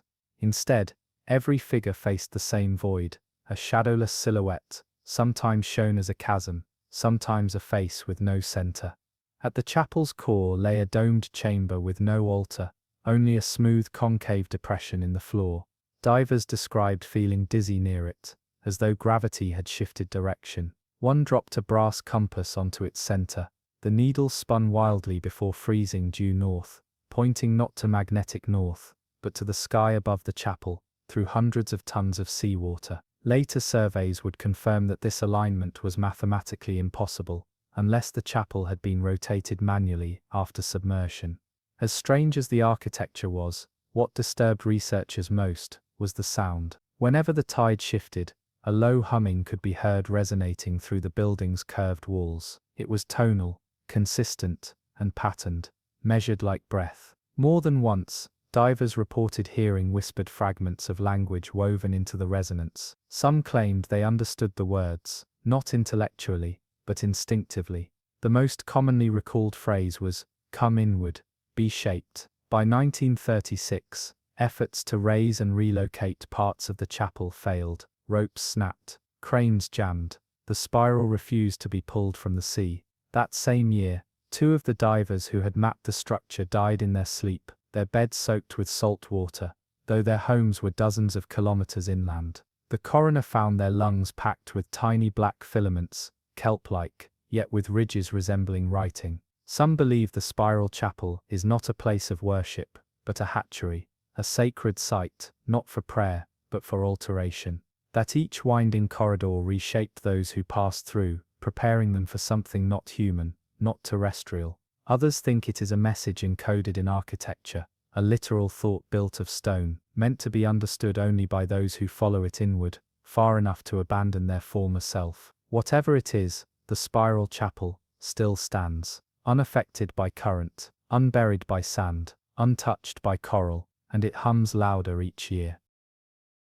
In the autumn of 1937, a Puerto Rican coastal salvage team, searching the seafloor near Caño Roto, west of San Juan, stumbled upon what they initially mistook for an overturned ship's hull. But it was no vessel. It was a vault, bell-shaped, seamless, and carved from a black stone, so smooth it repelled barnacles, coral, even water itself, forming an air pocket that persisted despite the depth. The structure had no door, no seam, no handle. But when one diver brushed the upper curve, the entire vault emitted a tone, subsonic, thunderous, yet confined to the bones of those who touched it. They had found what would later be known, in whispered academic circles, as the Bell Vault. It stood barely 15 feet tall, resting perfectly upright on the ocean floor, untouched by sediment. Its surface was etched with shallow spiraling grooves, not unlike a phonograph record. But instead of concentric circles, the grooves followed a helix, narrowing as they climbed toward the apex. Divers discovered that running one's hand along these grooves in either direction changed the resonance the vault produced. When traced clockwise, it sounded like breathing. When traced counterclockwise, it mimicked speech, but no recognizable tongue. Inside the structure, though no entry was ever found, was movement. Using ultra-low frequency sonar, a 1938 scientific team recorded rhythmic tremors inside the vault, pulses every 42 seconds, always the same duration. Each was accompanied by a faint harmonic overtone that appeared to respond when human hands contacted the structure. The implication, something within heard. Multiple divers reported dreams after touching the stone, identical dreams. Each described descending stairs carved from coral, entering a chamber lit by invisible light, where a bell without a clapper hovered in the center of the room. When they tried to flee, the bell would ring, not audibly, but by changing the shape of their thoughts. One diver quit the expedition after carving dozens of concentric circles into his skin, whispering, I am open now. Others believed the vault predated the sea itself, that it had not been submerged, but revealed, that the ocean retreated from it, unable to corrode what had already endured a greater drowning. One researcher from Lisbon, after 3 days analyzing the tone patterns, claimed that each tone represented a name, names not of people, but of vocal acts, as if each ring was not an alarm, but an identity. He theorized that the vault was a monument to a god who was never spoken, only sounded. In 1939, the vault rang of its own accord. No diver touched it, no sonar scanned it, but a vessel passing above recorded hull reverberations so strong it cracked their depth gauge. The tone it emitted was unlike any previously recorded, slower, deeper, like the ocean itself sighing in acknowledgement. Since that year, no one has located the Bell Vault again. It has vanished from sonar. Sand has reclaimed the region, but locals swear the tides now sing where they never did. Low notes drift through foam in the hours before dawn, and fishermen claim their boats hum along without engine or oar. Not all altars were meant to summon, some were built to contain sound itself. Because there are gods who never spoke, they resonated, and when the world was loud enough, they heard their own echo, and awoke. In 1939, the Italian naval survey ship, Gilda Maris, was conducting routine sonar mapping along the Adriatic shelf near Croatia's Sunken islets, when its equipment picked up what appeared to be a subterranean arch, tall, uniform, and stretching wider than any known cave system in the region. With war looming and resources thin, no official follow-up expedition was authorized, but a group of marine archaeologists from Trieste, hearing whispers of the anomaly through academic backchannels, privately hired a civilian dive team to investigate. What they found was not an arch, it was a basilica, at nearly 70 meters long, and buried beneath 50 meters of water.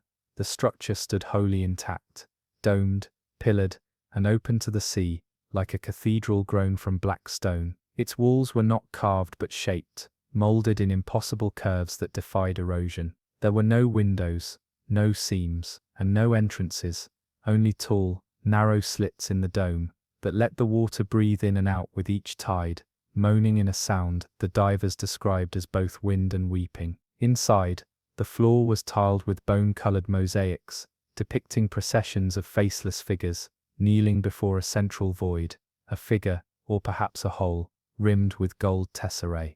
At first, the team mistook it for a stylized deity, but as they moved deeper inside, they discovered the same figure repeated again and again, not larger, not glorified, only closer, as if the worshippers were not praying to it, but being pulled into it. The dome's interior bore no traditional altar. Instead, it held a suspended sphere, floating between ribs of arching stone, untouched by gravity or rope. The sphere spun slowly, and its surface reflected nothing. It simply absorbed light. One diver attempted to film it, but the footage returned blank. Another approached it, and without reason, began convulsing mid-water. He survived, but would never dive again. He spoke only once of what he saw. It didn't reflect me, it replaced me. The walls were inscribed with rows of eye symbols, each subtly different, each scratched by hand, but none faced outward. All eyes, even the crudely rendered ones, were closed. Scholars called it the Eyeless Basilica. Local fishermen refused to go near the area.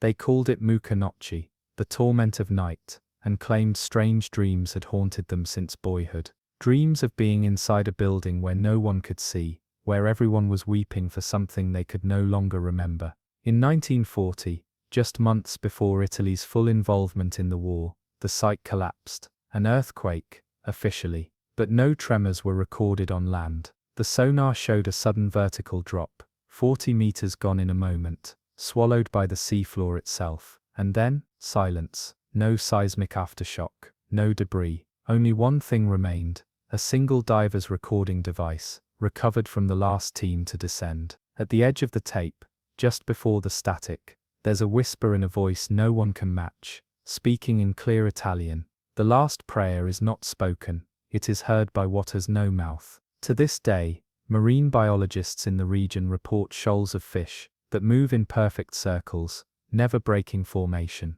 always descending when ships approach. Because the eyeless basilica was not abandoned, it was sealed. not by builders, by mercy. And when eyes open beneath the sea, they do not see, they recognize. In the spring of 1936, a Norwegian icebreaker ship, stationed near the remote Kutul Rise in the Arctic Ocean, relayed a sonar anomaly that was dismissed at first as glacial misreading, until it returned with symmetrical regularity. The object appeared rectangular, angularly precise, and utterly unmoved by current, shift, or ice flow. Positioned 500 meters below the surface, along an unmapped ocean rise, it measured over 90 feet tall and 20 feet wide.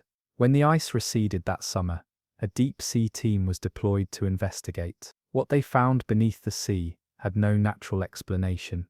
It was a monolith, bronze in tone but slick like obsidian, jutting upward from the ocean bed at a perfect 90-degree angle, untouched by corrosion, salt, or time. Every 12 feet, its body was segmented by ringed joints that subtly rotated on their own axis. Not quickly, not in response to anything, but as if by internal instruction. The structure did not drift. It stood, watching. Divers dubbed it the clockwork monolith. Its surface wasn't etched by hand or tool, but inlaid with grooves no wider than a strand of hair, interwoven like circuitry. When sonar pings hit these grooves, the reflections didn't return randomly. They returned in timed patterns, coded like Morse but incomprehensible. One acoustic specialist, who analyzed the reflections, believed it was counting, not minutes, not time, events. The most horrifying discovery came not from what surrounded it, but what emerged within. Divers attempting to touch its lowest seam were forced back by heat, not measurable by temperature, but by perception. One diver reported that his limbs felt offbeat, his heartbeat stuttering, as though time itself had buckled around the object. The next week, the ship's chronometers all began to drift, by exactly 11 seconds, then 22, then 33. The increments formed a sequence, a build-up, not random decay. The ship's lights flickered at precise intervals, metal began to hum, and when researchers attempted to record the bass tones of the hum, the recordings played back at different speeds, not faster or slower, but temporally inverted, as if time had been punched through itself. The monolith was more than a structure. It was a machine, an ancient one. Engineers attempted to classify its movement. No power source, no response to light, magnetic fields, or salinity. Yet each segment continued to rotate, one per day, always at midnight, always moving in one direction, until one night, the movement stopped. That was the night the ice sheet cracked. A 3-kilometer split along the rise, forming a new trench where none had existed before. And just before it happened, the monolith's frequency dropped into the audible range. Crew on board heard it not with their ears, but in their spines, a grinding rhythm that mimicked gears, but matched no mechanical construct on Earth. The trench now lies silent. The monolith is gone. Some say it was never meant to be found, that it surfaced only long enough to finish what it began, and then stepped sideways out of time again, leaving only an afterimage. Others think it wasn't a machine at all, but a key, one that didn't open a lock in the sea, but in reality. Because not all ancient machines were built to move things. Some were built to remind the world how to move, and once they remember, they don't forget. In the summer of 1938, Italian divers, working for an undersea cable project in the Tyrrhenian Sea, between Sardinia and mainland Italy, uncovered what they thought was a defunct network of shipwreck debris. But the arrangement was far too structured. What they had mistaken for corroded masts were identical, evenly spaced pylons, stretching across the seafloor in an arc several kilometers wide, dozens of them, each one metallic, ribbed like spine segments, protruding from circular stone bases, arranged in a geometry that defied natural seabed formations. And in their center, what appeared to be a half-buried sphere, dark, silent, the size of a freight container. The team called it the Feral Array, after the brace terminals that capped each pylon, which resembled the sockets of ancient tuning forks or the heads of forgotten instruments. Each ferrule hummed faintly when touched, and sometimes, when the water was still, they answered each other. At first these interactions seemed random, low pulses transmitted across pylons, at imperceptible frequencies, only detectable with direct contact. But over time, a pattern emerged. The array operated in timed cycles, with emissions shifting subtly with the lunar phases. One researcher noted that the pulses formed rings, not just acoustically, but visually, causing concentric ripples in sand across vast distances. When a diver knelt near the central sphere and held both hands on the pylon tips, the entire array lit up, not with light, but with displacement. Water shimmered, as if displaced by invisible motion. The diver passed out immediately. Upon surfacing, he claimed to have seen himself kneeling not under the sea, but in the sky, looking down on oceans that moved like thoughts. He said he saw buildings with no walls, towers made of wind. He begged to go back. Days later, he slit his wrists, leaving behind only a single phrase scrawled into his bunk. It never stopped humming. The array's components, when removed and studied, resisted analysis. They were neither magnetic nor conductive. They could not be heated or cut. One engineer tried using industrial lasers, only to find the beams redirected back into their source, like light through a mirror maze. Every attempt to interfere with the array was met with static distortions in nearby communications, often accompanied by whispers, looped, fragmented words no one could trace. Then came the amplification. In September 1938, an earthquake off Sicily caused seafloor shifts across the region. Seismographs near the array registered not the quake itself, but an echo, as though the array had received the quake, stored its shape, and then replayed it, magnified, 72 hours later. The tremor it emitted had no source, and did not match natural tectonic stress. It was as if the sea itself had remembered being shaken, and performed a ritual to re-express it. The Italian government buried the project. The lead researcher vanished on a ferry crossing to Genoa. The array was forgotten, lost beneath war, buried beneath secrecy. But to this day, sonar glances off the pylons. They are still there, humming beneath the waves, not speaking, not signaling, just resonating. Because the ferrule array was never meant to communicate across space, it was designed to measure time itself, not with numbers, with frequency, and someday, when the right sound returns, it will respond. In the autumn of 1939, as global attention turned to the outbreak of war, a quiet dispatch from the Cuban Hydrographic Institute recorded an anomaly off the southern coast, near the Cienfuegos Trench. A magnetic deviation, faint but steady, radiated outward in rhythmic pulses every 91 minutes. Naval authorities suspected an enemy device, an anchor beacon perhaps, or clandestine technology embedded by a foreign power. What they found instead, buried beneath silt and sulfur deposits, was something far older, far deeper, and far more impossible. It was a mechanism, a vast, gear-woven apparatus, embedded across a slope of the trench wall, partially exposed and partially submerged beneath layers of organic crust. Circular plates intersected at sharp angles, each one covered in ridges, like teeth or spinal joints. At least 6 observable wheels rotated on no axis, powered by no turbine, yet never deviating in pace. The entire machine was silent, steady, and so large that no diver could glimpse more than a fraction of it at any given moment. They called it the undershroud.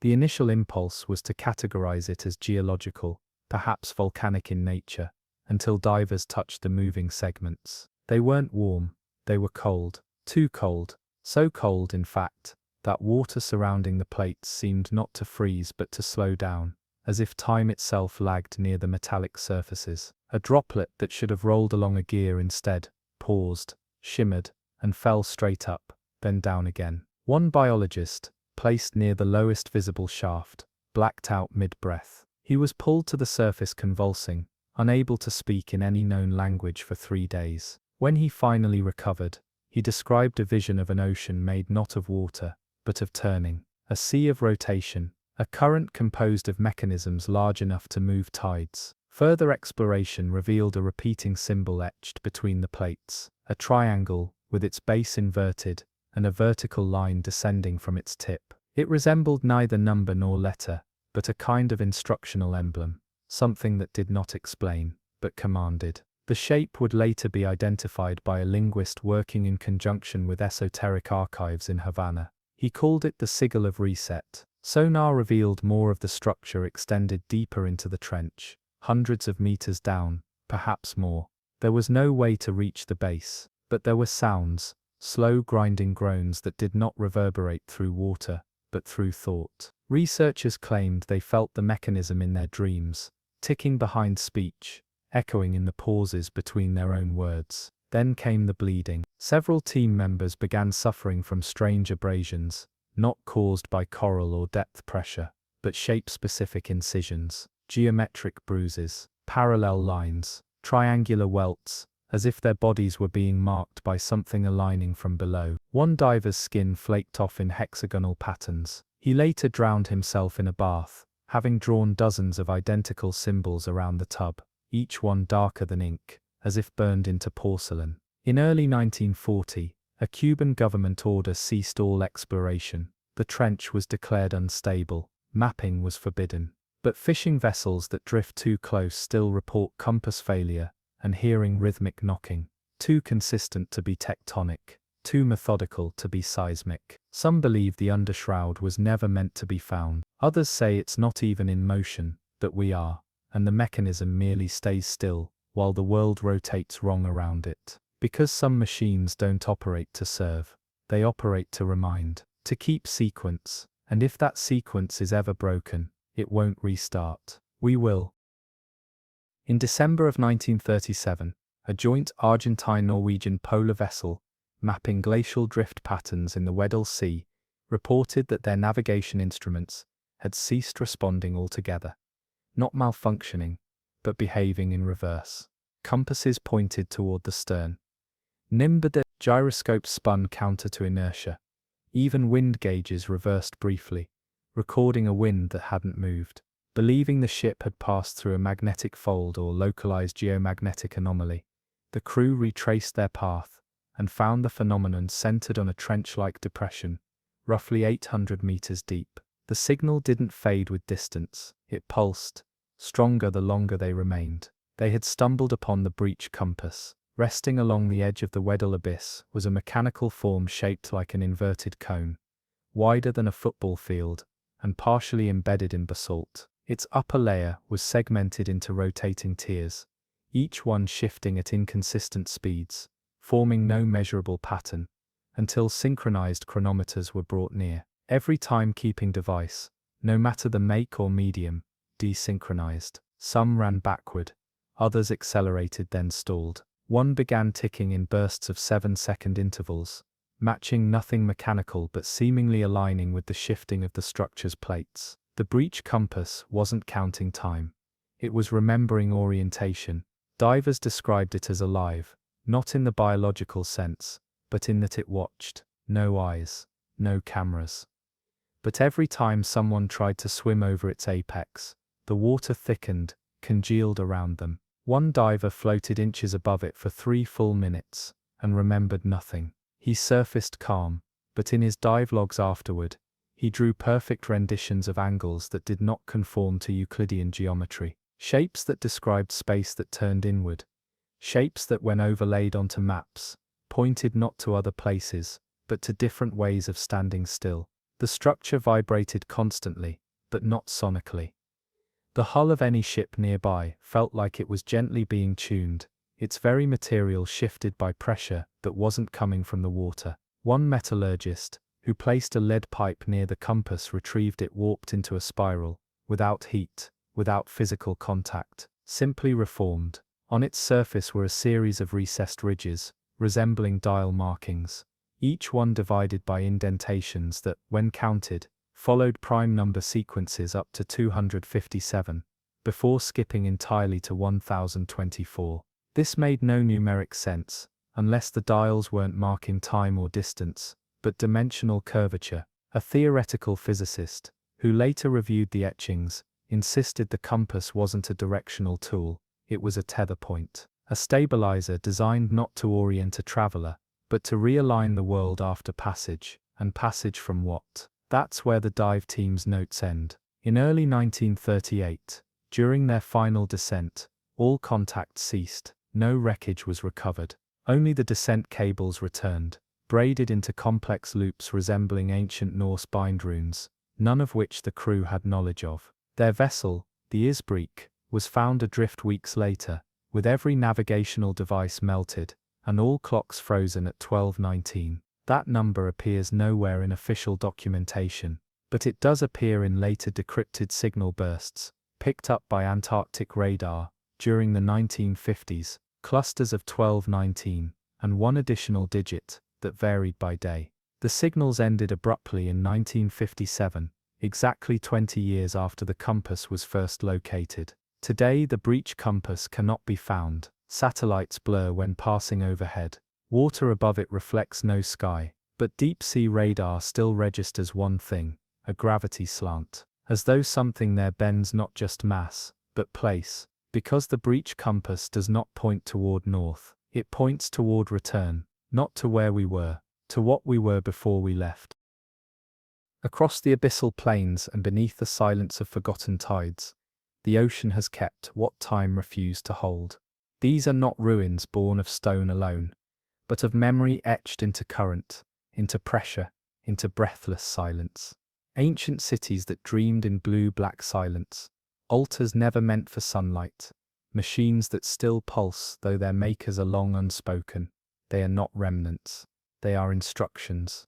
And somewhere, deep in the folds of salt and sediment, the past is not behind us, but below us, waiting to surface when we forget how to fear the deep. You've walked with us through drowned corridors and unfathomable vaults, where science loses language and memory becomes architecture.